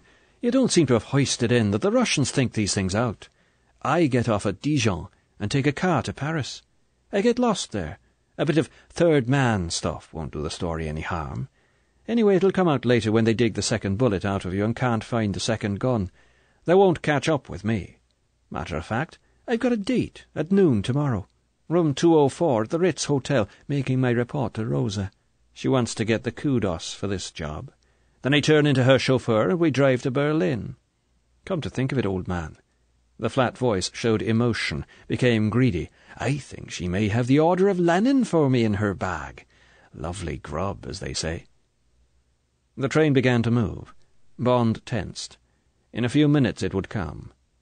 What a way to die, if he was going to die, through his own stupidity, blind, lethal stupidity, and lethal for Tatiana. Christ! At any moment he could have done something to dodge this shambles. There had been no lack of opportunity. But conceit and curiosity and 4 days of love had sucked him along on the easy stream down which it had been planned that he should drift. That was the damnable part of the whole business, the triumph for Smash, the one enemy he had always sworn to defeat wherever he met it. We will do this, and he will do that. Comrades, it is easy with a vain fool like this Bond. Watch him take the bait. You will see. I tell you he's a fool. All Englishmen are fools. And Tatiana, the lure, the darling lure, Bond thought of their first night, the black stockings and the velvet ribbon. And all the time Smash had been watching him go through his conceited paces, as it had been planned that he would, so that the smear could be built up, the smear on him, the smear on M, who had sent him to Istanbul, the smear on the service that lived on the myth of its name. God, what a mess! If only his tiny grain of a plan might work. Ahead, the rumble of the train became a deep boom. A few more seconds, a few more yards. The oval mouth between the white pages seemed to gape wider. In a second the dark tunnel would switch out the moonlight on the pages, and the blue tongue would lick out for him. "Sweet dreams, you English bastard." The rumble became a great, swift, clanging roar. The spine of the book bloomed flame. The bullet, homing on Bond's heart, flashed over its 2 quiet yards. Bond pitched forward onto the floor and lay sprawled under the funeral violet light. Chapter 27. 10 pints of blood. It had all depended on the man's accuracy. Nash had said that Bond would get 1 bullet through the heart.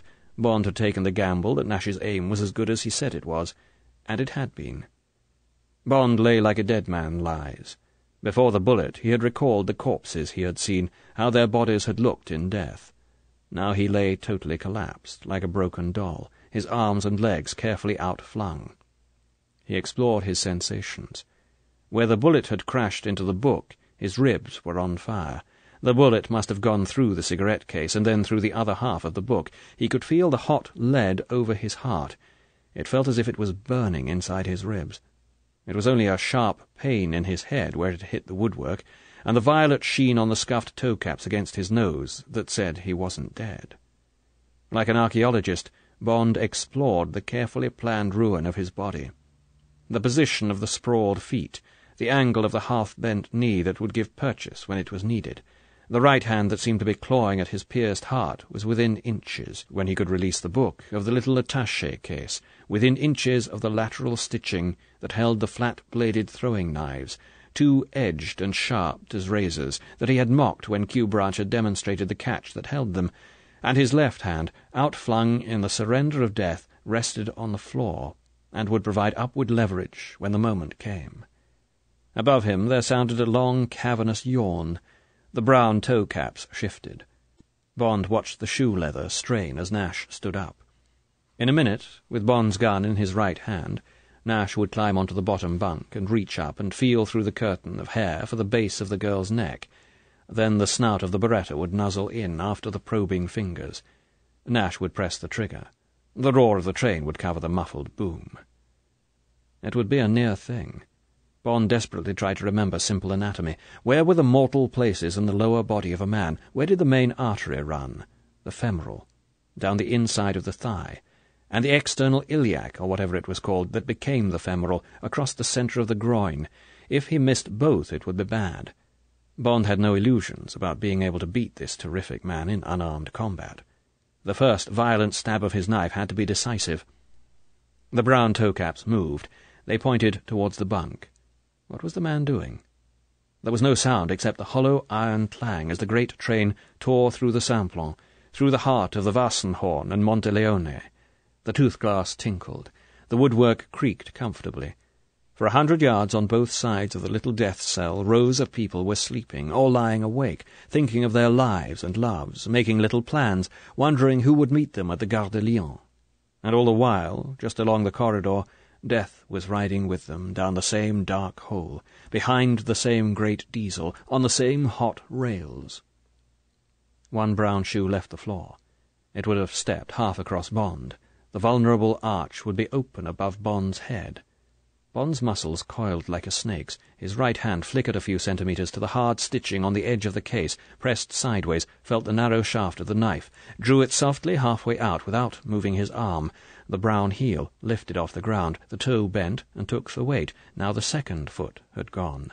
Slowly move the weight here, take the purchase there, grasp the knife hard so that it wouldn't turn on a bone, and then, in one violent corkscrew of motion, Bond's body twisted up from the floor. The knife flashed. The fist with the long steel finger, and all Bond's arm and shoulder behind it, lunged upwards. Bond's knuckles felt flannel. He held the knife in, forcing it further. A ghastly, wailing cry came down to him. The beretta clattered to the floor. Then the knife was wrenched from Bond's hands as the man gave a convulsive twist and crashed down. Bond had planned for the fall, but as he sidestepped towards the window, a flailing hand caught him and sent him thudding onto the lower bunk. Before he could recover himself, up from the floor rose the terrible face, its eyes shining violet, the violet teeth bared. Slowly, agonizingly, the two huge hands groped for him. Bond, half on his back, kicked out blindly. His shoe connected, but then his foot was held and twisted, and he felt himself slipping downwards. Bond's fingers scrabbled for a hold in the stuff of the bunk. Now the other hand had him by the thigh. Nails dug into him. Bond's body was being twisted and pulled down. Soon the teeth would be at him. Bond hammered out with his free leg. It made no difference. He was going. Suddenly Bond's scrabbling fingers felt something hard. The book. How did one work the thing? Which way up was it? Would it shoot him or Nash? Desperately Bond held it out towards the great sweating face. He pressed at the base of the cloth spine. Click! Bond felt the recoil. Click! Click! Click! Click!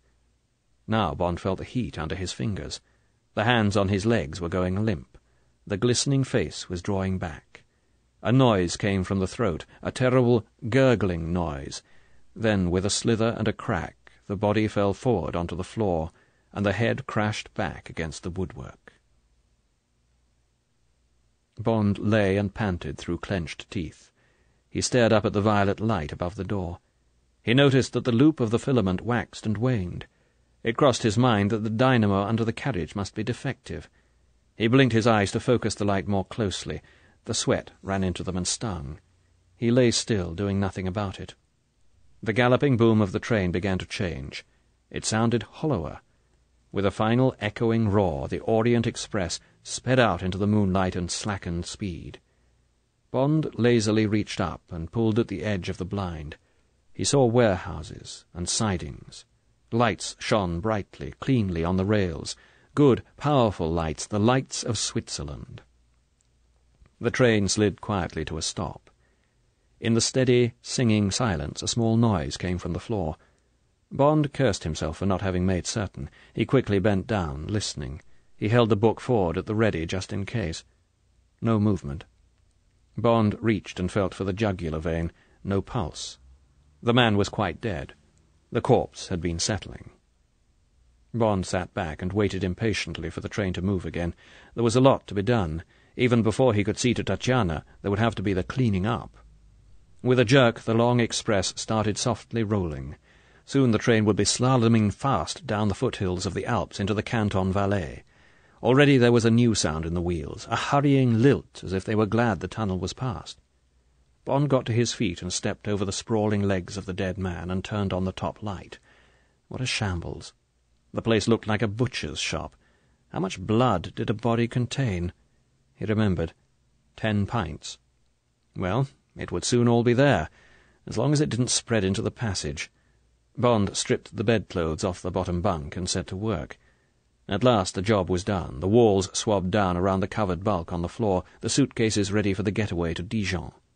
Bond drank down a whole carafe of water. Then he stepped up and gently shook the shoulder of fur. There was no response. Had the man lied?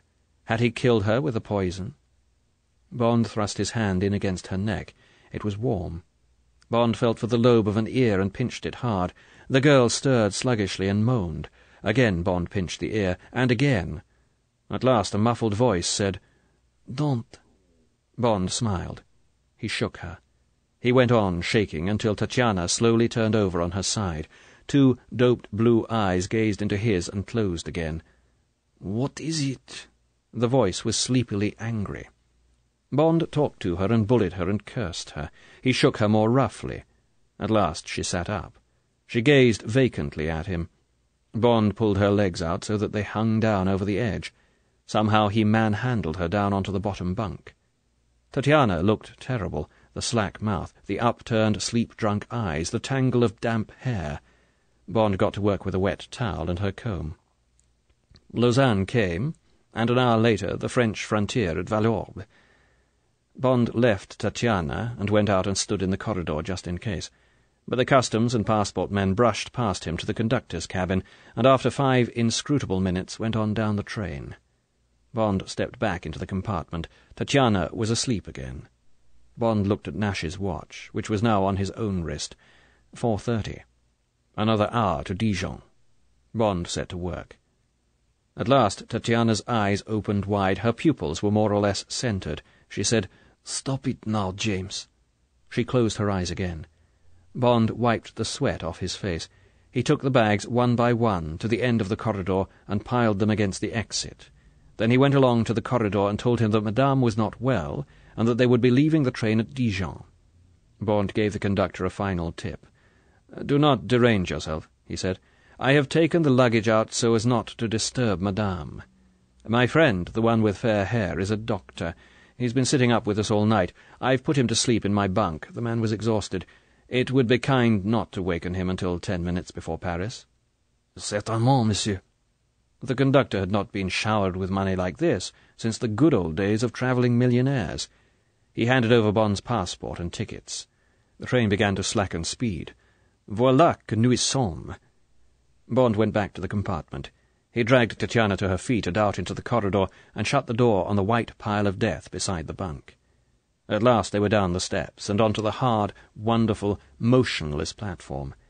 A blue-smocked porter took their luggage. The sun was beginning to rise.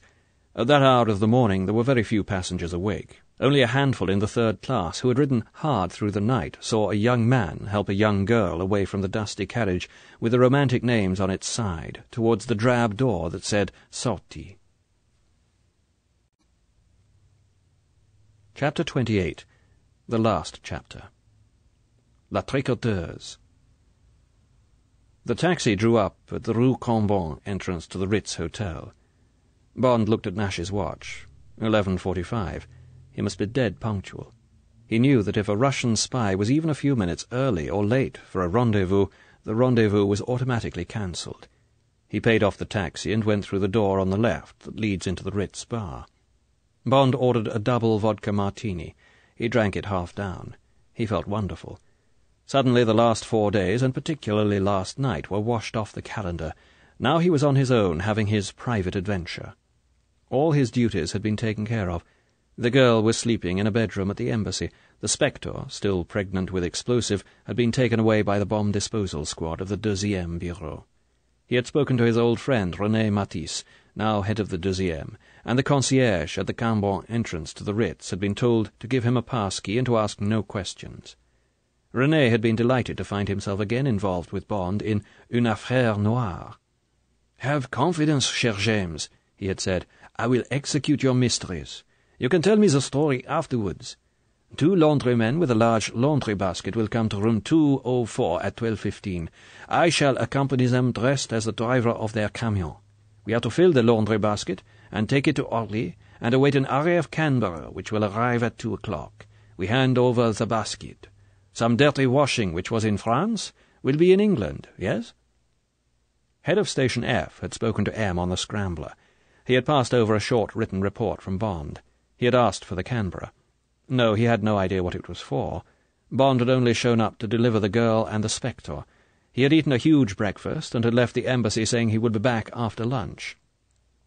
Bond looked again at the time. He finished his martini. He paid for it and walked out of the bar and up the steps to the concierge's lodge. The concierge looked sharply at him and handed over a key. Bond walked over to the lift and got in and went up to the 3rd floor. The lift door clanged behind him. Bond walked softly down the corridor, looking at the numbers. 204. Bond put his right hand inside his coat and onto the taped butt of the Beretta. It was tucked into the waistband of his trousers. He could feel the metal of the silencer warm across his stomach. He knocked once with his left hand. "Come in?" It was a quavering voice, an old woman's voice. Bond tried the handle of the door. It was unlocked. He slipped the pass-key into his coat pocket. He pushed the door open with one swift motion and stepped in and shut it behind him. It was a typical Ritz sitting-room, extremely elegant, with good Empire furniture. The walls were white, and the curtains and chair covers were of a small patterned chintz of red roses on white. The carpet was wine-red and close-fitted. In a pool of sunshine, in a low-armed chair beside a directoire writing desk, a little old woman sat knitting. The tinkle of the steel needles continued. The eyes, behind light blue-tinted bifocals, examined Bond with polite curiosity. "Oui, monsieur." The voice was deep and hoarse. The thickly powdered, rather puffy face under the white hair showed nothing but well-bred interest. Bond's hand on the gun under his coat was taut as a steel spring. His half-closed eyes flickered round the room and back to the little old woman in the chair. Had he made a mistake? Was this the wrong room? Should he apologize and get out? Could this woman possibly belong to Smash?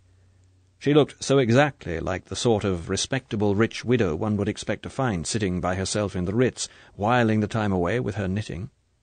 The sort of woman who would have her own table and her favourite waiter in a corner of the restaurant downstairs, not, of course, the grill-room.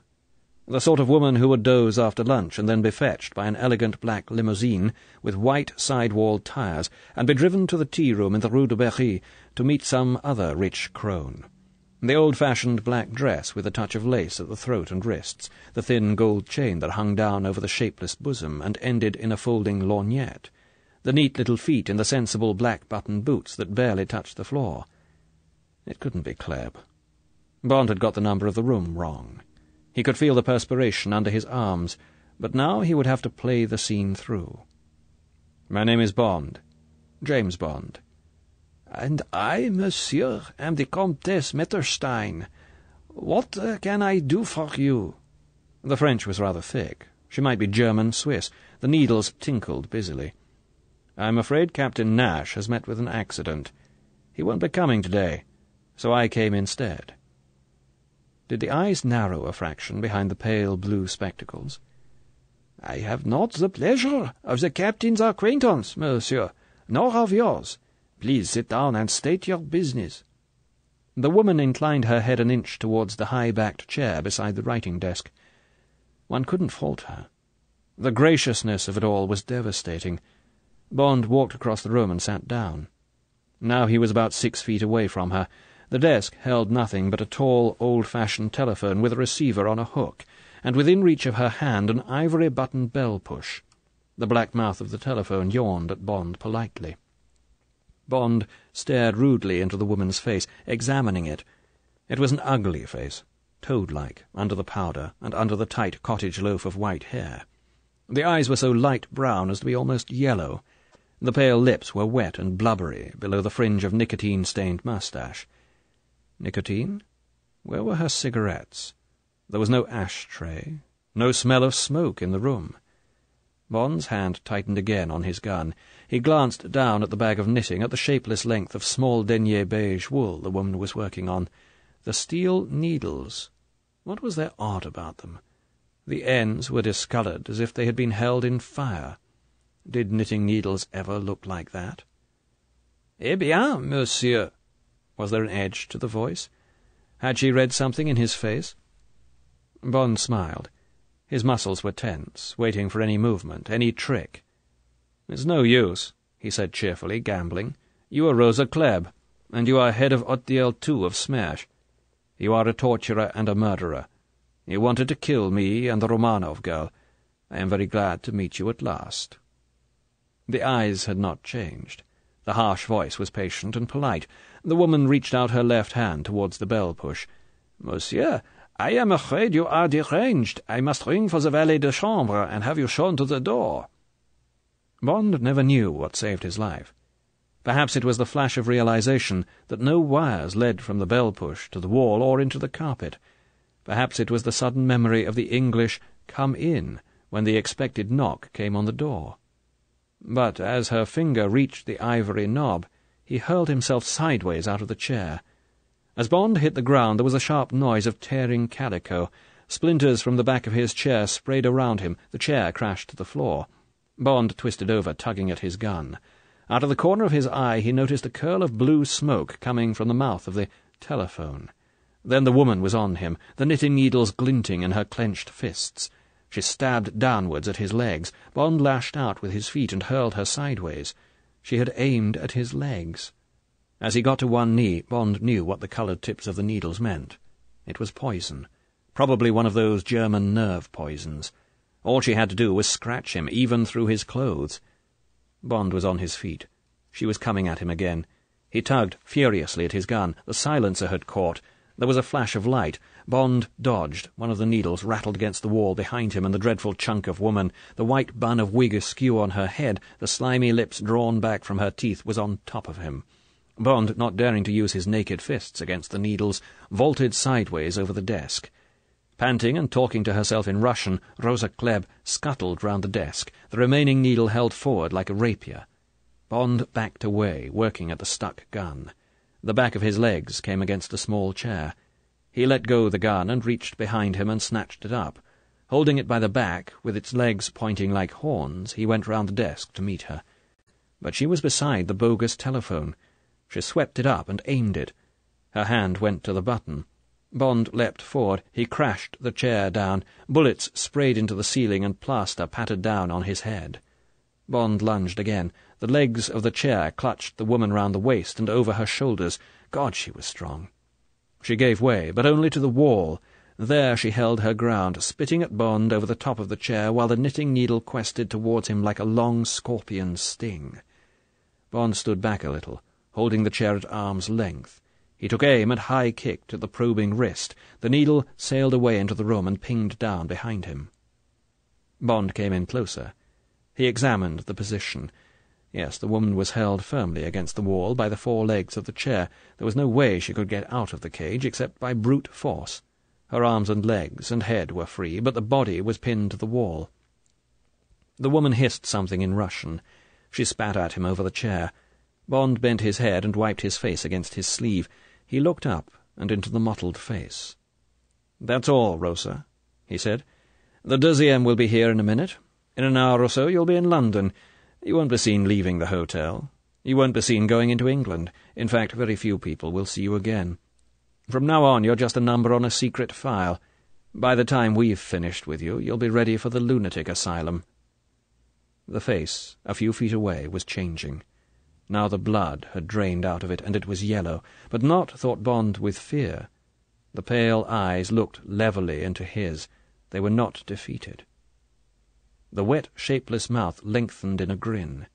"And where will you be when I am in the asylum, Mr. Bond?" "Oh, getting on with my life." "I think not, Angliski spion." Bond hardly noticed the words. He had heard the click of the door opening. A burst of laughter came from the room behind him. "Eh bien!" It was the voice of delight that Bond remembered so well. "The 70th position. Now at last I have seen everything, and invented by an Englishman. James, this really is an insult to my countrymen." "I don't recommend it," said Bond over his shoulder. "It's too strenuous. Anyway, you can take over now. I'll introduce you. Her name's Rosa. You'll like her.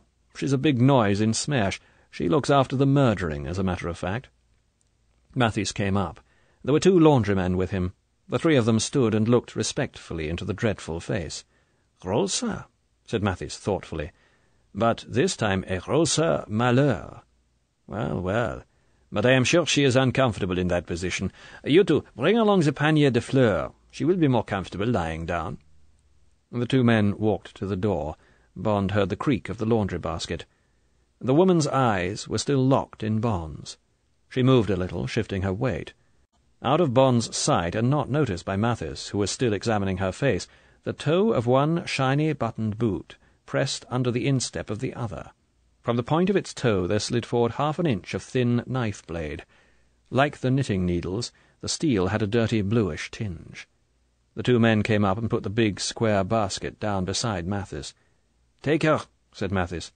He bowed slightly to the woman. "It has been an honor." "Au revoir, Rosa," said Bond. The yellow eyes blazed briefly. "Farewell, Mr. Bond." The boot with its tiny steel tongue flashed out. Bond felt a sharp pain in his right calf. It was only the sort of pain you would get from a kick. He flinched and stepped back. The two men seized Rosa Klebb by the arms. Mathis laughed. "My poor James," he said, "count on Smersh to have the last word." The tongue of dirty steel had withdrawn into the leather. Now it was only a harmless bundle of old woman that was being lifted into the basket. Mathis watched the lid being secured. He turned to Bond.